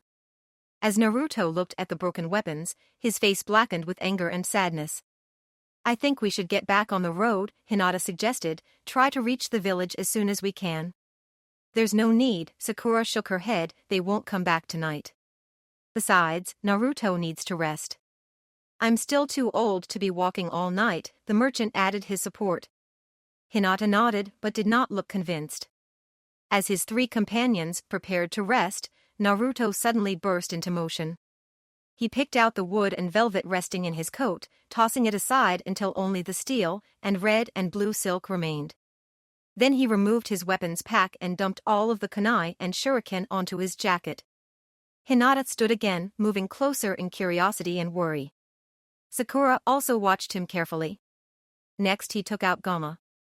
He rummaged around the aging, frog-shaped coin purse, and threw all the copper 1 and 5 ryob coins he found onto the stack. Then, after a moment's indecision, he added a trio of silver 10 ryo coins. He shifted the pile of metal with a grimace. "Not enough," he said quietly. He stood and began to look around their campsite. Hinata had no clue as to what he was doing, but nevertheless walked over to him. She took out one of her kunai and placed it on the pile. Then she opened her own wallet and contributed a handful of copper coins. "Will that be enough?" she asked. "Almost," he said. "I'll need a little more steel." Sakura walked over and dropped another kunai onto the weapons and money. "Thank you both," Naruto said. He looked down at the mess and nodded to himself. "Shadow clone jutsu," Naruto said quietly, producing 4 copies. The original did not move, but the clones did, forming a pentagon around the jacket. As one, the 5 Narutos sat cross-legged. "All right, Fox," Naruto turned inside, "I'm gonna need some of your chakra for this." "Did you forget," she growled, "I wouldn't give you my power during your last fight. Why would I lend it to you for this?" "This time you are the one who doesn't understand," the human shot back, "I'm not asking, I'm making an offer. And I won't take no for an answer." "Oh," the demon seemed curious, "and what will you do if I refuse?" "I'll sing, I'll hum, and I'll whistle. The most annoying songs I can think of. Until you give me your power just to shut me up." "And what are you supposed to be offering in return?" He told her, and the demon laughed at him. "You think something like that would interest me?" she mocked. Naruto countered, "I know it would. And given the alternative?" The fox grinned evilly, "All right, you win, this time. Mostly because I'm curious to see if you can pull it off." Naruto returned to the outside. "You two might want to back off," he cautioned his friends, "just in case." "Just in case of what?" Sakura groused, but Naruto did not answer, and both girls moved a few steps away. In unison, the 5 blonde teens began the crafted jutsu. Each Naruto performed the same set of hand signs, at the same time. Neither of the kunoichi recognized the set, but both grew amazed when after a minute all 5 Narutos were still going. And after the 3rd minute a red and black sphere appeared in the air between them, and a pile of metal was drawn into it. "What is that?" Hinata asked. She took another step back as she felt a pull on the shield around her neck. "I think," Sakura paused, as if what she was about to say was impossible, "I think that is the weapon forged jutsu." "The one the vampire mentioned?" "Yeah. I asked Kakashi-sensei about it. It takes 5 shinobi, 1 for each of the 5 elements. It also takes a lot of chakra. And if the 5 ninja are not in agreement as to what they want the weapon to be, it will be ruined. But if a person had enough chakra to fill all 5 roles, that would not be an issue," Hinata considered aloud. Sakura nodded. "So if the knucklehead has enough concentration to maintain the jutsu, he might be able to make a decent weapon," the pink-haired kunoichi agreed. The girls continued to watch for a time, but after 20 minutes, they realized he would not be stopping soon. Sakura left Hinata on watch, and returned to sleep. The Hyuga Scion activated her Byakugan, both keeping her vigil for the bandits, and trying to see through the chakra sphere hovering in the midst of Naruto's copies. But even the legendary dojutsu could not pierce the intense energy, and she remained unclear as to what her friend was crafting. After midnight, Hinata switched with Sakura. Like her rival, Haruno split her attention between watching for an ambush and observing Naruto. Unlike Hinata, the medical expert was concerned her teammate was overexerting himself. At around 5:30, the sky began to turn pink with the coming dawn. Their leader started to wonder if the knucklehead would be done before it was time to go. But as Hinata woke, Naruto suddenly and authoritatively shouted, "Ryu!" Both kunoichi turned to watch as the sphere collapsed inwards. The 4 clones vanished even as the chakra poured into the weapon. Naruto lunged forward and caught the weapon as it began to fall. "Naruto, that's..." Sakura sounded confused. Hinata surveyed the weapon and was forced to agree, though she hid it. The pommel of the weapon was a stylized fox, in copper or a copper-colored alloy. The grip was just long enough to accommodate 2 hands, thought Naruto held it easily in one, and was wrapped in familiar cords of red and blue silk. The crosspiece looked like a simple oval bar from the side, but when the boy shifted the weapon to examine it, Hinata realized it was in the shape of the Konoha leaf when viewed from the top. But strangest of all was the blade. Instead of a slender, sharpened sword, the weapon had a 2-inch diameter rod, 2.5 feet long, and rounded slightly at the tip. "It's a staff blade," Hinata could not stop herself from saying. She activated her Byakugan to see if there was something she had missed. She had to blink from the intensity and complexity of the chakra strings infused into the weapon. "Naruto," Sakura was exasperated again, "a staff blade isn't a real weapon, it's a training tool." He ignored her and took a step away from the girls. He launched into an advanced weapons form. The 2 women were both unfamiliar with the style, but were impressed by the blend of power and speed in his attacks. Hinata could almost see the imaginary opponents as Naruto slashed and stabbed at the air. Finally satisfied, the blonde teen stopped moving with a hard exhale. What kind of technique was that? Sakura asked, slightly humbled. The kind you can't do with a sword, because you dull or break the blade, he answered dryly, and can't do with a mace or axe because the balance is off. And if I need to cut something? Still using her Byakugan, Hinata saw Naruto send a tiny thread of chakra into his creation. Green energy erupted from the pole, tripling its width and increasing its length by 4 inches. The staff blade was now a broad-bladed sword. Wind chakra is sharper than any steel, and can be just as strong, the genin concluded. He released the power, and the sharpened extension faded away. He turned to Hinata, and held the staff blade horizontally in front of his chest. Hinata, can you do me a favor? He asked. Of course, she said quickly, then paused. What can I do for you? He grabbed the end of the rod to brace, and told her, I want you to hit Kitsune with your Rasengan. She blinked, and let her confusion show through. Kitsune is the blade's name, the boy explained, misunderstanding her hesitation. All right, she sounded unsure. As strong as you can, he prompted. Hinata placed both of her hands in front of her, fingers spread, forming a 5-inch cage. Sakura felt a twinge of jealousy as the other kunoichi's chakra began to twist in the air between her palms. With the spiraling sphere complete, the daughter of the Hyuga looked up at Uzumaki, still worried. Are you ready? He nodded in response. Still obviously uncertain, Hinata stepped forward and struck the staff blade with her Rasengan. Though there was a slight keening whine, the expected grinding noise was not heard. Emboldened, the reserved Chunin pushed harder, and the hyperactive genin's muscles strained to keep his weapon in place. Finally, the Rasengan slipped, and Hinata's arm passed over the Kitsune, aiming right for Naruto's head. The boy released the pole with his left hand, and pushed the girl's arm higher with the blade, even as he leaned back. The deadly orb missed Naruto's uncovered forehead by less than an inch. Are you all right? Hinata asked, quickly unraveling the jutsu. But Uzumaki was already examining the metal, which bore not even a scratch. Oh. Yeah, I'm fine, Hinata, thanks. He suddenly recognized her question. Sakura fumed silently, partly for the risky test, but mostly for being ignored. Oblivious, Naruto retrieved his jacket from the dust and slid it back on.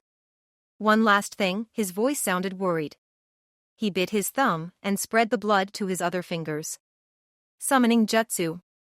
Smoke billowed outwards, and a familiar orange toad appeared. Naruto? Gamakichi seemed surprised by his summoner, and instantly tensed, looking around for an attack. Kichi, Naruto let out his held breath, thank goodness you're okay. Yeah, looks like you managed to win without me. The amphibian continued to rotate his head, not convinced. I didn't win, Naruto's relief faded, and he pointed his thumb at his forehead. She took my leaf and left me for dead. So, what are you going to do? Gamakichi's eyes narrowed as he considered the human. I'm gonna go get it back, of course. I coulda guessed. Kicha waved his hand at Naruto. Well, if you need any help. Summon Gamatatsu, I've had enough. The toad disappeared in a burst of smoke. All right, a quick nap and I'm going after the Reaper. You idiot, Sakura walloped him in the back of the head. Did you forget we're in the middle of a mission? A time-sensitive mission? Oh, yeah, Naruto grinned sheepishly as he straightened. Naruto, after we finish the mission, Sakura and I will both help you get back your headband, Hinata offered. Sakura sighed, but nodded her agreement. Get on the back, and hold on tight, old man, Naruto told the merchant as he ran to the front of the cart. Okay, he frowned as he complied. Once he was secure, Naruto took off like a shot. Surprised, the two kunoichi required a few seconds to catch up. As they ran down the path, Sakura noticed a sad, nostalgic look on Hinata's face. What is it? I used to envy Naruto's boundless energy, Hinata said quietly, until I learned its source and what it has cost him. With Naruto setting the pace, instead of their aging client, they made the last leg of their journey in 4 hours instead of the expected 9. The town was a small farming community, a tavern and inn, a general store, and a few houses. As the quartet raced past the chicken pen that marked the edge of the village, more than a few heads turned to look at them, surprised and yet hopeful. Good, you guys made it, Shizune greeted them eagerly as she exited the inn, and you're early. Sakura, I'll need you to help me with the treatments. Hinata, you can run crowd control. And Naruto. Grab something to eat and take a nap, Sakura interrupted. The Jonin doctor turned her attention back to her junior, surprised. But the Chunin shot her look that said she would explain later, and Shizune let it pass. Okay, then Hinata, would you help unload the supplies? Tsunade's first apprentice altered her plan slightly. Naruto, I have the room on the second floor. Feel free to use it, Shizune offered, as the healthy villagers started to swarm around the cart. The healer started to direct them, putting them to work so they wouldn't interfere. A few hours later, Shizune slid silently into the room to check on her self-appointed younger brother. But her stealth was unnecessary. Naruto was not sleeping. He was sitting in the room's only chair, staring out the window, pensive. You are supposed to be resting, she admonished gently. Oh, hi, Shizune-san, he said, turning to look at her. As he did, she noticed his staff blade resting across his knees. I couldn't sleep, he added. You look worried, Naruto, she offered, that isn't like you. Yeah, well, he broke off, thinking again, that Reaper woman beat me pretty thoroughly last time. I'm not sure I can back my headband even with Kitsune. Why go to the risk then, she asked, go back to the Konohagakure, and let the Hokage send a team of Jonin after this killer. You can get another headband. Not like that, he countered, maybe you already know this, but the fourth Hokage used to retire his headbands after major turning points in his life. After each new ninja rank, and a couple after major battles. That one he gave to the old pervert after he made Jonin. When the headband Iruka-sensei gave me fell apart, Master Jiraiya entrusted this one to me. He said the fourth would have wanted me to have it, both for mastering the Rasengan, and to make up for what he did to me. That is not the only reason Minato Namikaze would want you to wear his leaf, Shizune thought, but did not say. Instead, she suggested, then tell me about the fight. Maybe I can help you think of something. Naruto nodded. He took a deep breath, and then relayed the details of the battle. Shizune listened carefully, her face slowly reflecting a growing concern. This is troubling, the experienced Kunoichi offered. The fact that she was stronger and faster could be a matter of chakra expenditure. You know the technique but do not use it very much, correct? He nodded, not sure what was troubling, other than how he was defeated. But you said she used 8 jutsu without hand signs. Wait, I thought it was 9, he interrupted. No, the negative chakra jutsu is like your Rasengan, it doesn't use hand signs to begin with, she explained, but I'll get into that later. Okay, then 7. So what? It is very difficult to use a jutsu without the proper seals, Shizune concealed her amusement. Naruto could master expert-level jutsu faster than any shinobi she had even known, but could never seem to remember the basics of the ninja arts. A shinobi uses hand signs to craft chakra into the form needed for the jutsu. But a skilled ninja, who is familiar enough with a particular jutsu, can mold the chakra into the proper shape even without the shaping gestures. It is the mark of a master. And Master Jiraiya can only use 5 jutsu above D level without hand signs, and Lady Tsunade can only use 4, she told him. If this woman is stronger and faster than you, and correctly used 8 high-rank jutsu without hand signs, then she could be stronger than any of the Sannin. But Naruto detected something in her tone. As I said, using jutsu without seals is difficult, not impossible. Your description of her fighting style sounds haphazard, if effective. As if instead of formal taijutsu training, she learned a civilian martial art, and added some ninja techniques here and there, she suggested, so instead of being a master of jutsu, maybe she just doesn't know any better. And Naruto parroted himself. And using jutsu that way takes lots of extra chakra. So if she is expending chakra to enhance her physical abilities, and wasting it with her jutsu, maybe I can run her out of chakra. Naruto suddenly brightened, then he frowned. So what about this neglected chakra thing? The negative chakra jutsu, she rolled her eyes, is just that. It turns a user's regular chakra into an unnatural anti-chakra. It can counter almost any jutsu, and as you said, make you feel weak if it hits you. It used to be common in the Kirigakure and the Iwagakure, but fell into disuse because it takes a lot of chakra and leaves the user weakened like their target. Also, she smiled slightly as if amused by what she was about to say. It can be defeated by a D rank jutsu. A D rank jutsu, he was surprised. Which one? It's another uncommon jutsu. It hasn't been part of the Leaf curriculum since before I started in the academy. I only know it because Lady Tsunade finds it occasionally useful during medical procedures. It is called Ashi. Ashi? You mean it's the push jutsu? His surprised had expanded into incredulity, the jutsu that applies 2 pounds force at a speed of 1 foot per second? That's close enough to correct. So you know it? Tsunade's assistant asked. No, but the pervy sage told me about it. Well, it should only take a few minutes to teach it to you. She sat down on the bed across from him. He half stood and turned the chair to face her, before watching her intently. The seals are Ashi Uma, she said, and then you point your index and middle fingers at what you want to move. The only trick is to keep a steady, even flow of chakra. That's why it can counter the negative chakra jutsu. Now watch, she said, Ashi Uma, Ashi Jutsu. She pointed her fingers at the right side of his chest, and Naruto felt a slight pressure. Of course, you're too heavy for this to move you, she told him, not letting up the flow, but if you need to shift a blood vessel, or push a metal fragment gently out of a wound, it works wonders. Now you try, she stopped her attack.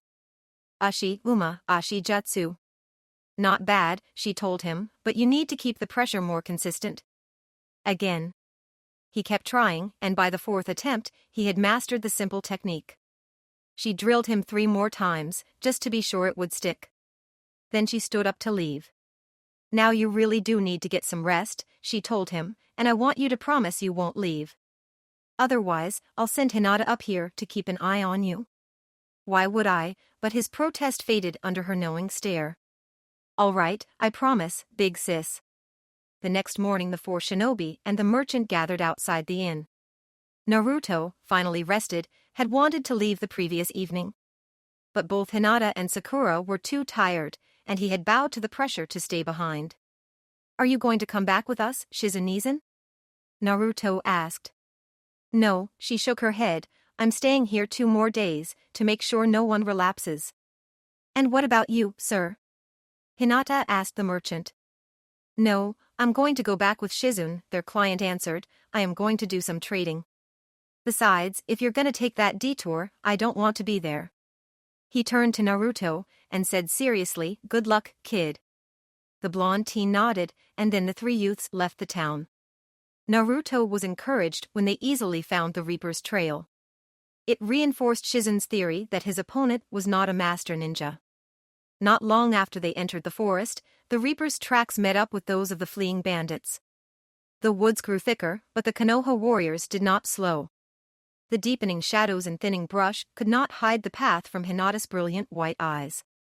In time they encountered a cliff, but did not pause, using their chakra to cling to the steep rock face. Finally they decelerated, when Hinata caught sight of a thin plume of smoke rising from the tree line in before them. As the trio slowed, they switched naturally from speed to stealth. Soon, even without enhanced eyesight, they could see an artificially expanded clearing in the forest. The man-made break contained a handful of poor wooden huts, and many more tents. The teens saw a small number of rough-looking men, milling around one of the campfires. One thing, Naruto suddenly whispered, I need to do this myself. Sakura looked dubious, but it was Hinata who rebelled. No, she said quietly, yet firmly, shaking her head no. Hinata, I want you to promise you won't interfere. I won't, she refused, then offered, I won't step unless it is necessary. But I will not let her kill you. That is what I promise. Naruto tried to gain support from Sakura, but his teammate just smirked. Sorry, but this time I agree with Hinata, she shrugged. Naruto sighed, but inside he felt a warm glow. The Kyuubi just groaned. Before the bandits realized they were under attack, 1 had been killed and 3 more disabled. Sakura's powerful punch turned one of the thieves' ribs inwards, puncturing his heart and left lung. Naruto's kitsune shattered 2 wrists, and then knocked the man out with a blow to the back of the head. Hinata had knocked out 2 of the rogues with the combination of the gentle fist and the Ranshinsho. But as the first raiders fell, the alarm spread through the camp, and more bandits emerged from the shelters. "Mistress, ninja," one of the thugs shouted, and the Reaper emerged from the nicest of the huts. She was partially unwrapped, showing her purple, left eye, and stringy, dirty blonde hair. Though her hair was unkempt, her skin was smooth and bright, and she appeared to be in her late 20s or early 30s. Her visible eye widened when she saw Naruto. Her eye narrowed, and she brought her hands to her right breast. She untied one of the headbands covering it and threw it to the ground. "I have not earned this yet," she said coldly. She laced her fingers and pointed the hammer fist at Naruto. "Burn." Her minions scrambled to get out of the way as she sent 3 spears of fire towards the genin. He avoided one and destroyed the other 2 with his new weapon. The Reaper's gaze fell on the staff blade, and her visible eye displayed curiosity. She quickly summoned her own weapon, charging toward the teen. Hinata and Sakura herded the bandits, drawing them away to give their friend room to fight. Naruto stopped her first overhead chop, catching the glaive's blade on Kitsune's pole. There was a dull scraping noise, but when they separated, neither weapon was damaged. This shocked and angered the Reaper, who launched a series of attacks directed against the staff blade instead of its wielder. But Naruto's creation weathered the barrage without so much as a mark. Now that he was fighting her on closer to equal terms, Naruto could see the flaws in her fighting style. He was able to boost his speed for a second, sliding past her defenses and scoring a solid hit on her left shoulder. Though most of the force of the blow was absorbed by the metal and cloth wrapping her, there was still enough impact to cause her to lose her grip on her pole arm. She leapt back, gaining the chance to secure her weapon. Then she pointed the axe-like blade at him and proclaimed, "Die." Once again, a bolt of lightning shot at the boy. Again, he stopped the jutsu simply by intercepting it with his blade. "Interesting toy," she offered. The teen darted forward, batting the point of her weapon wide, and then aiming her left fist at her uncovered eye. As she twisted out of the way, she transferred her momentum to her glaive, and the shinobi was barely able to avoid being disemboweled. He rolled back, sheathing Kitsune between his belt and his pants. The genin thought, "Okay, Shizunizan, let's give it a try." "Ashi Uma, Ashi Jutsu," he said, and then pointed the fingers of his left hand at the ground. Her eye narrowed, unsure of what he was plotting. Naruto raised his right hand, and streams of chakra began to circle above it. As expected, she released her glaive, putting her hands together before her sternum, her fingers spread wide. As Naruto complete assembling the 4th jutsu, she started to move her hands forward. "Now!" Naruto shouted to himself. He quickly brought his left hand up, focusing the flow of chakra at her palms. As predicted, the wave of negative energy broke on the simple, steady stream of force, and the Reaper's shoulders slumped while Naruto's strength and Rasengan remained intact. He continued his charge, thrusting the deadly sphere towards her midsection. The shinobi killer recovered her weapon in time to retain the advantage of reach, and she blocked the chakra orb with the tip of her spear. "Die," she repeated, discharging the lightning directly into the Rasengan. His jutsu splintered hers, but enough of the power got through to numb his arm. With a low cracking sound, the combatants flew apart. Naruto released the Rasengan and drew Kitsune again. He ran towards her again, but as he got close, she touched her glaive to the ground and said, "Mire." The dirt around him turned into a thin, grasping mud pool. Before he became stuck, he leapt forward, expelling chakra from his feet to both break free and to clear the trap. He reached her, and his first swing found her reaction slightly slowed. Still, she blocked the attack and countered by rotating the pole to sweep Naruto's knees with the back end. He leapt to avoid the strike and launched a snap kick at her head. Her avoidance was awkward, and he clipped the sand shield covering her right ear. "Split," she announced. Naruto was swinging overhand at her head, but she divided, one of her going left and the other going right. The split Reaper stabbed both high and low, but the ninja was already rolling out of her reach. He regained his feet with a smirk. "You picked the wrong ninja to play that game with," he informed her, then put his hands together. "Shadow Clone Jutsu." Instantly, there were 4 of the blonde youth, and they copied the Reaper. two teens swung their kitsune at one the duplicated killer's heads, while the others stabbed towards her stomachs. One of the women avoided both attacks, but the other took the attacks, in exchange for the chance to stab one of the copies in the chest.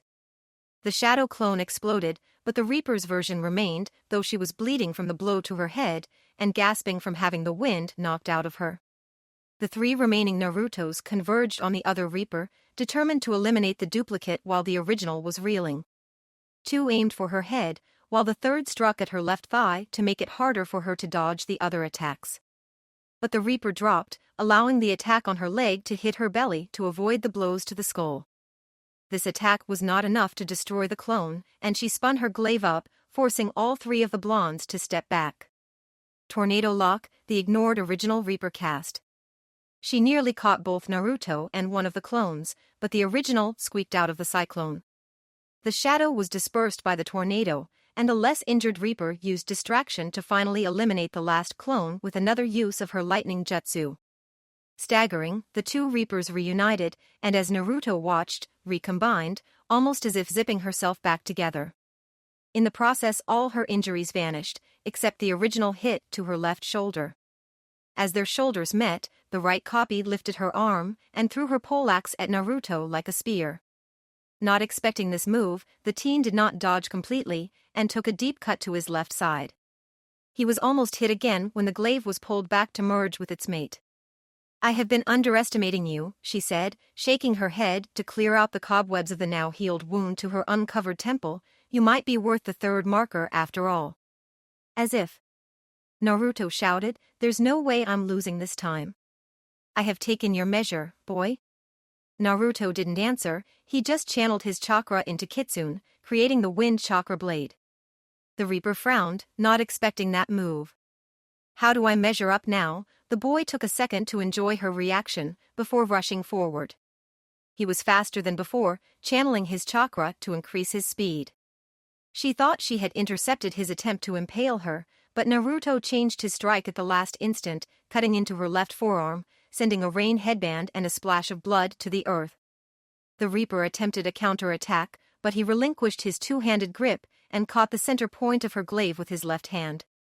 She struggled to break free, but thanks to the side effect of the negative chakra, she was no longer stronger than Naruto. However, she also refused to give up her weapon. Naruto aimed his now bladed weapon for her neck, but she was able to arc her body to the right, avoiding the attack, and almost twisting her glaive out of Naruto's grip.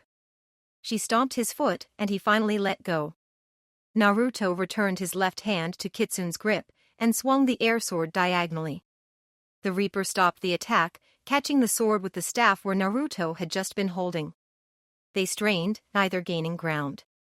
Naruto switched the direction of his force, and the wind chakra blade began to scrape along the glaive, towards her right hand. She released and spun away, turning the dodge into an attack at Naruto's back. He caught the attack, but not before the axe head cut through the skin and muscle over his right shoulder blade.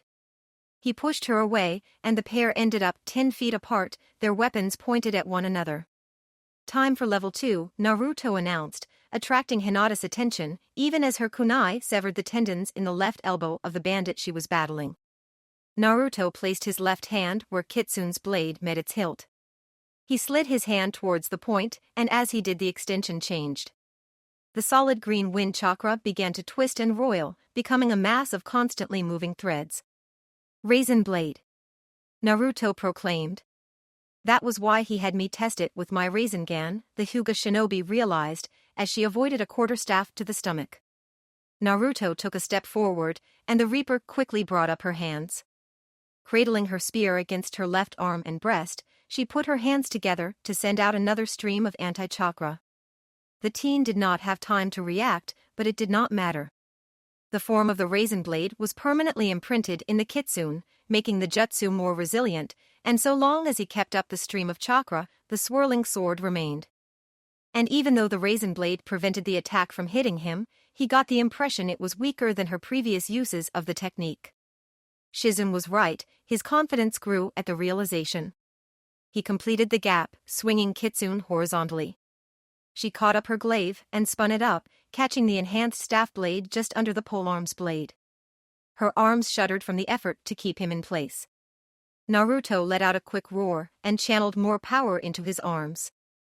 The blue metal groaned from Naruto's strength and the vibration of the Rasengan weapon. The Reaper brought up her right knee to apply more strength and leverage. Her eye betrayed confidence as she started to push him back. With the sound of a clear ringing bell, the Raisin blade cleaved off the glaive, sending the head of the axe-like pole flying. Her defense gone, the turbulent sword lightly bit into her, just below her collarbone, shoulder to shoulder. Bleeding profusely, she tumbled back. She extended her hands, and with a touch of desperation, intoned, "Die." But the jutsu fizzled. She stumbled back, not understanding. Naruto walked over to her slowly. He stopped just before her, aiming death at the Reaper's heaving chest. But he paused, not able to kill an unarmed and helpless enemy. "Do it," she ordered, loathing his pity, "finish what your kind started." Naruto's pity became tainted with confusion, and the Reaper snarled. "You killed my fiancé, my family, my friends, and most of my village," she snapped, leaning closer to the glowing blade. "You beat me, raped me, and left me to die in that snowbank." Naruto lowered his staff blade and looked away. "Naruto!" Hinata screamed, snapping him out of it. The Reaper had recovered the blade of her broken weapon and was stabbing straight for his neck. Naruto batted her attack away and easily slid Kitsune into the killer's chest. The Reaper of Ninja exploded, and when the smoke cleared, it was one of her outlaws that had been run through. Naruto quickly spun to find her, but to his amazement, all of the 8 other people in the camp were the Reaper. 2 of them were locked in battle, 1 was staring at him, hatefully. The remaining 5 all turned and ran, each taking a different route into the forest. Naruto, the Reaper who was staring at him, snarled his name and stalked closer. Naruto raised Kitsune to intercept her, and she froze, raising her hands in surrender. "Naruto, it's me." Her angry tone was at odds with the reassuring phase. Similarly, the look in her eye said she wished him death, while her posture said she was worried for him. Then she slowly raised her right hand, and traces of chakra began to circle her palm. Even before the Rasengan had finished forming, Naruto had finally started to understand. "Hinata?" he asked, and she nodded. Full comprehension hit him like a fist to the gut, and he placed his hands together. "Release," he said. When nothing happened, he pushed his hands together tighter and shouted, "Release." For an instant, the Reaper's form went hazy, but it quickly returned. "I can help," the Hinata/Reaper offered, stretching out her now empty right hand. Naruto took it with his left hand, and Hinata laced her fingers with his. Of course, the technique did not require physical contact, but she saw no reason to mention that right now. "Suijin Byakugan," she incanted, "absorb." The shadow left Naruto's eyes and flew towards Hinata's. But when the Genjutsu struck her mirrored corneas, it shattered and faded away. Naruto could once again see Hinata, and that Sakura was battling the last of the bandits. Sakura finished her opponent with a blow that diverted his sternum into his spinal column. When she turned and saw 2 more Reapers, she blinked. Without any difficulties, she released the Genjutsu. "Where is she?" the lead kunoichi demanded. "I saw 5 of her leaving," Naruto answered. "They got outside my range before I could activate my Suijin Byakugan," Hinata apologized. "I'm sorry, but I don't know which one was the real one. We should split up and go after her." Naruto insisted, "If we each take a different path, we have like a 50-50 chance of finding the real one." "No way," Sakura shook her head, "we are not splitting up, period. Besides, we have what we came for." Hinata now extended her left hand, offering him the leaf headband the Reaper had dropped. "Thanks, Hinata," he took the artifact back reverently. "What am I?" "Chopped liver," his teammate complained. "Of course not," he grinned at her, "thank you both." When he turned the headband over to tie it on, he saw that a large section of the cloth behind the metal plate had been cut away. "Now I'll have to have this remounted," he noted, annoyed. When he looked closer, he realized his name had been carved into the back. So she wouldn't forget it, he whispered, then more loudly, "Hey, Hinata, how did you know she was going to attack me at the end?" During her sob story, Hinata recalled, she didn't show any signs of recalling tragic memories. Her breathing and heart rate didn't change. Her outrage was a contrivance. and she started to build up what was left of her chakra. I'm sure we'll have to go over this with Lady Tsunade, Sakura interrupted, so can we just go home now? The training partners blanched at the reminder of what awaited them. As expected, when the trio reached the wall surrounding the Konohagakure, there was someone waiting for them. Enko and Irika quickly and wordlessly escorted them to the Hokage's office. After they were seated, Tsunade began to pace angrily in front of them. I take it from your late return and that, she stopped, and none to gently flick the shield on Naruto's forehead, that you took a little detour on your way back. They did not speak, but all nodded their heads to indicate she was correct. Tell me, she ordered. Naruto and Sakura both started to speak rapidly. As their words ran together, the female Sanin's anger grew, and they managed to take turns. Tsunade listened as they relayed the events of the last 3 days. She had already learned the first part from Shizen's missive, but still wanted to hear their version. When they finished, she continued to glare at them. All right, she finally sighed. Her pride had overcome her anger, but she kept her face and tone even. I suppose you technically have not done anything wrong. And you have probably solved a number of mysterious deaths and failed missions over the last 10 years. But you all took an incredible risk, and you should know better. Especially you two. She pointed at the two kunoichi, both of whom looked chastised. I have the perfect punishment for you two, she grinned. I've been needing to free up some jonin for missions. So for the next week or two, you two will be escorting genin teams on D-rank missions. Weeding, dog walking, babysitting. I'm sure you both remember those sorts of jobs. Sakura groaned, and Hinata nodded sadly. As for you, the Hokage returned her focus to Naruto. I'm torn. This was your fault. I'm tempted to forbid you from taking the Chunin exam in September. Naruto almost leapt from his chair. He had almost forgotten he only had less than 2 weeks to prepare, but now it might be taken away. But you actually listened to Shizen's advice, and were able to overcome an enemy who had previously defeated you. Her smirk was particularly nasty. I told Enko and Irika about your new toy, and they seemed quite interested. So instead of keeping you out of the exam, I'm turning you over to Enko. Naruto groaned at the thought. After they were dismissed, he found Irika and Enko were waiting for him. The hard kunoichi had a disturbingly happy look on her face. As Naruto dragged himself away from the drubbing, Enko finally allowed herself to wince. The little punk is getting really good, she admitted to Irika. He nodded, jumping down from the tree branch where he had been watching. And he's crafted quite the weapon, she recalled its heft and balance.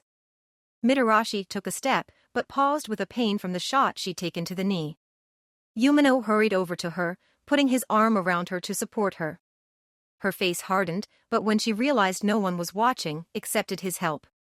I think Hizashi-sensei would be happy with the one who has offered to inherit his weapon style, Irika suggested. Yeah, he would at that, Enko agreed. Naruto was playing with his food, which Hinata had come to recognize as a sign he was worried about something. After spending all of his second day of punishment with Enko, their taijutsu session with Tsunade that morning had been like a mini vacation. Having grown tired of ramen, Hinata had suggested one of her favorite places for lunch, and Naruto agreed. They walked across the village, slowly for the Sword Genin, to a cafe that specialized in Land of Earth cuisine. The boy tore through his cheeseburger, while the girl savored her roast beef sandwich slowly. But after finishing the entree, he began poking around the fried potatoes. Naruto, what is it? She prodded, setting down the remains of her meal. He dropped the fries and looked at her. The Chunin exam is in 11 days, he proclaimed, and I don't have a team. Hinata considered that. The Chunin exams were not given to individuals. Groups of 3 were preferred, but occasionally pairs or quartets were given permission to participate. The only other genin I know are Kanhamaru, Moegi, and, Runny Nose. Udon, she supplied. Right, he nodded, they aren't going to participate. If I can't find anyone to partner with, I won't be able to compete. Well, I have been working with the genin teams. Maybe I can help you find someone, Hinata offered. I had hoped I could do it myself, he admitted. Chunin are supposed to show leadership and all that. The kunoichi nodded. I want to do something to help him, Hinata said, but I also want to respect his wishes. Normally, when her sister started talking about Naruto, Hanabi only half listened, devoting her main focus to her own thoughts. But this time, she was paying close attention. Naruto-san needs a partner for the Chunin exam? Hanabi looked at her sister hard. Yes, Hinata was confused. Why? Because my own teammates do not feel they are ready for the exam, the younger girl explained, but I think I am up to the challenge. You have not been complimentary of Naruto in the past, Hinata was dubious. Naruto has changed recently, the Gen encountered. I would not have thought he could stand up to our father, or defeat him so thoroughly. Hinata's face tightened at the reminder of Hayashi's attack, and for a moment Hanabi thought she had made a mistake. We can talk to Naruto tomorrow, Hinata's voice was strained. She stood quickly and left the dining room, her dinner only half eaten. Hanabi was silently glad her father was at a clan meeting. No way, Naruto shook his head violently. I'm sorry I went behind your back, Naruto, Hinata blanched. Hanabi and I were just talking and... It's not that, he said gently, obviously unhappy he had upset her. After she settled, his ire returned, it's just... She's 10. Hanabi bristled, but Hinata stepped in, only 2 years younger than we were when we first took the exam, and more skilled than either of us were at the time.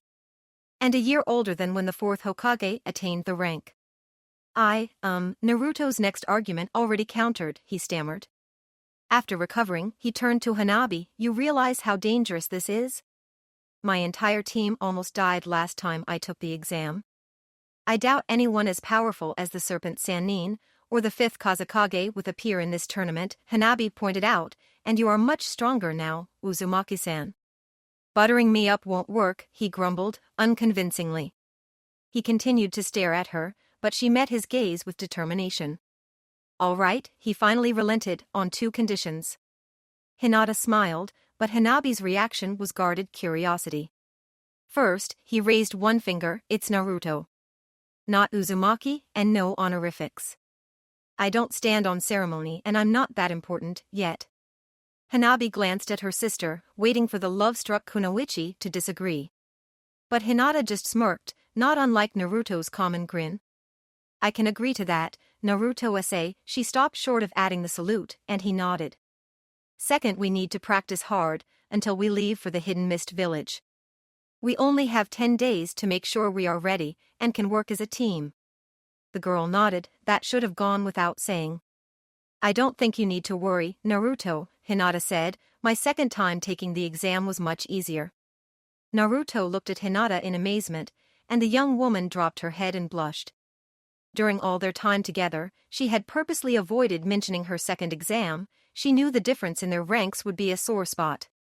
Hinata, you're a Chunin, he suddenly shouted, of course you took the exam a second time. I can't believe I never thought to ask you about it. Hanabi's eyes went wide, and Hinata nearly fell over. The younger Hyuga was starting to wonder if she had made the right choice. So what was it like, he demanded. It was in the Hidden Sand Village, she remembered, the basic layout was the same. The first test was about observation and information gathering. They showed a number of slides, some for a few seconds, but most very quickly. Then they gave us a test on what we saw. I got a perfect score, she boasted nervously. Good for you, Hinata, he congratulated honestly. The second part was also a survival test. They sent us into the desert for 2 weeks. Each team was given a map. There were 7 outposts in the desert. Each outpost gave the team a talisman. And each map showed 4 of the outposts. The trick was, you needed 5 of the different talismans to pass. And each talisman was marked for the team that earned it, so stealing the talismans didn't help you, but it did hurt the other team. You had to steal a map, follow another team, or get lucky enough to find a 5th outpost. We managed to steal the map from a Cloud Ninja team. She was happy about that, and it showed all 3 of the outposts that weren't on our map. So Shino suggested we get all 7 talismans. Wow, you guys did really great, the hyperactive blonde seemed surprised. Yes, that is part of the reason why Shino and I made Chunin, despite the tournament, she agreed. Kiba lost in the first round to Niji. I was able to beat Ino in the first round, and another Cloud Shinobi in the second round. But in the third round, Hinata quieted as she recalled, I was paired against Shino. We both agreed to not use ninjutsu, and he beat me. Hanabi suddenly raised her hand. Sister, you have told me that before, but never explained why you made that offer. Protection of the 8 trigram 64 palms, Naruto answered for her, if Shino had used his bugs, you could have destroyed them as easily as you did those bees. Hinata nodded, it was not worth crippling my teammate to advance. Shino understood that too, which is why he agreed. But maybe that is also why they made you a Chunin, Naruto mused, after all, they promoted Shikamaru first for knowing when to quit. I had thought of that, but in the end it didn't matter.